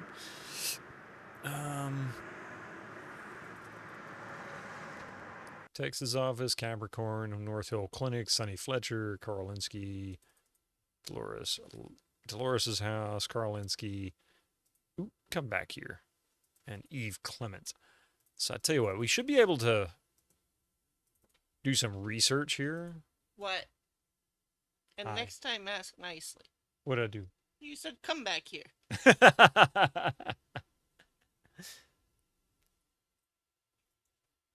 What topic would you like us to research? A search for information on Karolinsky's computer passcard has been initiated. What other topic would you like us to research? Not going to have anything for it, but why not? Val Davis. A search for information on Val Davis has been initiated. What other topic would you like us to research? A search for information on Law and Order Party has been initiated. What other topic would you like us to research? A search for information on Capricorn has been initiated. What other topic would you like us to research? That's it. So Thank now you we for have using the American Information Database. Goodbye. Goodbye. Now we have faxes.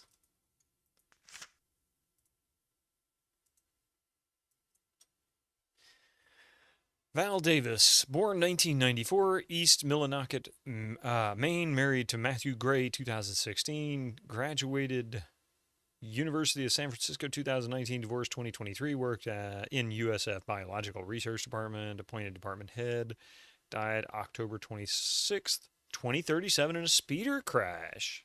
Suspicious. The Law and Order Party, organized in 2032 to oppose illegal... Oh my God, really? Oh well. Let's see. To oppose illegal immigration, rising crime rates, and perceived ineffectiveness of the American criminal justice system.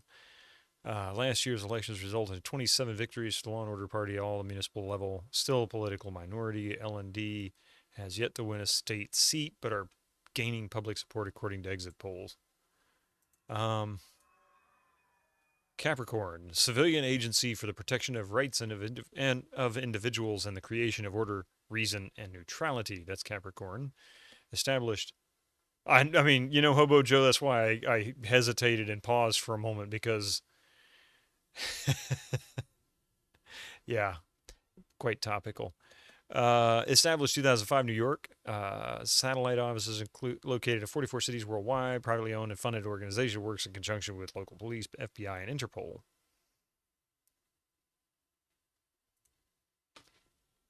Okay, so that's really not much for us here.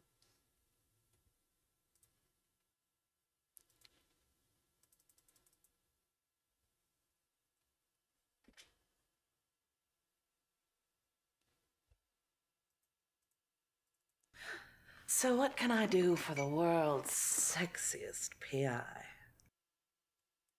Let's ask her a few questions about these folks. I can't really help you there.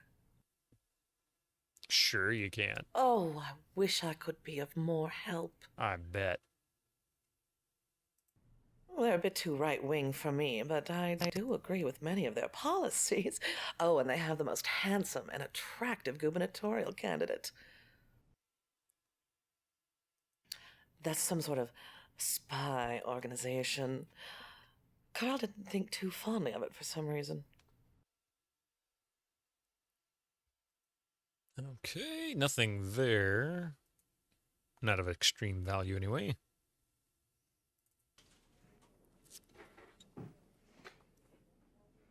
Thank you, Linda. Appreciate that. I'm busy, Murphy.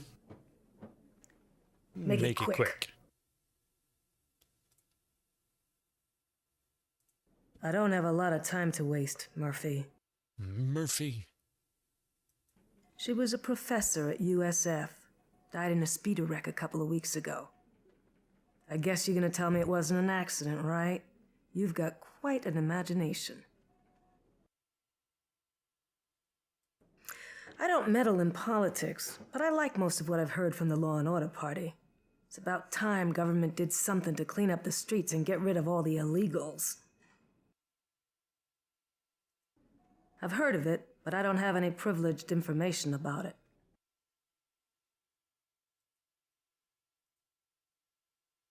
Okay, nothing new there. It feels weird, truly. My chat got stuck. There we go.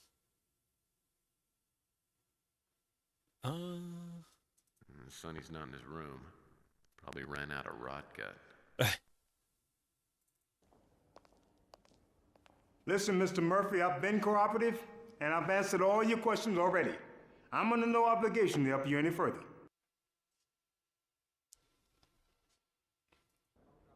I'm just doing my job, Mr. Sternwood. And I know it's not as exciting or as glamorous as yours, but I could really use your help. Fine. Get to the point. I can't give you any details regarding that. Of course you can't. The name is unfamiliar. I am sympathetic to the Law and Order Party platform, though I'm not a registered member of the Law and Order Party itself. About a year ago, Capricorn came to us, to Carl Linsky specifically, with allegations of unethical research practices. The charges were completely without merit. But Carl decided to take a voluntary leave of absence, and Capricorn decided to not pursue the investigation. Okay, so that's something, but not really much. We'll bother you later there, buddy.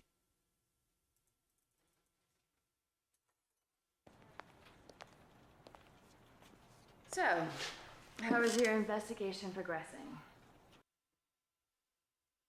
Google-eyed? Funny, too, because Google just came out like the year before. They killed him, probably. Pretty good. And I'd like to ask you some more questions, but can I just stare at you for a few minutes? That's good. Good God. You flatter me, but I'd be more comfortable if it kept this professional. What have you found out? Let's see. Yeah, he really is, isn't he? Can't help you there. More so than in the other two. Really strange. Never heard that name before? Nothing new from her.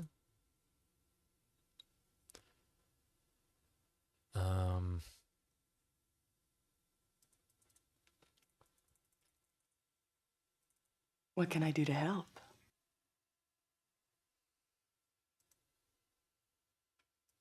Doesn't sound familiar. Nothing from her, I bet. Nope.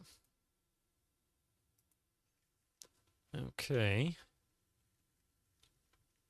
So she just lives in his apartment now, huh? Of course, she's not in here while I'm in here.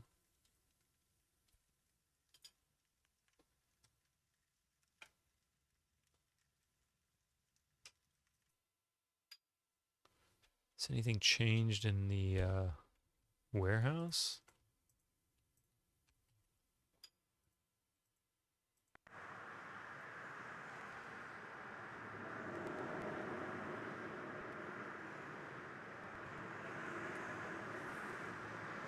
See, I want to get this address, but why won't it actually register as something to search? Gotta keep it. Also, it sounds like the music broke. MIDI probably crapped out on me for some reason or another.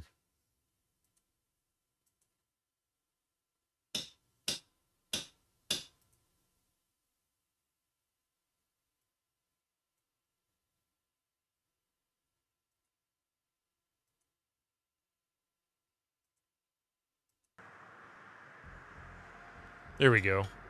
It broke. Yeah. I hadn't heard the music for a while. I was kind of disappointed. I'm like, what's going on? The music in this game adds so much to it. Oh, Fresno office. The Fresno address was in the heart of the hot zone, in what might have been a strip mall, at least before the bombs fell. It seemed pretty obvious the place was a front, a red herring meant to throw off any passing bloodhounds. But I'd made the trip, so I decided to check it out.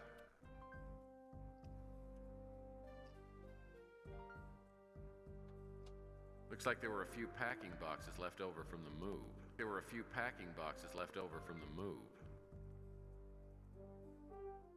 Now, why would they leave a perfectly good bookcase behind? Aha. A safe. And it appears to be connected somehow to the commemorative plate display. Wait, there's a commemorative plate display? Is it Elvis? That's that opera house in Australia. The Eiffel Tower certainly looks impressive. That's a nice rendering of the Golden Gate Bridge. These plates represent 3 different locations of the world, and it looks like there's a time indicator on each one. Hopefully there's something around here that can help me out with this. Oh, I see. Yeah, there's a little arrow at the top of each one. So I guess we're going to rotate these to figure out... What does that say? The protector... Fireproof safe, okay. Well, someone left their day planner behind. I like...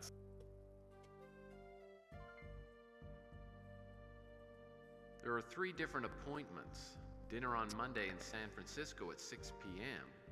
Lunch this on is easy Tuesday enough. in Paris at 2 p.m. Breakfast in Sydney on Thursday at 9 a.m. Hope this person can keep track of time zones. Okay, And 6... What's this note about? 3 sets of 3. Must be important. So 6 p.m. San Francisco, 2 p.m. Paris, 9 a.m. Sydney. We'll come back to the rest of that here in a moment.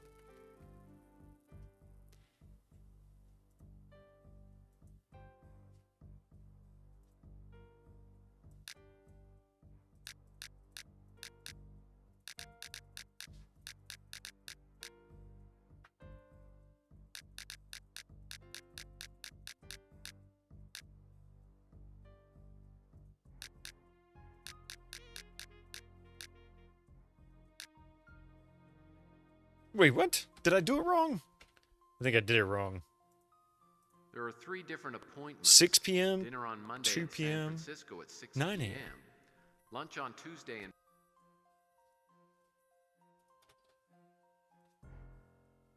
A handsome display of commemorative plates. Interesting.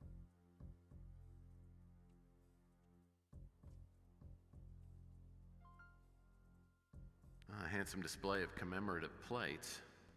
There we go.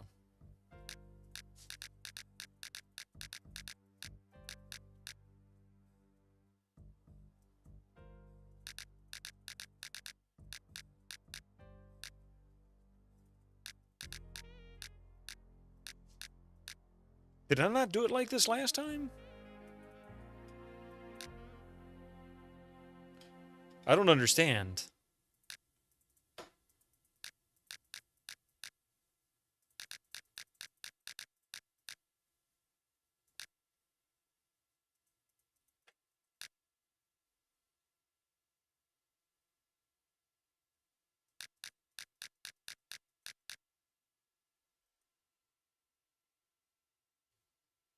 I don't get it. What am I doing wrong? Did I not do it 6 a.m.? Oh my goodness. Oh my goodness. I don't know what I was thinking 9 a.m. I'm thinking there are 9. Different appointments. Dinner Yeah, on 9 Monday in San a.m. Francisco at 6 p.m. in Sydney. Lunch on Hey, Tuesday Fedora in Sora. Paris at 2 p.m. Breakfast in Sydney on Thursday at 9 a.m. I hope this person can keep track of time zones. So 6 p.m., What's this 2 note p.m. about 3 sets of 3? Must be 9 important. a.m. So San Francisco, that's the Golden Gate Bridge. 6 p.m. That's the Eiffel Tower in Paris, 2 p.m. And then Sydney Opera House, 6 a.m. You've never seen this game before? Tex Murphys are great, Fedora Sora. These are wonderful games.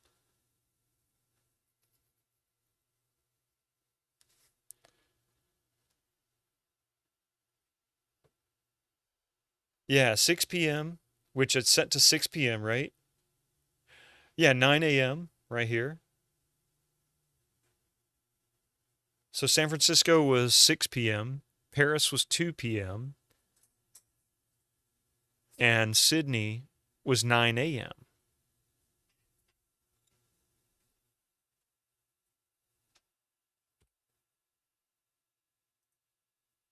There are 3 different appointments. Dinner on Monday in San Francisco at 6 p.m. Lunch on Tuesday in Paris at 2 p.m.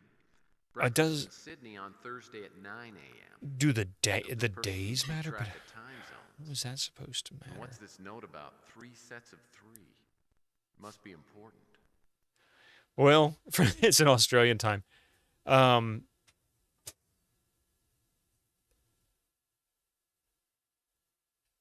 3 sets of 3, yeah. I don't get that yet either. A safe. And it appears to be connected somehow to the commemorative plate display.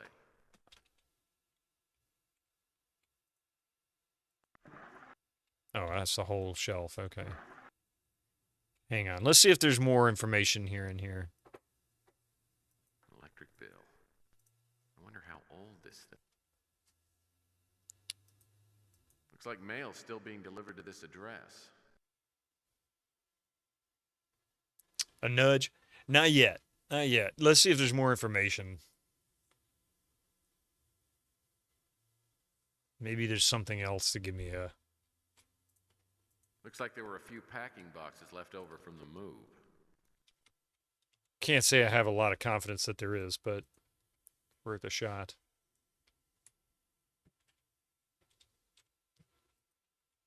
Looks like there were a few packing boxes left over from the move.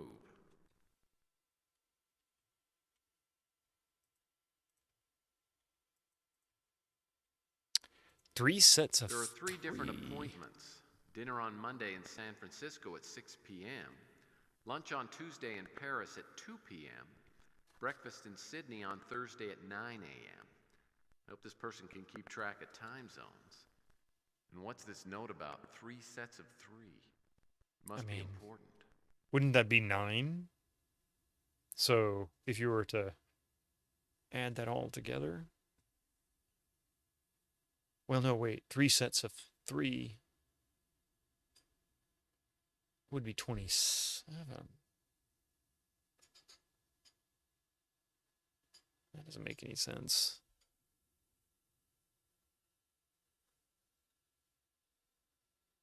Unless maybe they're supposed to be adding 6 to each of these times, making that midnight, 8 p.m., and 3 p.m. What about second breakfast? What about 11Zs? I bet he hadn't heard about 11Zs yet.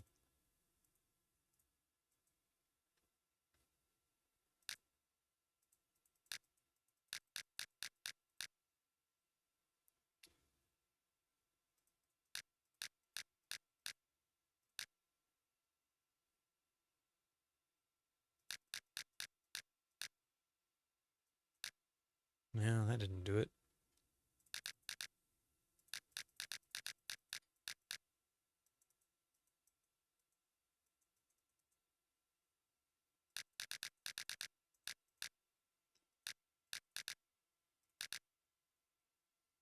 Nope, went the wrong way. Some doof.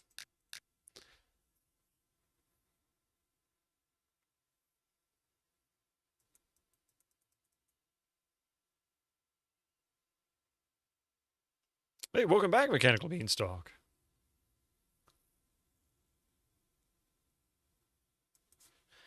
Three sets of three. I don't get that.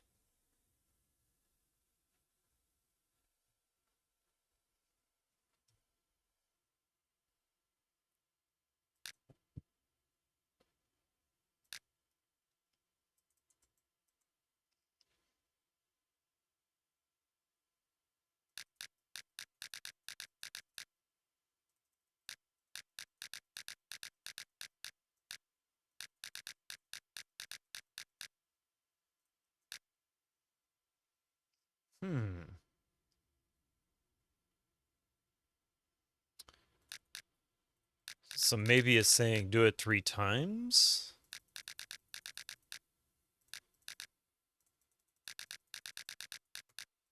Okay, so set.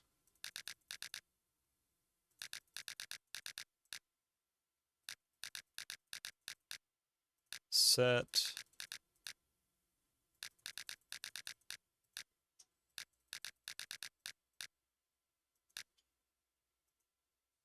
That didn't seem to have done anything.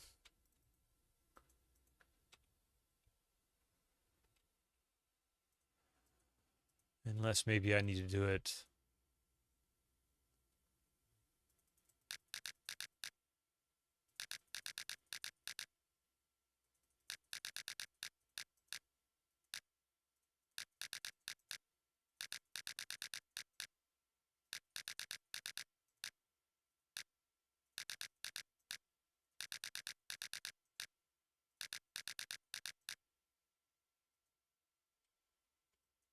A safe.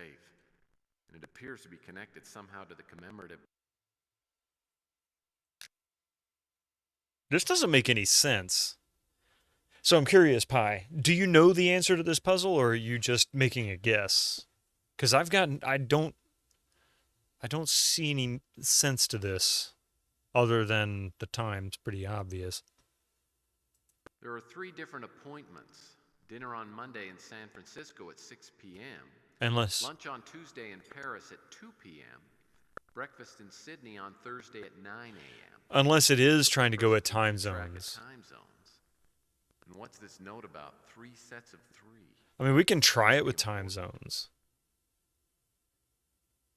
But God, I mean, really they would expect people to go and try and figure out the time zones, because as far as breakfast in Sydney based on California time would probably be like 14 or 15 hours difference. Paris would probably be 8 or 9, something like that. I'm not sure exactly. So let's try a few things. 6 p.m. San Francisco.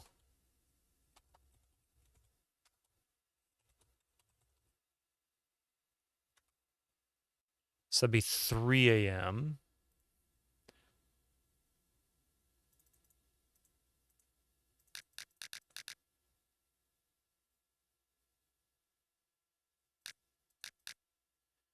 And then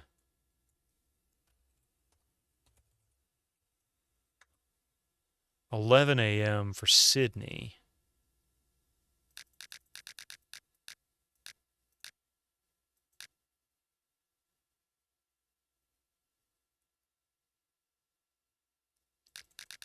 But I would assume San Francisco time would be the root. That's the problem. Time zones are relative to where you are, how many hours difference there are. If he's in San Francisco, that makes sense.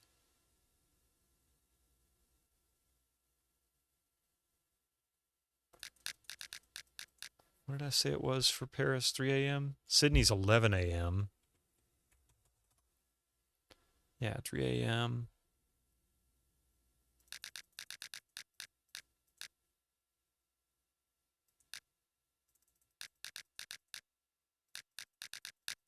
Oh, wait. What am I doing? I was so far off. I'm such a moron. I was hitting the wrong time.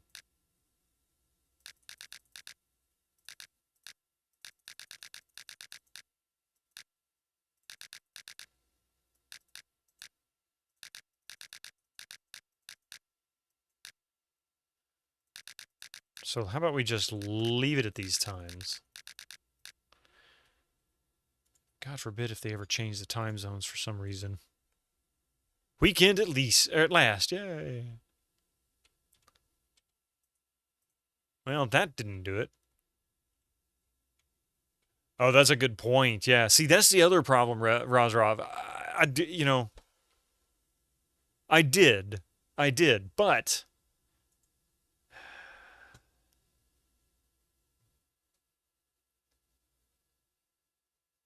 honestly, I can't remember where Sydney is located on.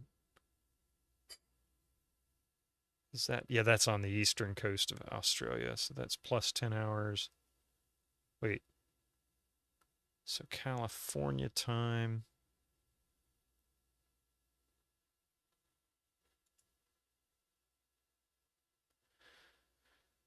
Uh,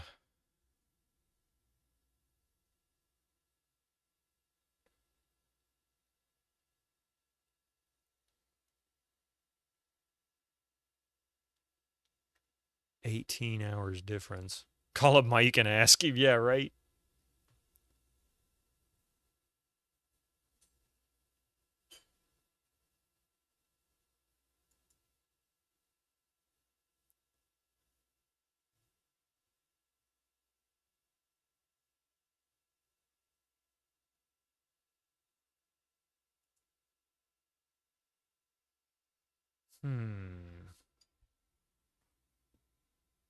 Want a qualified guess? I mean, yeah, because I feel like I'm on the right track, but something isn't clicking. Now, it could also be something's changed. But yeah, what have you got?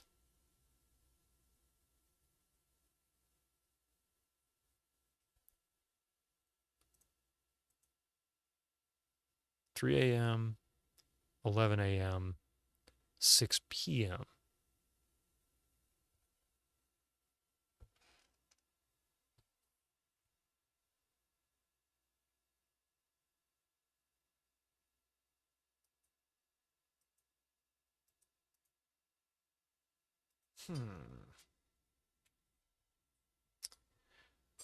So start with oh,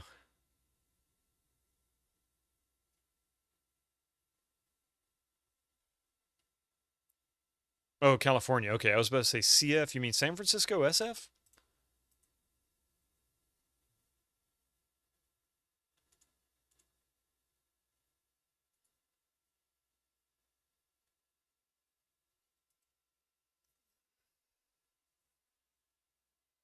So 6 p.m. Relative to that, I mean, 2 p.m. for Paris would be 7, 8, 9, 10, 11, 12, 1, 2, 3. So 3 a.m. 4, 5, 6, 7, 8, 9, 10, 11, 12, 1. So this says 1 p.m.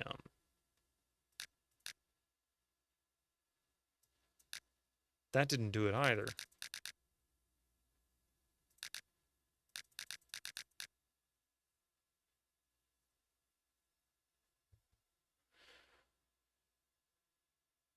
If you were breaking the box out with an axe now.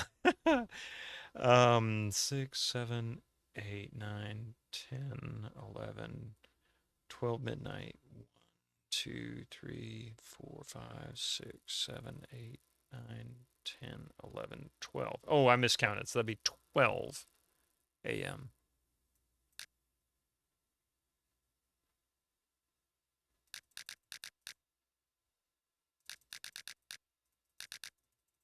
I think I went the wrong way.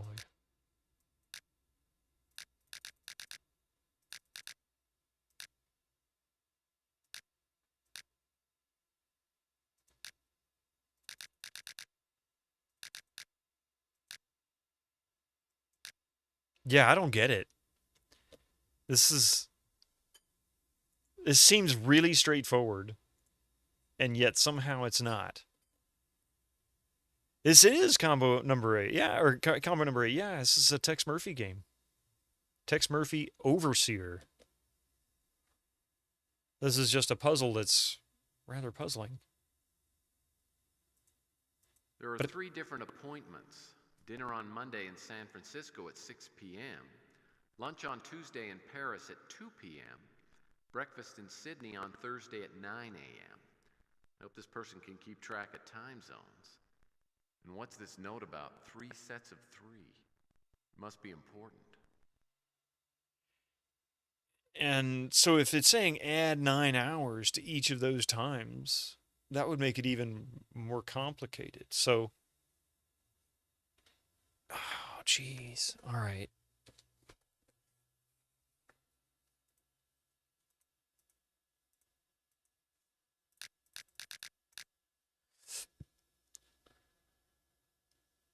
So that would put it at 3 a.m.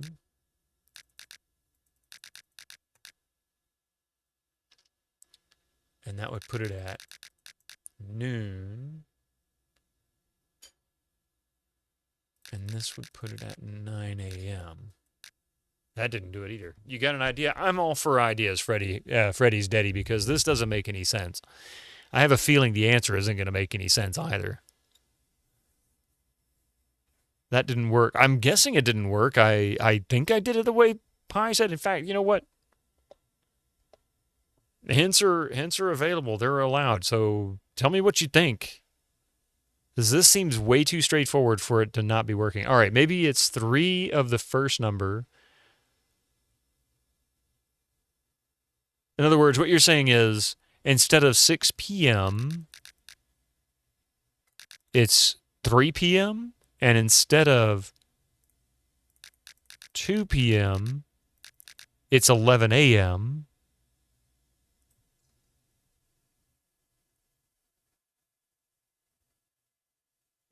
so all 3 of them are 3 6 p.m.s.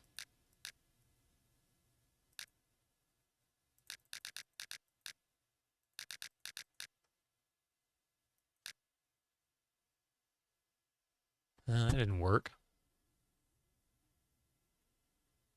Did we not have time? No, that's the other question. As soon as I saw this Alvis show, I thought to myself, I wonder if the daylight savings time change, that the U.S. does versus the rest of the world, if that's going to screw up this puzzle, because I can't remember what it was like in 1998, and they've changed it since then. I think the answer is 3 sets of times. First entry is San Francisco, so set the time for San Francisco in the diary, which is 6 p.m. Okay? So set time for San Francisco in Paris and Sydney to the time they would have with the real-time difference, which I did that. That didn't work.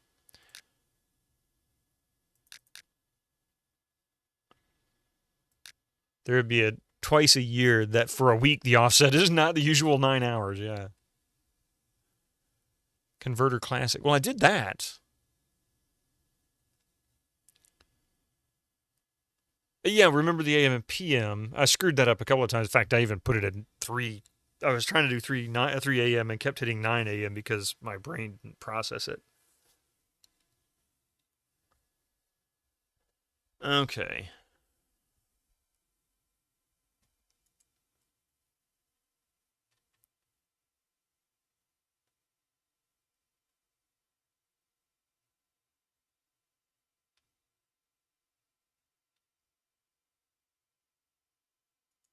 So San Francisco is the start.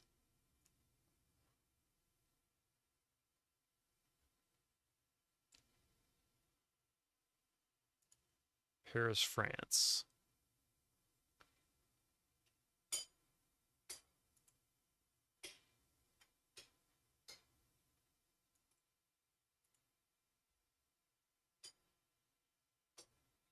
Yeah, 3 a.m. So that would be 3 a.m. And hate that it doesn't save that.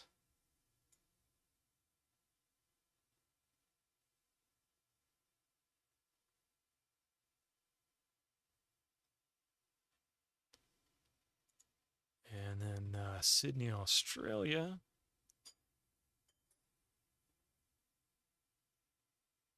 There it is.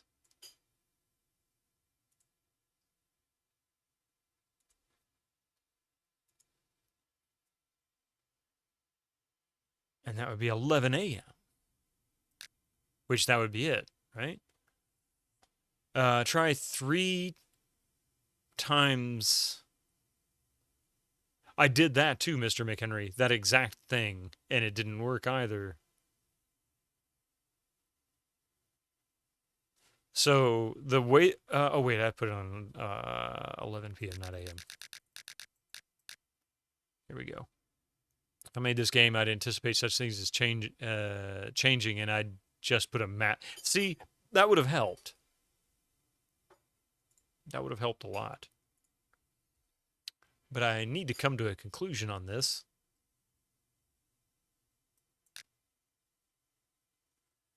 Tell you what, screw the points.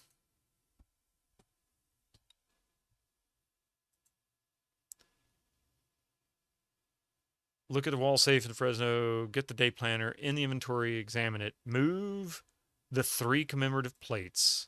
Click on the plates to rotate them. Set San Francisco to 6 p.m. The other 2, the equivalent time, set time. Set Paris plate to 2 p.m. The other 2 equivalent time. Or to bypass, type 911. Wait, what? Are you kidding me? So the answer to this was... So we set all of them to 6 p.m. And then all of them to... But we have to do it in order, right? Is that what it's saying?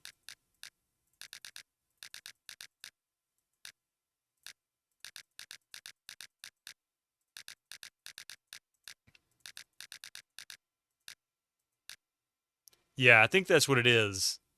This is a very nasty puzzle. Case of emergency. So just set them all to 911. And even that didn't work.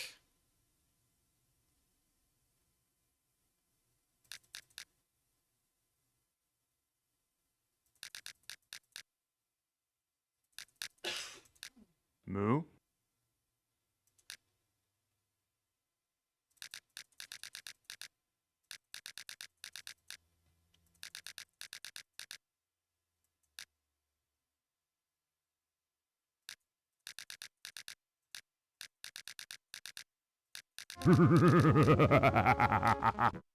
Even the it said type 911. Oh, okay.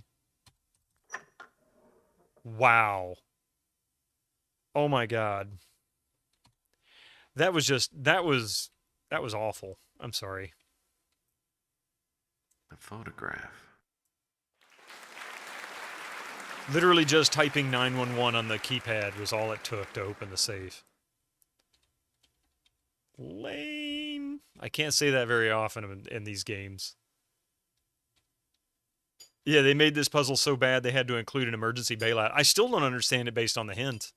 It still doesn't make any sense. A photo of Carl Linsky is about the last thing I'd expect to find in a safe in an abandoned office in the middle of a hot zone. Something tells me I need to find out who the other guy in the photo is. That's Estevez. Oh, no worries, Pi. I did use the hint, but the hint still didn't work. It didn't make sense. However, it had a workaround. All you had to do is just type 911 with the keypad and it would open the safe. So as Winter Slice put it, they made the puzzle so bad, they had to include an emergency bailout. Says San Francisco to 6 p.m., then 12 p.m. for so on and so on. Ah. But corrected for the time zone. Yep. To avoid revenge by PTSD players. All right. I hate to say it, but this is actually going to have to be it for today. First of all, I'm starting to really get hungry. This is a candidate for AVGN episode at this point. Yes. All right. That bad of a puzzle. It was so bad, I am done for today. No, it's normally the end time anyway. On this traumatic note, I need to go cry in a corner. Is 3 times set time, yeah. Go eat Bitto. No thanks, I'm not a cannibal. Self-cannibalization is not my thing. Hey, Nuke, how you doing? At least they didn't do that.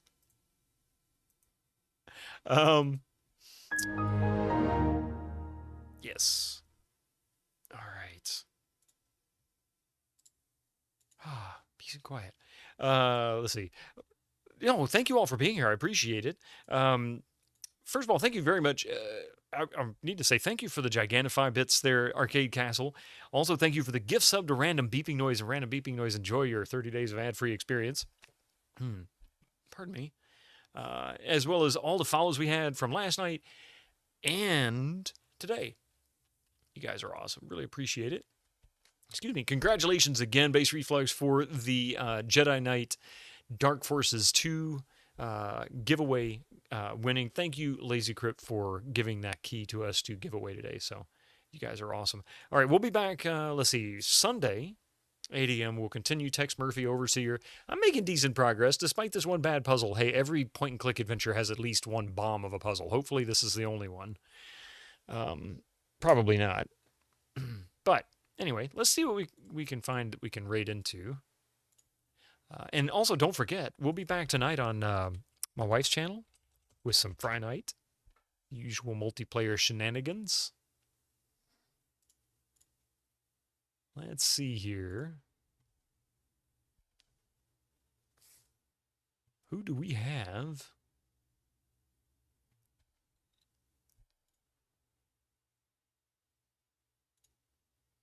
Ooh.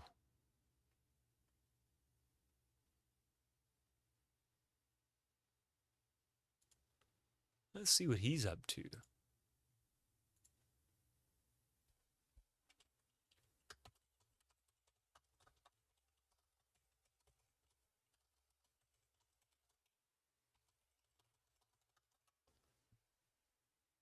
All right. You're gonna have I'm gonna have flashbacks to this puzzle next time. Yeah, probably. Time after time. No, I can never listen to Cyndi Lauper again.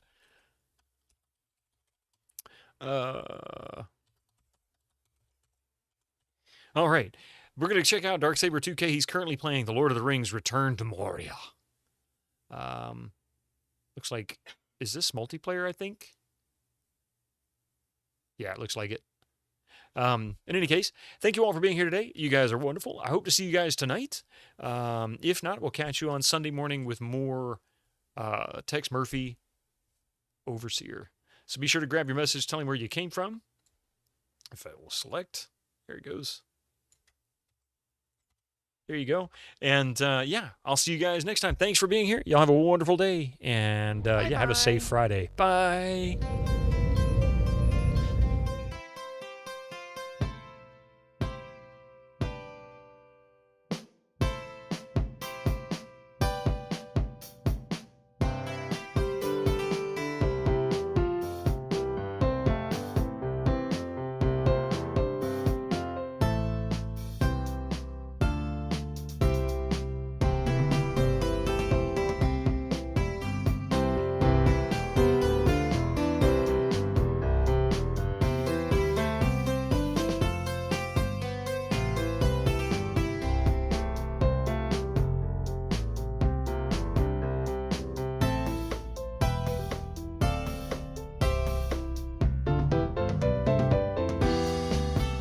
Like Game of Thrones, you ask? Yes, Jimmy, just like your Game of Thrones.